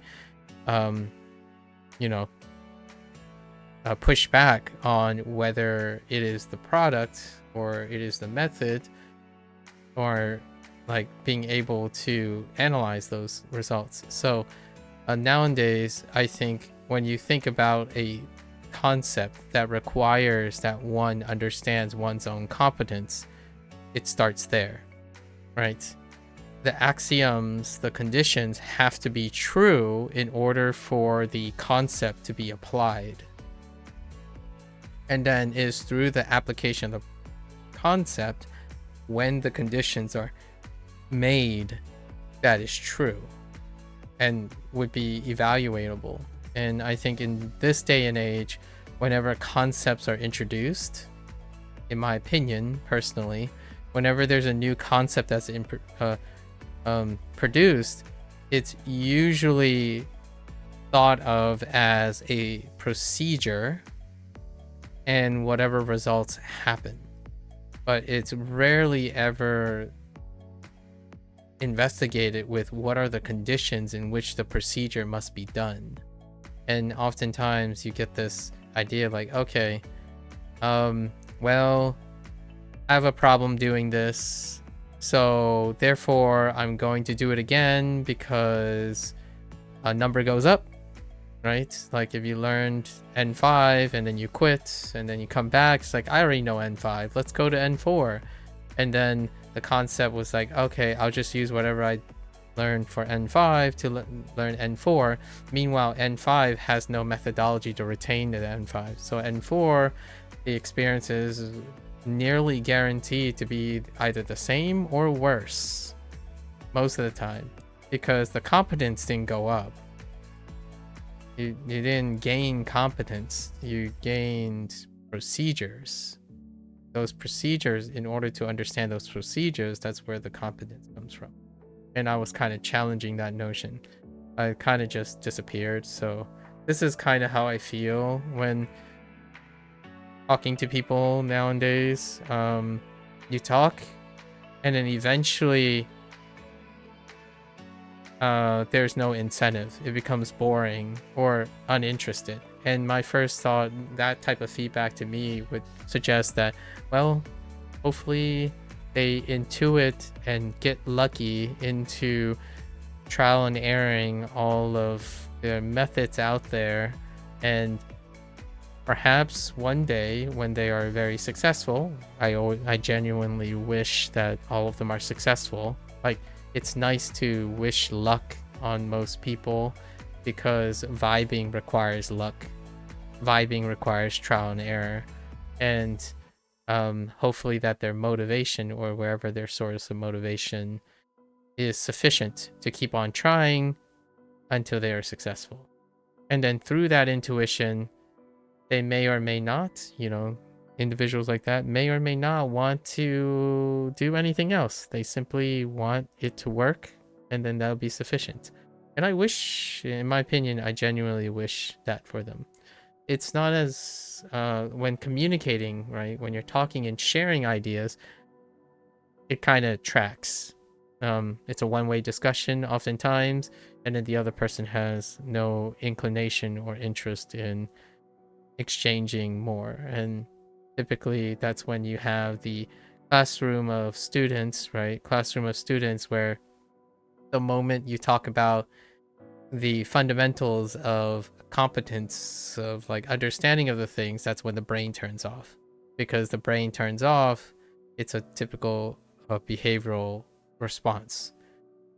To me, the most important things are when the most missing things, the most difficult things are when your brain turns off, which is the procedural competence to understand what is it that you're explaining to someone and how is it that it relates to how you're applying to things. I think that the most, like right now, I don't know if it's because I'm the source of, maybe I appear like I'm a source or a person, an approachable person that feels like I may understand, but it's very hard for me to empathize with someone when they blindly, in my opinion, vibe without any general interest in their own refinement of what they do. Like, grinds happen because you are in fact grinding, and grinding means that it will whittle down your motivations. Trying to improve is not is not solely reliant on the consumption of content. Like, methodology is also not the same as simply consuming content, although it certainly doesn't stop the current age from consuming methodology like content, right? What method are you using? Oh, I'm using A, B, and C. I consume those. But can you explain to me how A and B and C works? And then how did you modify it and change it so that you can comprehend it? Or did you get lucky and you managed to comprehend the methodology right from the start, and then now you're improving upon it or changing it to further improve it, right? No, it's more like consuming content. Oh, I've used this before. Yeah, it was a 7. Now I've used this before. Oh, it's an 8. And then by the time you get to C, you've already forgotten what A and B is and how A and B is even related to C. So that's kind of how I feel when talking about, oh, I don't know if you understand this concept. And I'm like, well, I probably don't understand the concept. The word I would use here is I probably don't comprehend the concept the same way someone else does. Now, this might be a little bit bold of me to say, but so far, most people explain these types of concepts to me with no element or understanding that imparts their comprehension of the concept. Like, what I mean is they are able to say what the concept is, but I don't often feel very confident that they talk and wield the concept like they're applying it from a place of comprehension. And I think language is very similar to that. I mean, language is a life skill, so that comprehension of like the Japanese language and the Chinese language or whatever your target language is requires that you comprehend the use, application, and the feel and intent, and the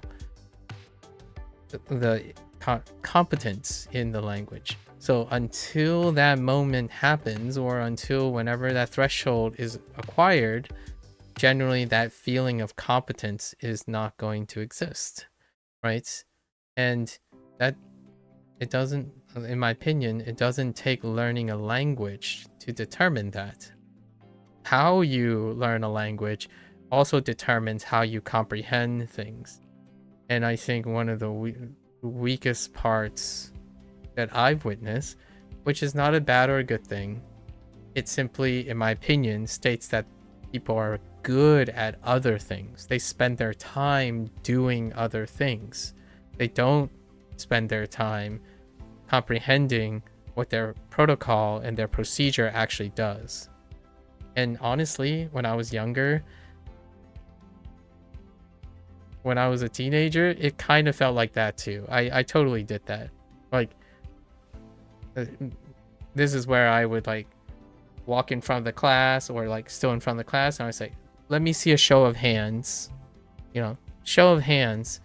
How many of you, this would be in like a laboratory setting, right? Like I'm TAing a laboratory, like a lab for chemistry or biology. Like, how many of you, let me see a raise a hand. Like, it will be very important to me because I need to make sure that I explain certain things. How many of you read and prepared for your lab by simply reading the protocol that you have to do? And usually I'd be pretty spot on that most of the classroom in that young age, which would include myself if I was in the audience, right? I probably just read the protocol because that's what I have to do to get the grade. So you would come to the lab only understanding or remembering what you have to do. And that's it. You have to do and collect the data. And that's it. That there's no other reason, because if you do the lab properly and you collect the data properly, you get a grade. What does that grade mean in the long run? Or what is the significance of doing the lab and what it's teaching you conceptually, right? Comprehending the concept of the lab, that's irrelevant until later. Until the person is challenged with needing to know that. The internet doesn't do it. Like, that part, it doesn't even get that far. You do something, you get a result, and that's it. There's no self-reflection, no like evaluation, which is what I'm about to do in like 30 minutes with Boom Pro. Like, there's no self-reflection, no critical thinking, no relationship with your existing knowledge or what you can do, because there's no competence in it. There's no I. Like, comprehensible input, when someone described it to me the best of their ability, and then when I read like a cursory summary, I'm not an expert at, you know, the Stephen Krashen's work, but I don't think this idea or concept is specifically exclusive to language learning. It's exclusive. It's part of the human condition. When you learn something, in order to truly feel like you comprehend something, it is officially it becomes a part of your competence. You're trying to absorb +1s into your I. So that I that stands for is your competence level, not your knowledge base. If you manage to remember a bunch of things with no use cases, no way of analyzing and self-evaluating how you're competent in it, then it's not part of your I. Like, that is a measure of competence.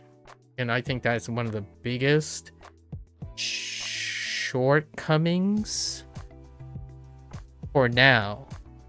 I think rewind it 30 years ago and 40 years ago, perhaps during a time when scholarly things were less automated and critical thinking and problem solving was more required, you know, like a normal thing, a normal activity. Like, people have to figure out things and take and piece information together, then that would be a really acceptable baseline for people to use.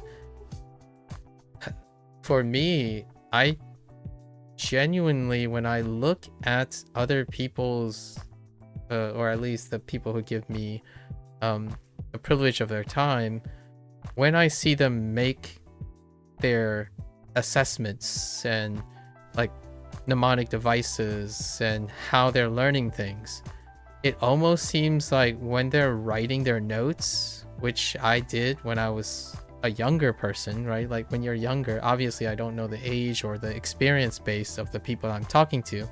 The younger you get, the less your eye is, right? The competence level is lower and there's less to draw from. So gaining new experiences is what I was trying to encourage right from the beginning. If someone is having problems figuring out what their competence level is, or they're doing a method that requires that you have competence for comprehensibility, the idea is how big is that comprehensibility? Because you need sufficient competence in order to apply that concept. Otherwise, there are other priorities like exposure. You require rapid exposure. Rapid exposure or diverse exposure creates foundation. And then rapid and repeatable, repetitious exposure is the beginning to get those things. It's not the same as rapid exposure of the same thing. Rapid exposure of the same thing is a balancing act. So if the result is that you failed or it's not sustainable the first time, increased rapid exposure has a very low rate of success. You have to diversify, right? Divest in order to create more competence or baseline competence through rapid exposure. And once that rapid exposure is achieved, then you can build competence slowly on those things. Right? It's fairly obvious when someone is doing something to achieve rapid exposure versus someone doing something trying to comprehend. And I think nowadays the first step is achieved really quickly, like very quickly. The latter step is not quite quick. So I feel that that is a shortcoming right now, largely because there's a hyper focus on it. Like, yeah, just keep on doing it. It'll eventually work. Just keep on doing it. And also make sure that you keep on doing it the singular, correct, most referential way that is probably incredibly alien to you, and then keep doing that.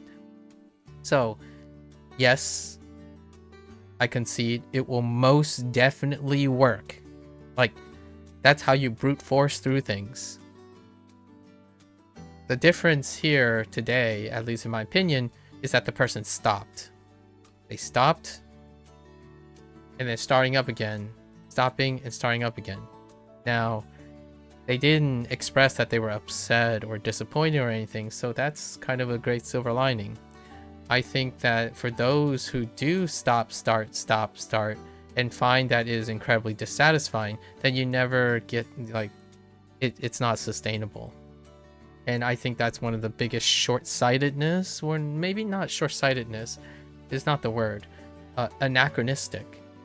When you have a theory or concept, at least in my opinion, it also has to be contextually appropriate.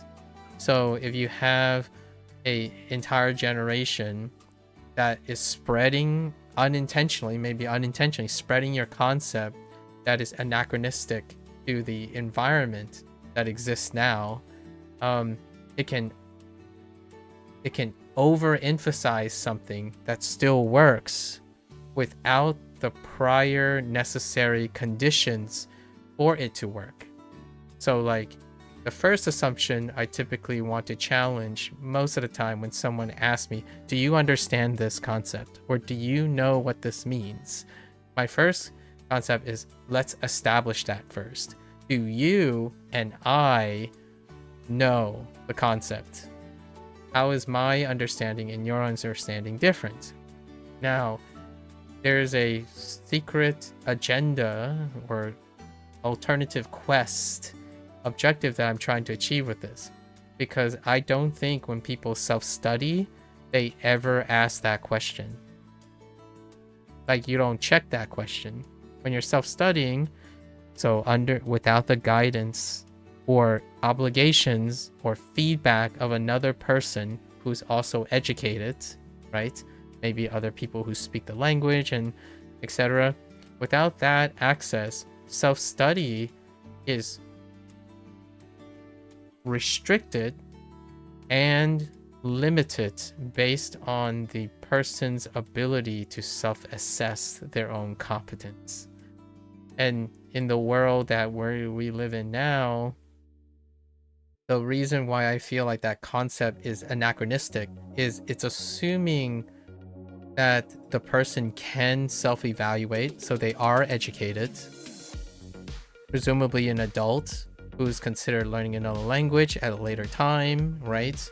Versus like a child who has structure that produces self-evaluate or encourages self-evaluation through obligation of other third-party evaluation, like your teachers and whatnot, right? Structured work. This is presuming structured work and discipline is provided or self-imposed. That is absent online. So then taking that concept that was built on the assumptions that these things are true and just take the part of the concept that you like and you apply it to an online community or your online target audience and suggest that they fulfill those conditions, I think that's pretty short-sighted.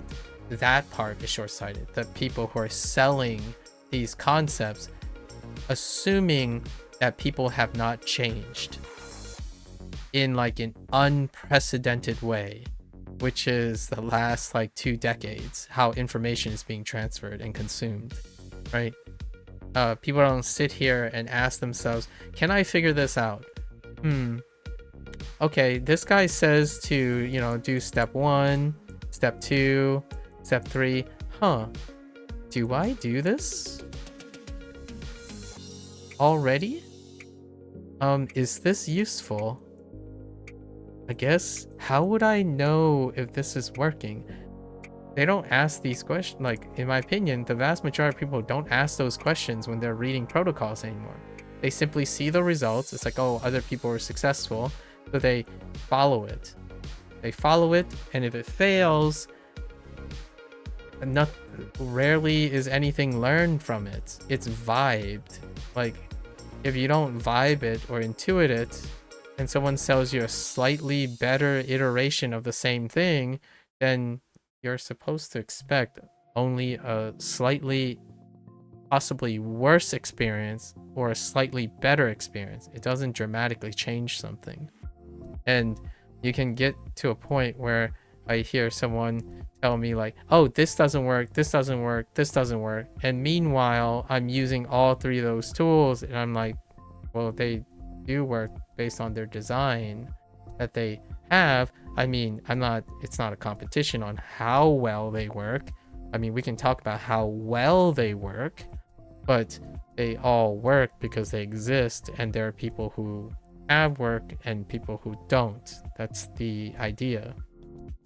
And it's crazy that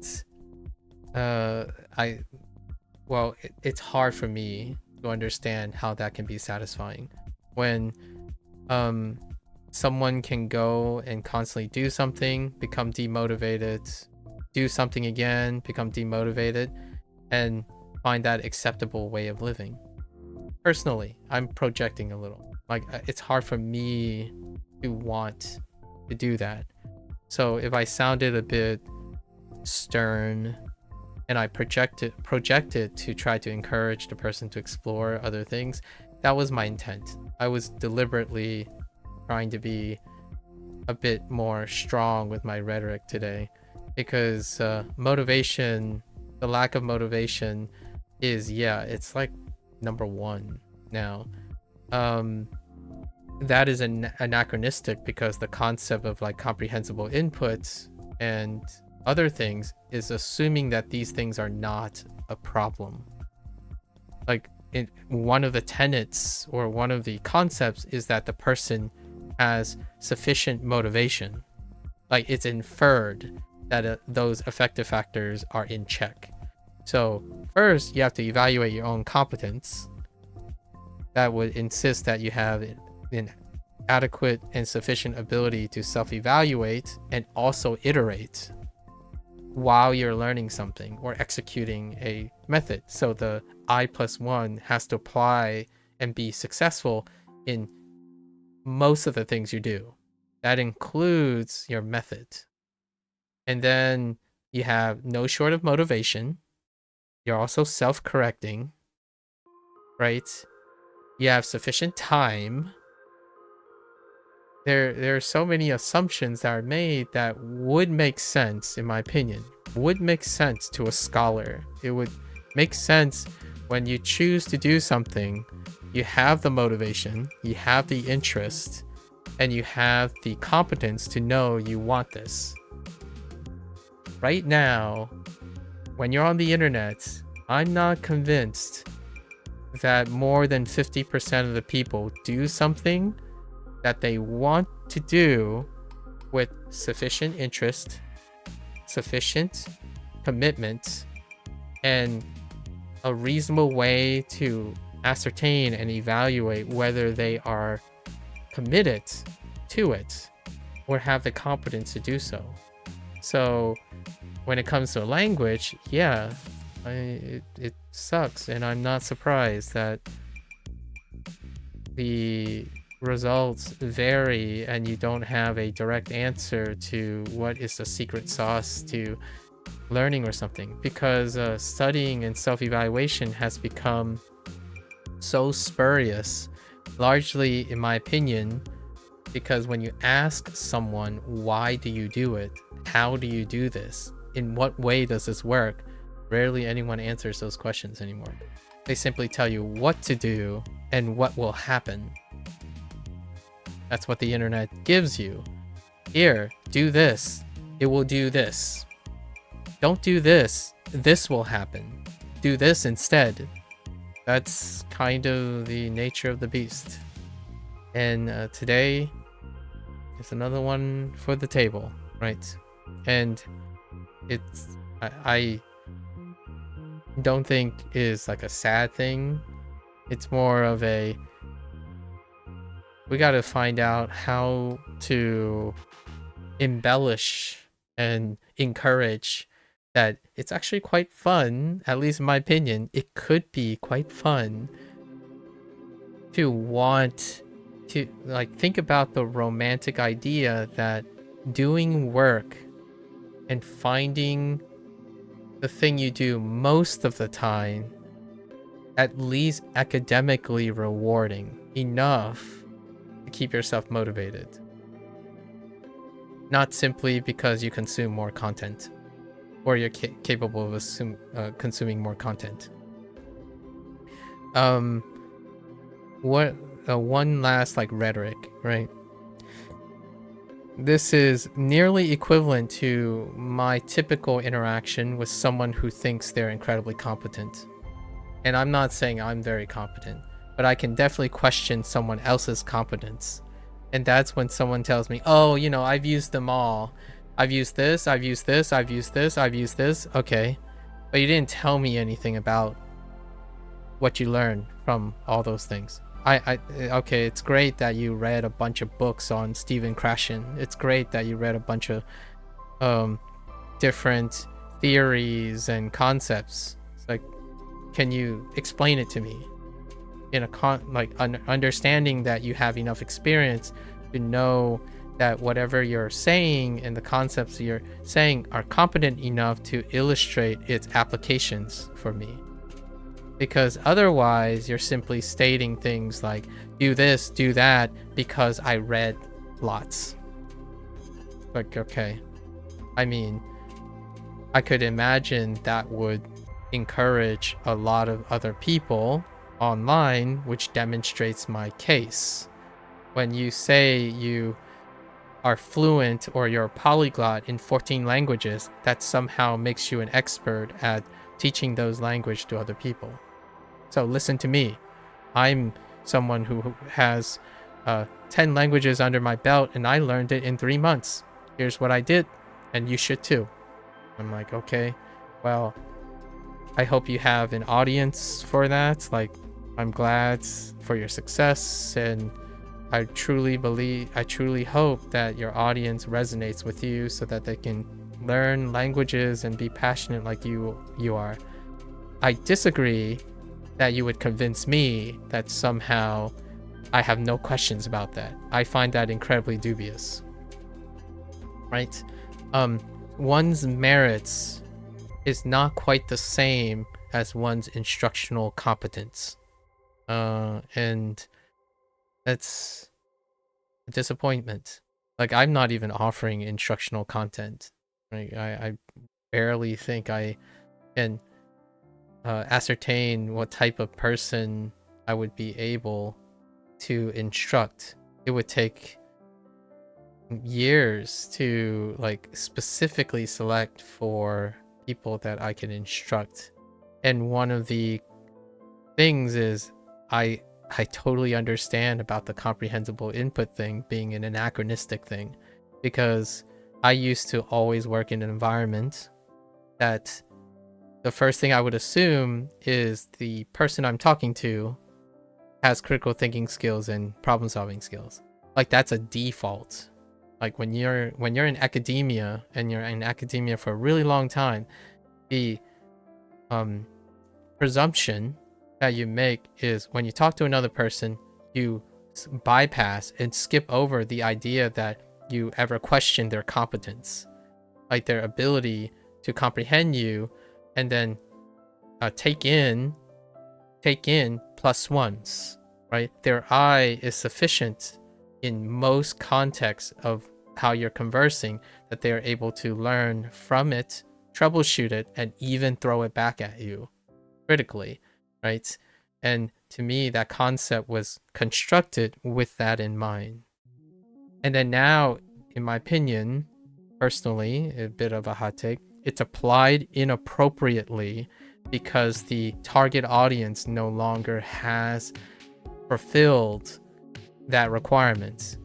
So now, whenever I'm doing this, right, like I'm someone who's a nobody, right? I don't have influence. I don't advertise my degree. I don't advertise my whatever merits that somehow infer that you're somehow trustworthy because you can become a guru just simply stating your merits nowadays, and then silver tongue your way to a cell. I think it's kind of negligent to not take into consideration that you would probably, one should take some time to profile, sort of like profile as in like understand what type of audience is interested in learning a language now. I think the audience is no longer the same. Like, it's not like everyone wants to go to college anymore, or anyone is really interested in learning how to answer questions, how to develop problems. They simply want answers and results. So I think that's one of my biggest criticisms for myself to want to solve about, or like to want to present a separate case. I think methodology is no longer efficacious as the focal point of making people learn better or more successful. It's trying to encourage them to understand that most things actually work.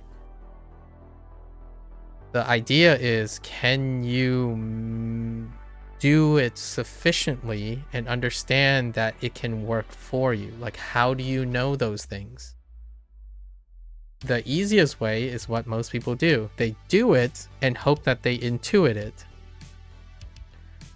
And that's the audience that you have now. So when you sell a product, if most of your audience fail, then you're the problem, not the audience. But that's where it gets a little hairy, because oftentimes, in order for a developer to like deflect, they're like, well, if it doesn't work for you, it's not our problem. It's just not for you. So go and find another product that can work. And that's a fair point. That's a business-oriented way of saying things. For myself, I'm not in a business, so I'm simply very interested in investing in whoever gives me the time of day. So my investment is I would do as much as I can to share my thoughts. And I hope that one day, like 2 or 3 years down the line, that one person becomes very happy, whichever way, however way they found success. And that's not a business transaction. So today, that's what I was doing. I was really invested in encouraging a person, in my opinion, to find the first problem that they shared and had, which is a lack of motivation. Brushing over problems doesn't make the problem go away. And especially a problem like motivation. No matter how fancy a method is, I think a lack of motivation would likely supersede that. And that is one of the tenets, again, to emphasize, at least from what I understand, when I read the thing about comprehensible input, one of the assumptions is that you don't have a problem with those things. So if someone follows up with say, oh, I use the comprehensible input concept. Okay, let's make sure you fulfill the axioms, the axia. Where is it axiom? Axia, like multiple axia, the conditions for that concept to work. One of them is you have to understand what I is. That's one of the pure assumptions. You have no effector factors. So that means you have a source of motivation, you have sufficient time, and you have sufficient interest. Motivation and interest somewhat goes hand in hand a lot of times, but they're not the same thing. So those things have to be fulfilled. So if a person is like using this concept and they're not fulfilling the conditions while using the concept, then yes, it will fail. In my opinion, it's required that those exist in order for that to work. Right. There are other people who do these criticisms and whatnot, and I think they're far more eloquent than I am. I prefer not to be antagonistic, and this is more like all the existing concepts work well, provided that the person understands that they fulfill the conditions in which the concepts theoretically work. And today, I most definitely don't think that concept works, because there's a failure in condition to fulfill 2 of the concepts. A source of motivation is supposed to be a non-issue when you're applying something like that. Anyways, with that, we're going to wrap up HanziHero for today. If you're going to watch this later, 谢谢. As always, feel free to follow along, pick up HanziHero for yourself, give it a go. You're always welcome to come on by and yap, challenge my notions, right? Offer me a hot take. I would love to discuss about hot takes. Learn, and maybe set up more social experiments for myself, obviously. I do have a bunch of social experiments ongoing right now. I've already expressed some of them when the opportunity presents itself.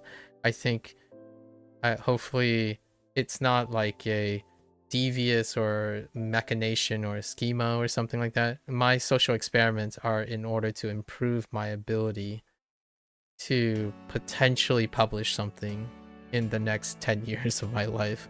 So hopefully those who understand that when you're conversing with me, right, like openly, that these are permanent pieces of record, like they are going to be public.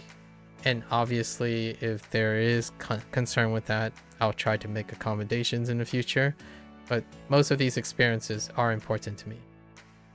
People who disagree with me, people who feel like I'm basically blowing smoke, or they demonstrate it and can empirically or observationally or even subjectively demonstrate a very provocative thing, I would love to test those things out. Like, That is the whole idea of academic exchange. Obviously, that just doesn't happen online anymore. It's more like who's more influential, who has bigger numbers, who shouts louder about these things. And I'm not one of them. I don't command a lot of influence. I'm doing this as a self-serving testament to my love for education and learning. I think that there is excess available ways that people think nowadays, and the way I think makes me a gigantic minority, and I feel that might be an interesting thing to share.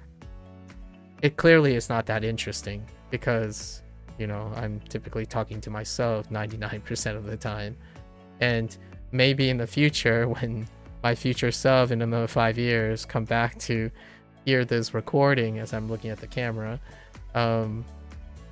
it might be a different story. Maybe no one needs critical thinking skills and like problem solving skills in the future. AI will do all of that, or something like that. AI will be able to condition ourselves to feel happy because somehow objective data is superior to human perceptions by then. Never know in the next 5 years. For now, though, it's been a very self-rewarding process because my motivation comes from inside, right? From within. It's greater than the motivation that's required from an uncontrollable source. And yeah, more than welcome. Anytime. So until next time, 大家下次见，感谢观看. Thanks for watching. I'll see you guys next time. I'm gonna take a quick break, stretch, walk around, and then I'm gonna move to Wanikani to do our day 4 exercises, which will only take like a couple minutes, and then we're gonna do a abbreviated Boom Pro, so then I can get to basically doing what I did earlier for 3 hours, but applying it to Boom Pro. I'll be back. Thank you.